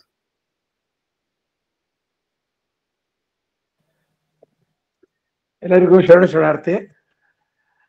ನಾಶಿ ಮೇಡಮ್ ಹೇಳಿದಾಗೆ ಇಷ್ಟು ದಿವಸ ನಮಗೆ 100 ವರ್ಷ ತನಕ ಈ ಕರಣಸಿಗೆ ಆಮೇಲೆ ಇವೆಲ್ಲ ಸಕೀಲ್ಗಳ ಬಗ್ಗೆ ಮುಚ್ಚಿಟ್ಟು ಬರೇ ಜ್ಞಾನಕ್ಕೆ ಬಹಳ ಅಡೆತಡೆ ತಂದಿದ್ದಾರೆ. ಈಗ ನಮ್ಗೆ ಸುದೈವದಿಂದ ನಮ್ಗೆ ಕರವೀರ ಶೆಟ್ಟರ್ ಅಂತವ್ರು ಅದ್ರ ಬಗ್ಗೆ ಅಭ್ಯಾಸ ಮಾಡಿ ಇದು ಮಾಡ್ತಾ ಇದ್ದಾರೆ. ಅದಕ್ಕೆ ಈ ಬಸವ ತತ್ವ ಮತ್ತು ಬಸವ ಫಿಲಾಸಫಿ, ಶರಣ ಫಿಲಾಸಫಿ ಅಂತಾರಾಷ್ಟ್ರೀಯ ಮಟ್ಟಿಗೆ ಮುಟ್ಟಿಸ್ಬೇಕು ನಾವು. ಇದು ನಮ್ಮ ಕರ್ತವ್ಯ. ಈ ನಮ್ಮ ಟೀಮಲ್ಲಿ ದೊಡ್ಡ ದೊಡ್ಡ ಯೂನಿವರ್ಸಿಟಿ ವೈಸ್ ಚಾನ್ಸಲರ್ಸ್ ಇದ್ದಾರೆ, ಸಾಕಷ್ಟು ಪ್ರವೀಣ್ ಇದ್ದಾರೆ. ಎಲ್ಲರೂ ಕೂಡಿ ನಾವು ಈ ವಿಷಯದಲ್ಲಿ ವಿಚಾರ ಮಾಡಿ ಇದನ್ನ ಅಂತಾರಾಷ್ಟ್ರೀಯ ಮಟ್ಟ ತನಕ ಶರಣ ತತ್ವದ ಧರ್ಮದ ಬಗ್ಗೆ ನಾವೇನಾದ್ರೂ ಮಾಡಿ ಇಂಟರ್ನ್ಯಾಷನಲ್ ಕಾನ್ಫರೆನ್ಸ್ ಎಲ್ಲೆಲ್ಲಿ ಕಂಡಕ್ಟ್ ಮಾಡಿದ್ವಿ ಅದರೆಲ್ಲ ಇದು ಇಂಥ ವಿಷಯಗಳನ್ನು ಡಿಸ್ಕಸ್ ಮಾಡಿ ಅದನ್ನ ಡಾಕ್ಯುಮೆಂಟ್ ಮಾಡಿ ಶುಡ್ ಮೇಕ್ ಇಟ್ ಗೂಗಲ್ನಾಗ ಹಾಕಿ ಅಂತಾರಾಷ್ಟ್ರೀಯ ಪ್ರಮಾಣಕ್ಕೆ ತೊಗೊಂಡು ಹೋಗ್ಬೇಕಂತ ನನ್ನ ವೈಯಕ್ತಿಕ ವಿಚಾರ. ಇದಕ್ಕೆ ನೀವೆಲ್ಲ ಸಹಮತಿ ಅಂತ ತಿಳ್ಕೊಂಡು ಇಷ್ಟು ಹೇಳಿ ನಾನು ಮುಗಿಸ್ತೇನೆ. ಧನ್ಯವಾದಗಳು. ಇವತ್ತು ನಿಜಕ್ಕೂ ಕೂಡ ಒಂದು ಒಳ್ಳೆಯ ವಿಷಯವನ್ನ ನಾವು ಇಟ್ಟಿದ್ದೀವಿ. ಬಹಳಷ್ಟು ಜನರಿಗೆ ವಚನೇತರ ಸಾಹಿತ್ಯದ ಬಗ್ಗೆ ಪರಿಕಲ್ಪನೆಗಳಿಲ್ಲ. ಅವ್ರು ಹೇಳಿದ ಕಲ್ಲು ಮಠದ ಪ್ರಭು ಸ್ವಾಮಿಗಳು ಕೊಟ್ಟಂತ ಲಿಂಗದೇವನ ಲೀಲಾವಿಲಾಸ ಚಾರಿತ್ರ್ಯ ಅಂತಕ್ಕಂಥದ್ದು ಅತ್ಯಂತ ಶ್ರೇಷ್ಠವಾದಂತಹ ಕೃತಿ. ಅವೆಲ್ಲವೂ ಕೂಡ ಗೌಪ್ಯವಾಗಿರ್ತಕ್ಕಂಥ ಒಂದು ಫೈವ್. ಅಂದ್ರೆ ಇತ್ತೀಚಿನ ಬಹಳ ಜನ ನನಗೆ ಇವತ್ತು ಫೋನ್ ಮಾಡಿದ್ರು, ಇಲ್ಲ ಹಿಂಗ ನಾನು ಮಠಾಧೀಶರು ನಮಗೆ ಮಾರ್ಗದರ್ಶಕಗಳೇ ಆಗಂಗಿಲ್ಲ. ಡಾಕ್ಟರ್ ಆರ್ ಕೆ ಹುಡುಗಿ ಅಂತೇಳಿ ಕಲಬುರಗಿ ಪ್ರೊಫೆಸರ್, ಅವರು ಇಂಗ್ಲಿಷ್ ಪ್ರೊಫೆಸರು, ಈ ಸ್ಪೋಕ್ ಟು ಮೀ ಅರೌಂಡ್ ಒಂದು 30 ನಿಮಿಷಗಳವರೆಗೆ ಮಾತಾಡಿದ್ರು. ಅವರು ವೈಚಾರಿಕರು. ನಾವೇನು ಇವತ್ತು ಮಾದರಿ ಅಂತ ಈ ಮಠಾಧೀಶನ್ ತಗೊಂಡಿವೆಲ್ಲ ಅವ್ರು ನಮಗೆ ಮಾರ್ಗದರ್ಶನ ಆಗಕ್ಕೆ ಸಾಧ್ಯ ಇಲ್ಲ. ನಮ್ಮ ಗುರುವಚನಗಳೇ ನಮಗೆ ಜಪಂಗಳಯ್ಯ, ಗುರುವಚನವೇ ಸಕಲ ಜಪಂಗಳಯ್ಯ ಅಂತಕ್ಕಂಥದ್ದು ಶರಣರು ಹೇಳ್ತಾರ. ಅಂದ್ರೆ ಶರಣರು ಕೊಟ್ಟಂತ ವಚನ ಸಾಹಿತ್ಯ ಎಷ್ಟು ಅಮೂಲ್ಯ, ಅದ್ರೊಳಗೆ ಎಲ್ಲವೂ ಐತಿ. ಅದ್ರೊಳಗೆ ಈ ಕರಣಾಸಿಗಳು, ಆಮೇಲೆ ಮಂತ್ರಗೋಪ್ಯ, ಮಿಶ್ರಾರ್ಪಣ ಮತ್ತು ಸಕೀಲಗಳು, ಈ ಜ್ಞಾನವೂ ಐತಿ. ಆದ್ರೆ ಅವನ್ನ ಕೇವಲ ಮುಚ್ಚಿಟ್ಟು ಜಂಗಮ ಪೀಠಾಭಿಧಿ ಮಾಡ್ಬೇಕಾದ್ರ ನಿರಂಜನ ಪಟ್ಟಾಧ್ಯಕ್ಷ ಮಾಡ್ಬೇಕಾದ್ರೆ ಜೋಳಿಗೆ ಒಳಗೆ ಹಾಕ್ತಿದ್ರು. ಅವ್ರು ಎಷ್ಟು ಅಧ್ಯಯನ ಮಾಡ್ತಾರೋ ಏನೋ. ಆದ್ರೆ ಇದನ್ನ ಇವತ್ತು ಜ್ಞಾನ, ಅರಿವು ಮತ್ತು ಗುರು ಅಂತಕ್ಕಂಥದ್ದು ಅರಿವಿನ ಮೂಲವೇ ಆಗ್ಬೇಕು. ಅದು ಯಾವುದೇ ಮೂಲಗಳಿಂದ ಬರಲಿ, ಅದು ಯಾವುದೇ ವ್ಯಕ್ತಿಯಿಂದ ಬರಲಿ, ಏನೇ ಬರಲಿ, ಅದು ಆಗ್ಬೇಕು ಅಂತಕ್ಕಂಥದ್ದು ಶರಣರ ಆಶಯ ಇತ್ತು. ಅದನ್ನ ಕೇವಲ ಒಂದೇ ವರ್ಗಕ್ಕೆ ಇಟ್ಕೊಂಡು ಒಂದೇ ವರ್ಗದವರು ನಾವು ಗುರುಗಳು, ನೀವೆಲ್ಲರೂ ನಮ್ಮ ಶಿಷ್ಯ ಅಂತಂದ್ರೆ ಅದು ಅಲ್ಲಮ್ಮ ಹೇಳ್ದಂಗ ಹೊಟ್ಟೆ ಯೋಗರದ ಮೇಲೆ ಮೊಟ್ಟೆ ಕಟ್ಟಿ ಅದಕ್ಕೆ ಗುರುವೇ, ಅದು ಲಿಂಗವೇ, ಕೊಟ್ಟಾತ ಗುರುವೇ ಅಂತಕ್ಕಂಥ ಪ್ರಶ್ನೆಯನ್ನು ಮಾಡ್ತಾರ. ಆ ಗುರುಲಿಂಗ ತತ್ವಗಳು ಸೋತ್ ಹೋಗ್ತಾವು. ಇವೆಲ್ಲಗಳ ಧ್ಯಾನ ಜೊತೆ ಇದು ಜೊತೆಗೆ ಇದನ್ನ ನಾವು ಕಬ್ಬಿಣದ ಕಡಲೆ ಅನ್ಕೊಂತ ಹೋಗ್ಬಿಡ್ತೈತಿ. ಅದಕ್ಕೆ ನಾವು ಆಗಾಗ ಇಂಥ ಅನುಭವಿಗಳಿಂದ ನಾವು ಅವರನ್ನ ಅವರನ್ನ ಜೊತೆಗೆ ಕರ್ಕೊಂಡು ಅವರೆಲ್ಲರ ನಾವು ಒಂದು ಜನರಿಗೆ ಮುಗಿಸ್ತಕ್ಕಂಥ ಕೆಲಸ ಮಾಡಿದ್ರೆ ನಿಜಕ್ಕೂ ಕೂಡ ಈ ವಚನ ಚಳುವಳಿಯೊಳಗ ಒಂದು ಸ್ಪಿರಿಚುವಲ್ ಸೈನ್ಸ್ ಅಂತ ಏನೈತಿ, ನಾವು ಒಂದು ನಮ್ಮ ಮೃತ್ಯುಂಜಯ ಶೆಟ್ಟರ್ ಹೇಳ್ದಂಗ it is the biggest journey of ಇವತ್ತು ಸ್ಪಿರಿಚುವಲ್ ಸೈನ್ಸ್. ನಮ್ಮ ಜಿಡ್ಡು ಕೃಷ್ಣಮೂರ್ತಿ ಅವರು, ಎಸ್ ರಾಧಾಕೃಷ್ಣ ಅವರು, ಜಾಗತಿಕ ಮಟ್ಟದ ದೊಡ್ಡ ದೊಡ್ಡ ತತ್ವಜ್ಞಾನಿಗಳೆಲ್ಲರೂ ಕೂಡ, ನಮ್ಮ ಅರವಿಂದ್ರು ಕೊನೆ ಗಡಿಗೆಯೊಳಗೆ ನಮ್ಮ ಇವರು ಮಧುರ ಚಂದ್ರು 2-3 10 ವಚನಗಳನ್ನ ತಗೊಂಡು ಹೋಗಿರ್ತಾರಂತ, ಅಲ್ಲಮರ ವಚನಗಳನ್ನ. ಅವ್ ನೋಡಿ ಅಳತ್ತಿದ್ರಂತ, ನೀನ್ ಯಾಕೆ ಮೊದಲು ತಂದು ಕೊಡ್ಲಿಲ್ಲ, ಅಥವಾ ನನಗೆ ಈ ಸಾಹಿತ್ಯವನ್ನು ಕನ್ನಡವನ್ನು ಓದ್ಲಿಲ್ಲ ಅಂತಕ್ಕಂಥದ್ದು. ಯಾಕಂದ್ರೆ ನಾವು ಸ್ಪಿರಿಚುವಲ್ ಸೈನ್ಸ್ ಆಗ ಅರವಿಂದ್ರನ್ನ ಜಾಗತಿಕ ಮಟ್ಟದೊಳಗ ಜಿಡ್ಡು ಕೃಷ್ಣಮೂರ್ತಿ ಅವ್ರು ತಿಳ್ಕೊಂತೀವಿ. ಅವ್ರೆಲ್ಲರೂ ಹೇಳ್ತಾರ, ನಾವೆಲ್ಲೂ ಕಂಡು ಕಾಣದ ಒಂದು ಉದಾತ್ತೀಕರಣದ ಪರಿಕಲ್ಪನೆ, ಒಂದು ಆಧ್ಯಾತ್ಮದ ಪ್ರಯಾಣವನ್ನ ನಮ್ಮ ಶರಣರು ಮಾಡ್ಯಾರ, ಶರಣ ವಚನಕಾರರು ಮಾಡ್ಯಾರ ಅಂತಕ್ಕಂಥದ್ದನ್ನ ನಾವು ನೋಡ್ತೀವಿ. ಆ ದಿಶೆಯೊಳಗ ನಮಗ್ ಮತ್ತೆ ಮತ್ತೆ ಅವರಿಗೆ ನಾನಗಂಚಿ ಮಟ್ಟಿಗೆ ಬರೀ ಇದೊಂದಲ್ಲ, ಮಿಶ್ರಾರ್ಪಣ, ತಟಸ್ಥಲ, ಆಮೇಲೆ ಕರಣ ಹಸಿಗೆ ಸಣ್ಣ ಸಣ್ಣ ಒಂದು 10-20 ಪುಟದ್ ಮಾಡಿ ನನಗೆ ಲೇಖನಗಳನ್ನು ಸಮ್ಮಿಶ್ರ ಮಾಡಿ ಕೊಟ್ರ ಅದನ್ನ ಒಂದು ಪುಸ್ತಕ ರೂಪದೊಳಗ ಮುಂದಿನ ಒಂದು 5-6 ಈ ಡಿಸೆಂಬರ್ ಒಳಗಾಗ್ಲೇ ತರಬೇಕು. ಅದಕ್ಕೆ ನಾವು ಕೂಡ ಸಹಾಯ ಮಾಡ್ತೀವಿ. ಅವ್ರು ದಯವಿಟ್ಟು ತಗೋಬೇಕು. ಯಾಕಂದ್ರೆ ಅದ್ರೊಳಗೆ ಆಳ ಐತಿ, ನಾವು ಅನುಭವ ನಮಗಿಂತ ಹೆಚ್ಚಿನ ಅನುಭವ, ಆಧ್ಯಾತ್ಮದ ಹಸಿವು ಐತಿ. ಅದ್ರ ಜೊತೆಗೆ ಅವ್ರಿಗೆ ನಾನು ಏನ್ ಹೇಳ್ತೀನಿ, ಇವತ್ತ ಲಿಂಗ ತತ್ವ ಅಥವಾ ಶರಣ ಧರ್ಮ, ಬಸವ ಧರ್ಮವನ್ನು ಉಳಿಸಿಕೊಳ್ಳೋದು ಕೂಡ ದೊಡ್ಡ ಸಂಘರ್ಷ. ಅದು ಬಾಹ್ಯ ತೋರಿಕೆ ಆಗ್ಬಿಟ್ಟೈತಿ. ನಾವು ಶಬ್ದಗಳ ಲಜ್ಜೆ ನೋಡ ಅಂತ ಅಂತಾರಲ್ಲ, ನಾವು ಕೇವಲ ಭಾಷಣ ಅಥವಾ ಒಂದು ಪ್ರತಿಷ್ಠೆ, ನಮ್ಗೆ ಏನೋ ಒಂದು ಆಮಿಷಾದಿಗಳಿಗೂ, ನಮ್ಮ ರಿಸರ್ವೇಶನ್ಸ್, ಏನೋ ಒಂದು 108 ಕಾರಣಕ್ಕಾಗಿ ನಾವು ವಚನ ಚಳುವಳಿಯನ್ನ ಅಥವಾ ಲಿಂಗಾಯತ ಚಳುವಳಿಯನ್ನ ಕೊಲಿಗಡಿಸಿಬಿಟ್ಟಿವಿ ನಾವು ಎಲ್ಲರೂ ಕೂತ್ಕೊಂಡು. ಅದಕ್ಕೆಲ್ಲ ನಾವು ಜವಾಬ್ದಾರ.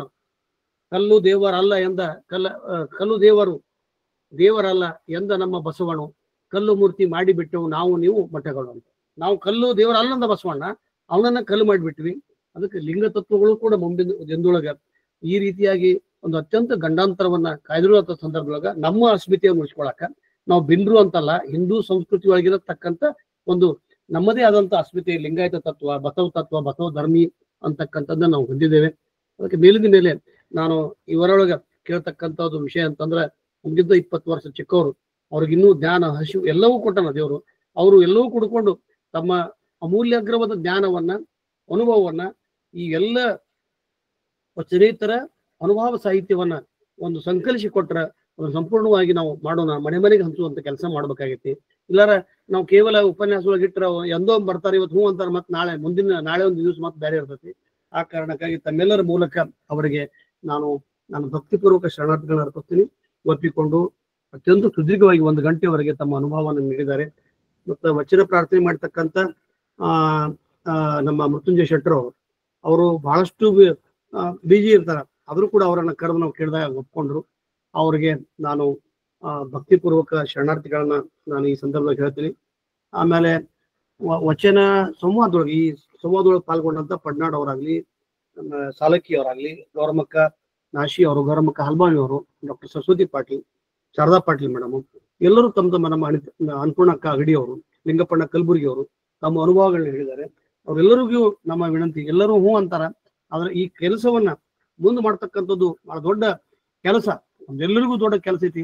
ಆ ದಿಶೆಯೊಳಗ ನಾವು ಸದಾ ಶಶಿಧರ್ ಕರ್ವಿ ಶೆಟ್ಟರ್ ಜೋಡಿ ಇರ್ತೀವಿ. ನಾನು ಹೆಬ್ಬಳ್ಳಿಗೆ 23 ಅನ್ನಪೂರ್ಣಕ್ಕ ಅಗಡಿಯವ್ರ ಮನೆಯೊಳಗೆ ಒಂದು ಉಪನ್ಯಾಸ ಐತಿ.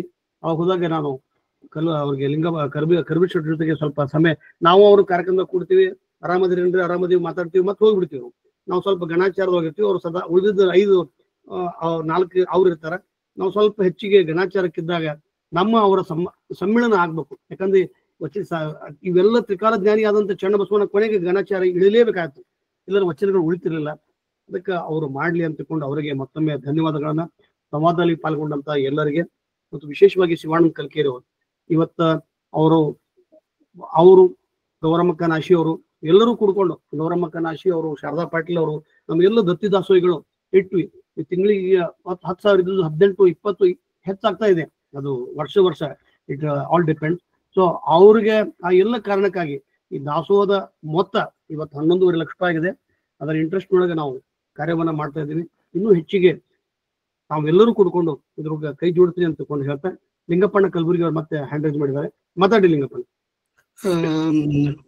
ಡಾಕ್ಟರ್ ಪಟ್ಟಣ್ಣವ್ರೆ, ಈ ನಮ್ಮ ಕರಿವೀರ್ ಶೆಟ್ಟರಿಗೆ ಒಂದು ಸಂಕಲನ ಮಾಡ್ಲಿಕ್ಕೆ ತಾವು ಹೇಳಿದ್ರಲ್ಲ, ಆ ಸಂಕಲನವನ್ನು ಮತ್ತೆ ಇಂಗ್ಲಿಷ್ ನಲ್ಲಿ ತರ್ಜುಮೆ ಮಾಡಿದ್ರೆ ಅದನ್ನು ನಾವು ಡಾಕ್ಟರ್ ಉಮಾಕಾಂತ್ ಶೆಟ್ಕರ್ ಹೇಳಿದಾಗೆ ಈ ಜಾಗತಿಕ ಮಟ್ಟದಲ್ಲಿ ತಗೊಂಡು ಹೋಗ್ಲಿಕ್ಕೆ ಅನುಕೂಲ ಆಗುತ್ತೆ. ಅದಕ್ಕೆ ಈ ಕನ್ನಡದಲ್ಲಿ ಮತ್ತು ಇಂಗ್ಲಿಷ್ ನಲ್ಲಿ ಮಾಡ್ಲಿಕ್ಕೆ ಸ್ವಲ್ಪ ಅನುಕೂಲ ಮಾಡಿಕೊಟ್ರೆ ಅದು ಬಹಳಷ್ಟು ಸಹಾಯ ಆಗುತ್ತೆ ಅಂತ ನನ್ನ ಅಭಿಪ್ರಾಯ. ಧನ್ಯವಾದಗಳು.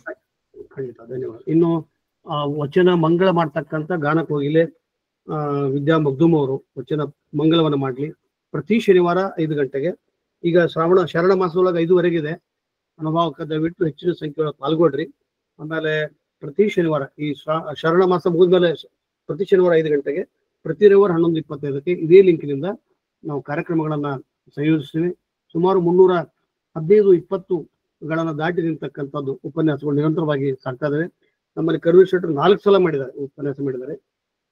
ನಾನು ಮತ್ತೆ ಮತ್ತೆ ಅವರನ್ನ ಕರಿತೀನಿ, ನಾವೆಲ್ಲರೂ ಕೂಡ್ಕೊಂಡು ಪಾಲ್ಗೊಳ್ಳೋಣ. ನಾವೆಲ್ಲರೂ ಕೂಡ್ಕೊಂಡು ಕರವೀರ್ ಶೆಟ್ಟರ್ ಅಂತ ಒಬ್ಬ ಪ್ರಾಮಾಣಿಕ, ಪಾರದರ್ಶಕ ಮತ್ತು ಬದ್ಧತೆ ಉಳ್ಳಂತ, ಶರಣ ತತ್ವದ ಬದ್ಧತೆ ಉಳ್ಳಂತ ವಿನಮ್ರ ಭಾವದವ್ರನ್ನ ಅವ್ರ ಜೊತೆಗೆ ನಾವೆಲ್ಲರೂ ಕೂಡ್ಕೊಂಡಿದ್ವಿ ಅಂದ್ರೆ ಖಂಡಿತ ಈ ವಚನ ಸಾಹಿತ್ಯ ಲಿಂಗಾಯತ ತತ್ವಕ್ಕೆ ಸುಮ್ಮನೆ ಲಿಂಗಾಯತ ಧರ್ಮ ಬೇಕು ಅಂತ ಒಳಗೆ ಹೋಗೋದಕ್ಕಿಂತ ನಾವೆಲ್ಲರೂ ಕೂಡ್ಕೊಂಡು ಈ ರೀತಿಯಾಗಿ ಕಾರ್ಯರೂಪಕ್ಕೆ ಬರೋಣ ಅಂತ ಹೇಳ್ತಾ ವಿದ್ಯಾ ಮಗ್ದುಮ್ ಅವ್ರ ವಚನ ಮಂಗಳ ಮಾಡ್ಲಿ ಅಂತ ಕೇಳ್ಕೊಳ್ಳಿ. ಸರ್ವರಿಗೂ ಶರಣಾರ್ಥಿಗಳು. ಕೇಳಿಸ್ತದ್ರಿ? ಹಾ ಕೇಳ್ತದೆ, ಸ್ವಲ್ಪ ಜೋರಾಗಿ. ಹಾ ಕೇಳಿಸ್ತದಲ್ರಿ?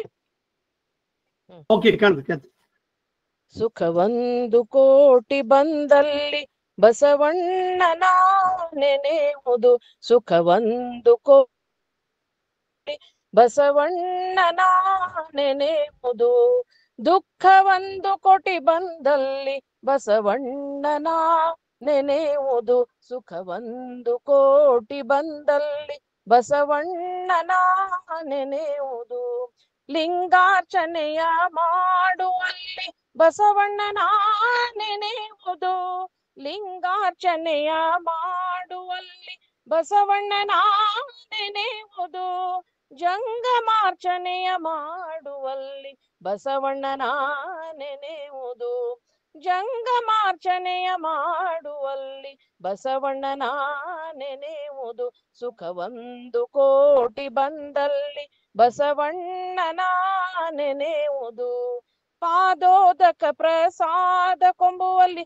ಬಸವಣ್ಣನ ನೆನೆಯುವುದು, ಪಾದೋದಕ ಪ್ರಸಾದ ಕೊಂಬುವಲ್ಲಿ ಬಸವಣ್ಣನ ನೆನೆಯುವುದು, ಪಾದೋದಕ ಪ್ರಸಾದ ಕೊಂಬುವಲ್ಲಿ ಬಸವಣ್ಣನ ನೆನೆಯುವುದು, ಸುಖವೊಂದು ಕೋಟಿ ಬಂದಲ್ಲಿ ಬಸವಣ್ಣನ ನೆನೆಯುವುದು, ಬಸವಣ್ಣನ ನೆನೆದಲ್ಲದೆ ನನಗೆ ಭಕ್ತಿ ಇಲ್ಲ ಎಂದು, ಬಸವಣ್ಣನ ನೆನೆದಲ್ಲದೆ ನನಗೆ ಭಕ್ತಿ ಇಲ್ಲ ಎಂದು ಆನು ಬಸವಣ್ಣ ಎನ್ನುತ್ತಿದ್ದೆನು, ಕಾಣ ಕಲಿದೇವರ ದೇವ ಆನು ಬಸವಣ್ಣ ಎನ್ನುತ್ತಿದ್ದೆನು, ಕಾಣ ಕಲಿದೇವರ ದೇವ, ಸುಖವೊಂದು ಕೋಟಿ ಬಂದಲ್ಲಿ ಬಸವಣ್ಣನ ನೆನೆಯುವುದು, ದುಃಖವೊಂದು ಕೋಟಿ ಬಂದಲ್ಲಿ ಬಸವಣ್ಣನ ನೆನೆಯುವುದು, ಸುಖವೊಂದು ಕೋಟಿ ಬಂದಲ್ಲಿ ಬಸವಣ್ಣನ ನೆನೆಯುವುದು, ಬಸವಣ್ಣನ ನೆನೆಯುವುದು. ಶರಣಾರ್ಥಿ.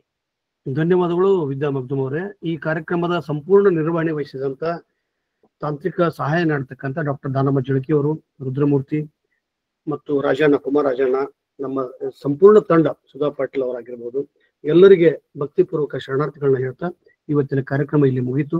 ಎಲ್ಲರಿಗೂ ಭಕ್ತಿಪೂರ್ವಕ ಶರಣಾರ್ಥಿಗಳು. ಎಲ್ಲರಿಗೂ